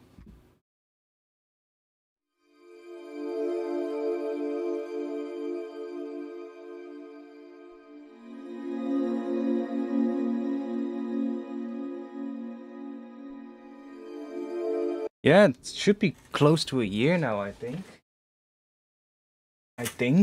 I can actually see it in my phone. Let me check. Not exactly a year, I think, but we're nearing a year. Wait. We still have a couple of months to go. We're more than 8 months. So we definitely still have quite a bit to go. But that's already a massive achievement. Like, honestly.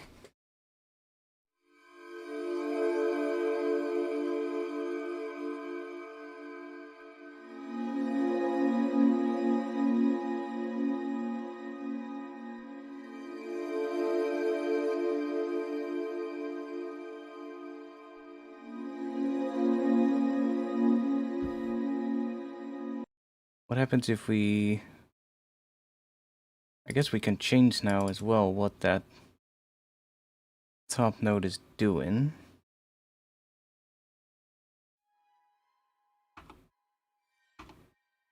We just do this.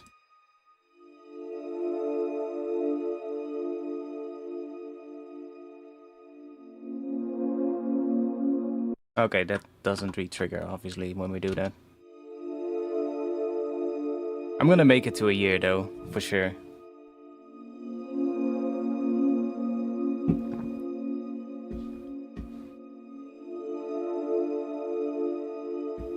This with a bit of a break, and you would instantly go into jungle territory, I guess.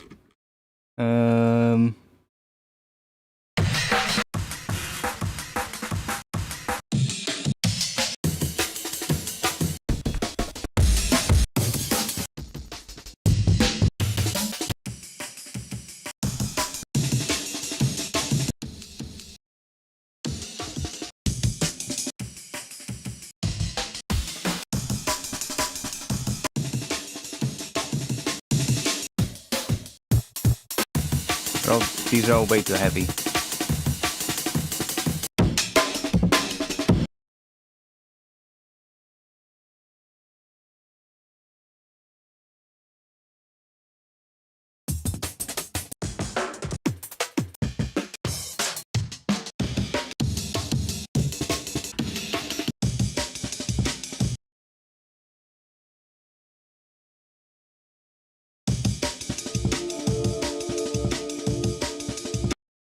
Yeah, this note just sounds weird.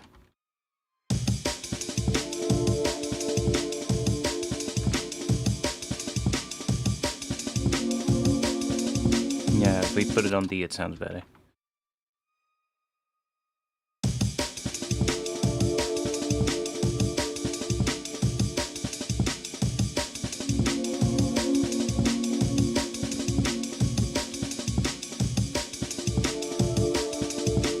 Yo, congrats. That's also a big achievement.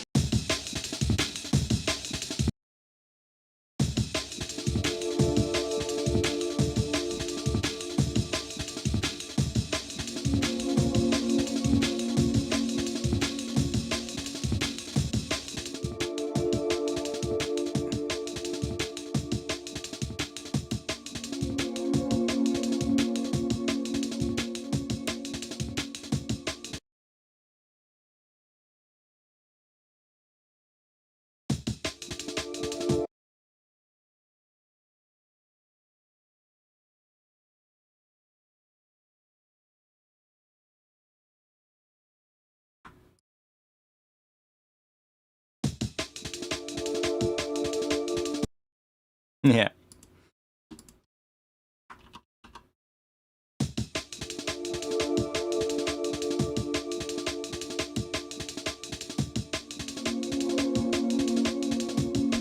Instant jungle vibes.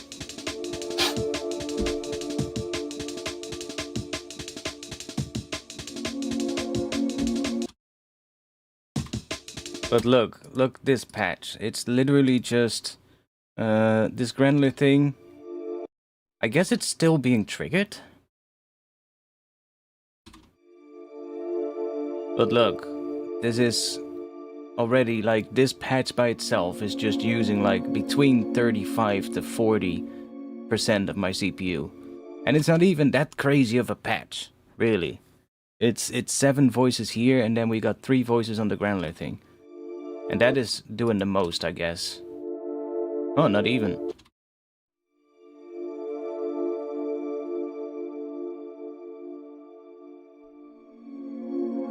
That even goes up to like 50. So like, you really have to be careful with this. Like, I get why. Look at this, 776 voices.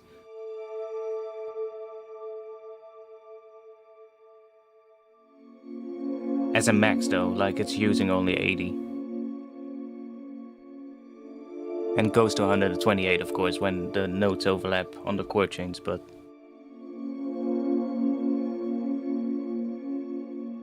That's the thing you really want to be careful with Serum, is when making pads. Now I did try out something a while ago, and it did seem to work somewhat. Like if you make yourself a bunch of sounds, I think I still have them in here. Long notes for sampler. I don't know if there's still sounds in here. Yeah, there are.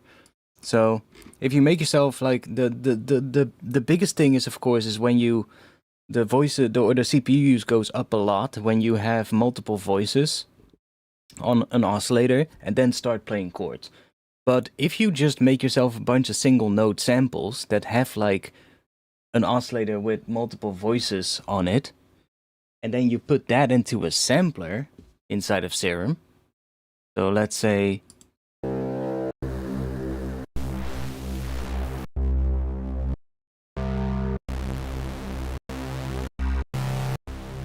see, these are all just sort of like detuned saws, and we can put that into a sampler. Then it's only playing a single voice for that one. Now we are obviously sending this through here, so let's go here and do that.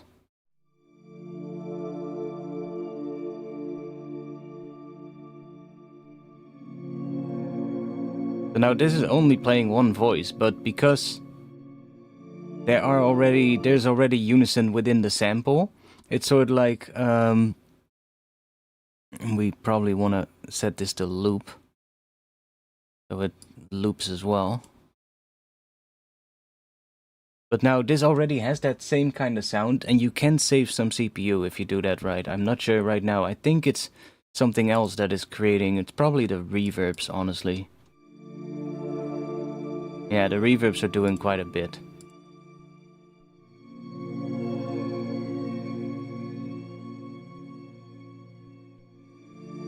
But this way you can still get like quite a lot of sort of like movement and save a bit of CPU by just chucking some sort of like unison or detuned saw wave samples into the sampler.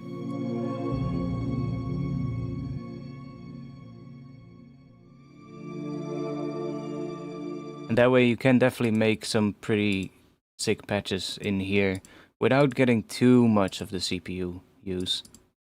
That was a little experiment that I was doing a while ago. And it does kind of work. But it doesn't save up as much as I would hope.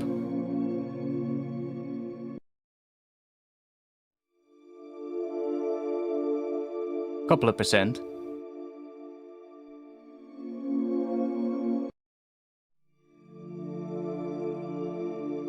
But not much.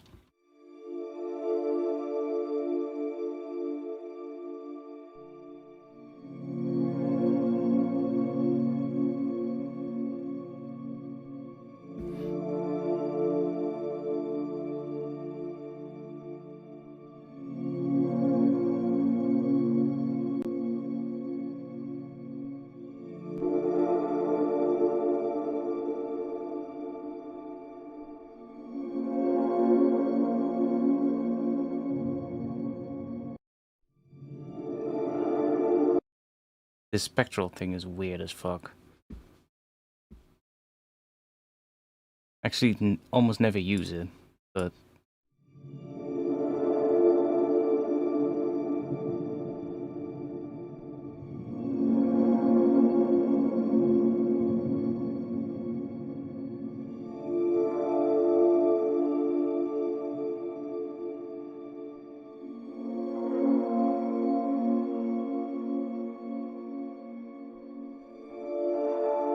It's actually really nice for like making pads and atmosphere.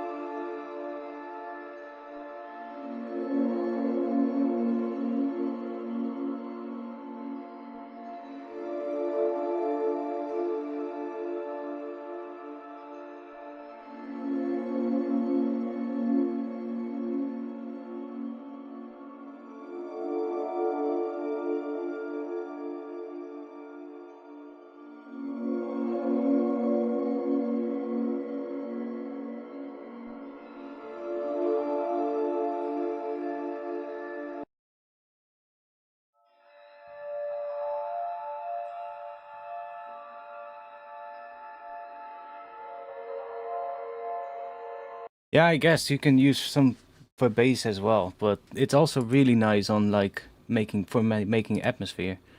Oh yeah, you can also load wavetables in here. That makes things also pretty cool.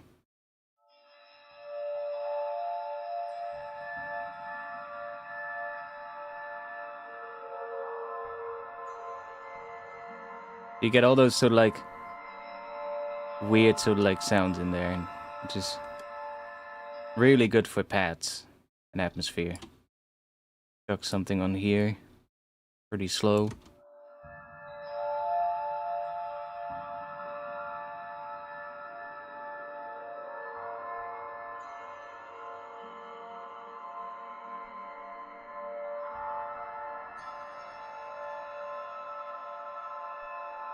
Even better if you use some random LFOs.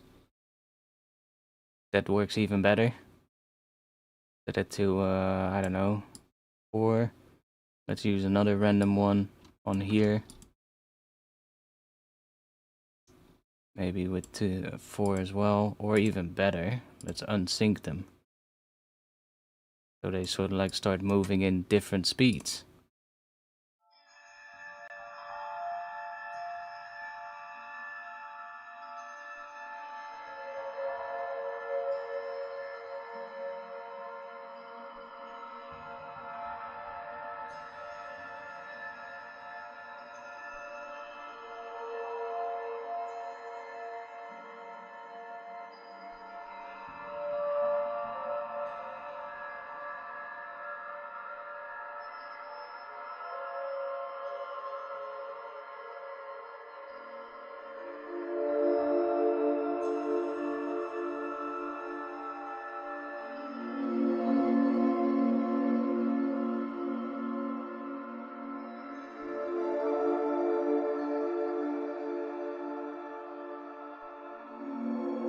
But as you can see, we're now hitting like 50%, but when the note changes, we're going up to like almost 80% on the CPU. So this is something that you do also want to be careful with.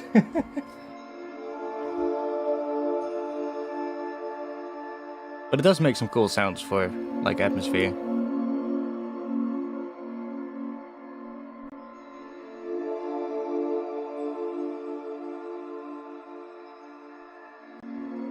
Yeah, when the note changes, sometimes it now drops out very subtly.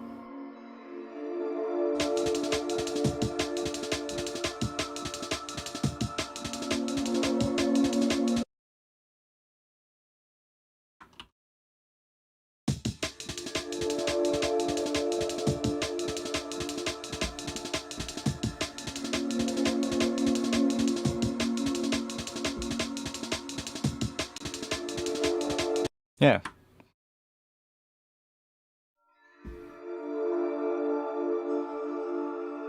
I guess this uses quite a bit of CPU.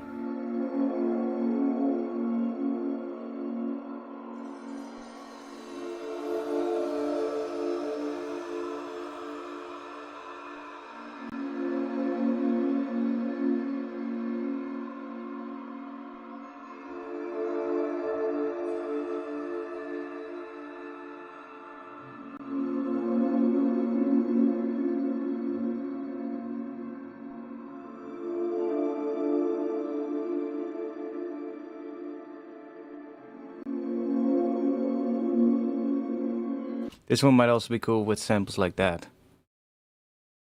Like orchestral kind of sounds that have like a lot of movement in them. So I have a bunch of texture things here.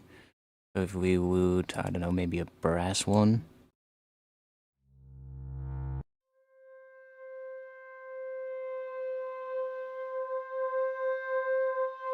See what that changes if we chuck that in here.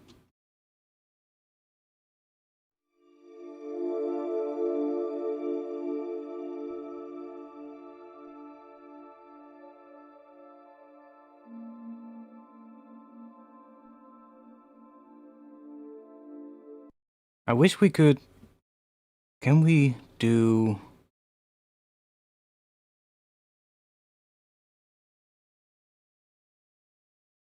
So it does forward, backwards loop.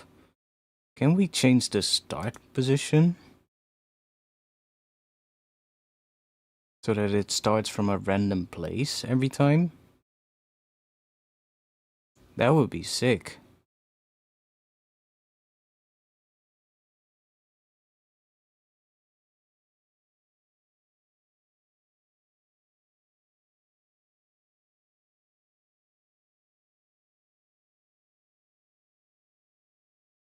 Don't think we can.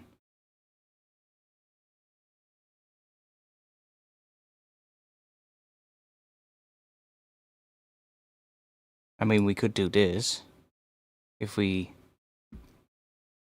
modulate the position with Another LFO. Pretty slow one. Pretty long sample, so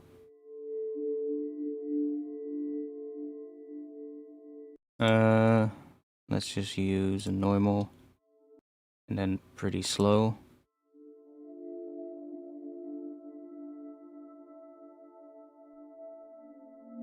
That's moving. Can even do free maybe. And then we can use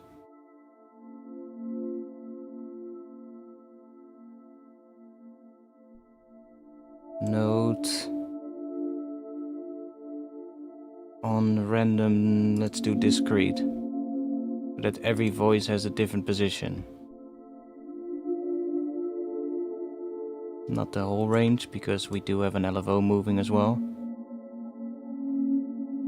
Now so like the different notes have different positions where it starts in here. At least it should. Not sure if it actually does that for the start position.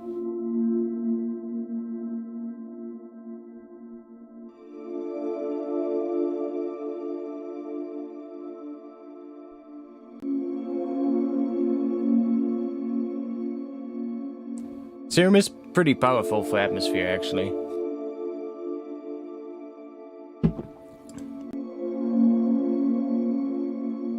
But yeah, if it was a little bit less CPU heavy, that would be sick, but it is what it is, you know?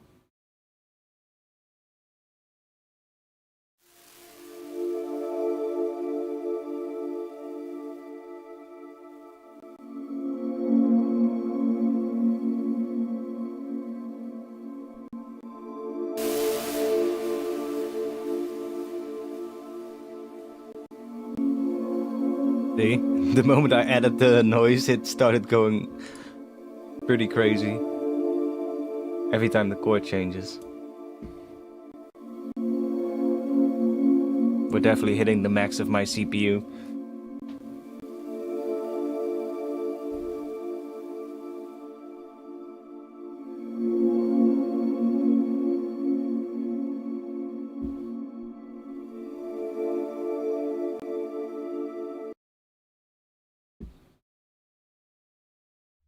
Let's add another note, even though I'm already hitting the max of my CPU.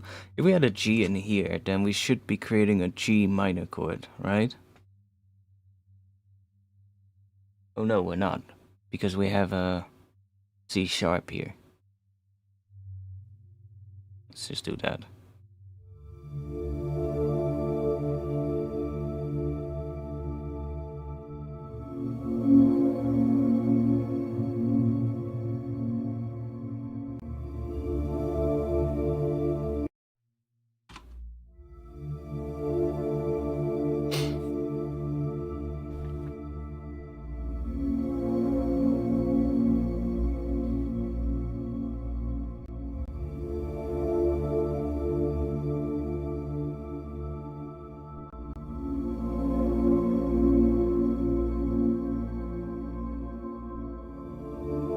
I mean, could be worse. Is it bad? Anyways, I think I'm gonna quit streaming. I'm getting tired. It's 2:21 a.m. here, so it's a good moment to stop. Out of all popular synths, what do you think is the least CPU heavy? I don't know, actually. I don't know. I've never really tested, to be quite honest.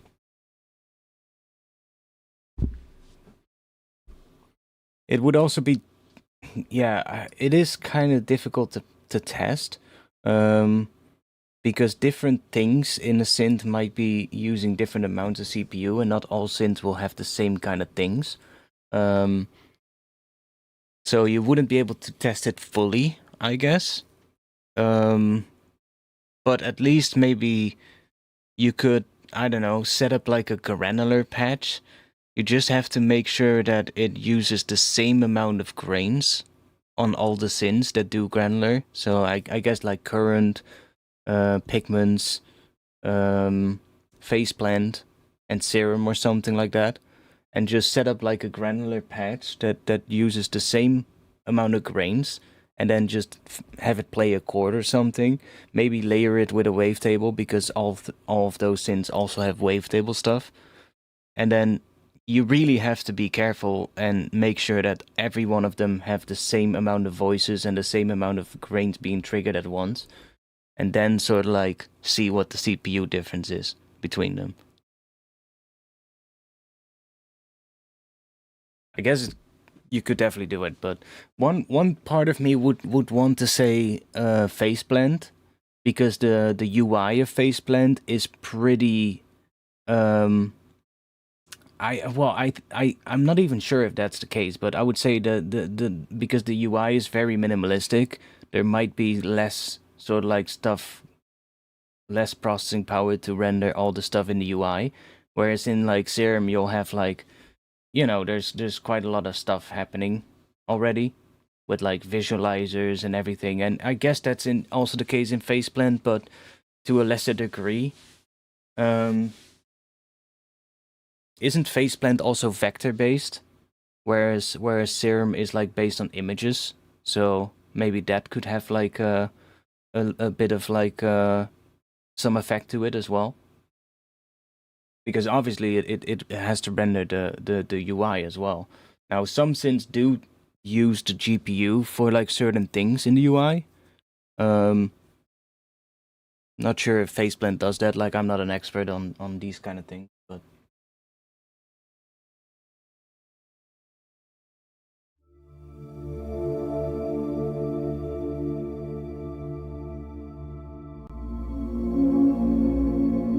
this is a pretty decent patch though.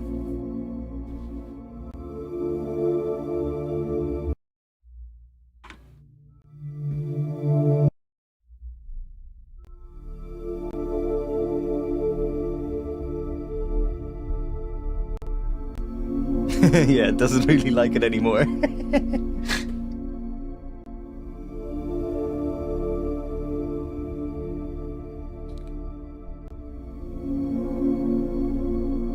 We're getting some clicks.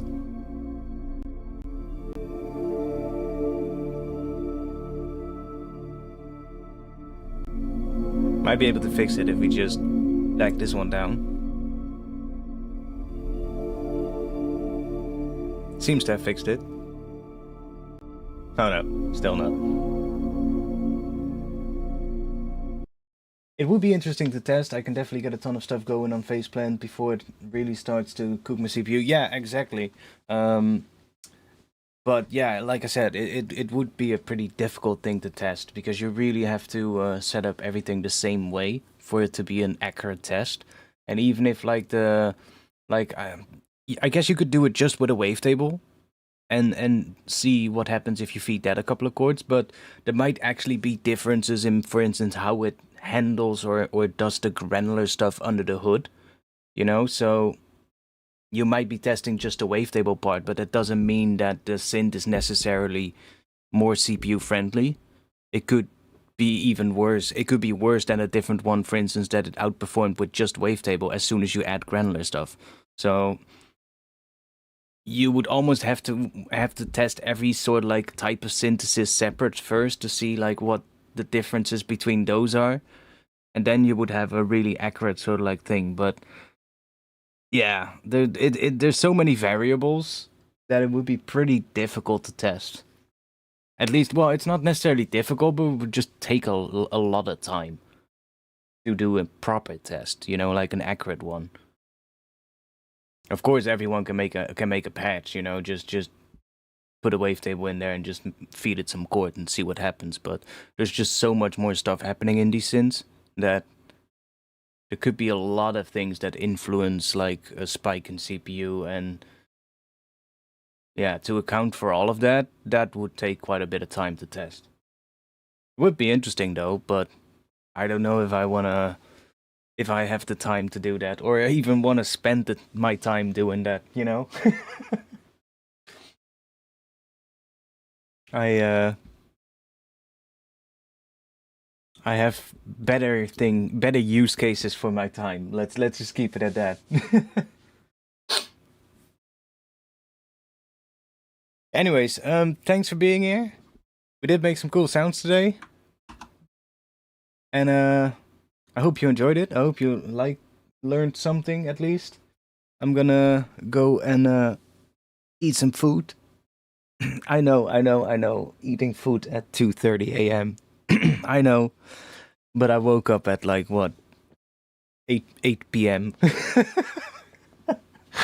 So it's like for me, for my body, it's almost like the day is only halfway started. But it was for me, for how my body feels right now. This was kind of like a morning stream, even though it's 2:30 a.m. right now. You're cooking steaks at 3:28. Hey, I'm gonna join you. I'm also gonna cook some food. I got some bacon strips in the fridge, so time to cook those up. Or not, I guess not bacon strips. It's more like a pork belly. I guess it's what it would be called in English. Like basically bacon things, but then thicker. You know. Gonna put some nice spices on it and then cook those up with some other stuff because I'm hungry. Thanks. I'll be in the Discord. So if you're new here, I don't think there's new people here because I see a lot of familiar names. Very, very Abramsov. Yeah, for me that doesn't matter. You know, I can eat whatever the fuck I want. I don't have a religion holding me back. You know.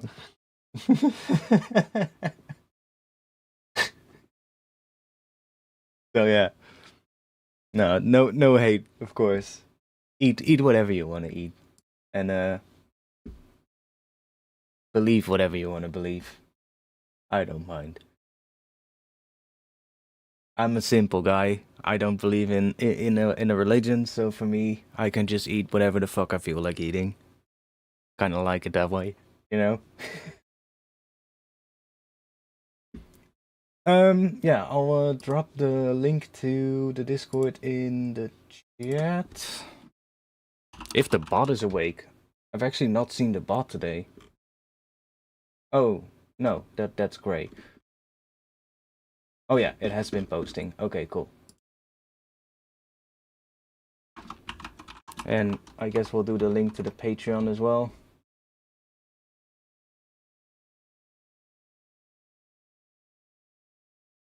Wait, what? I asked for oh, really? I thought it did the Discord link again. It actually did the Discord link twice. So I guess that also it also was time for the timed message in chat because I have messages set up that every X amount of minutes it will put the Discord in the chat. If I had only waited a couple of seconds, it would have popped up by itself. But whatever. Thanks, and I'll see you on the next one. Peace.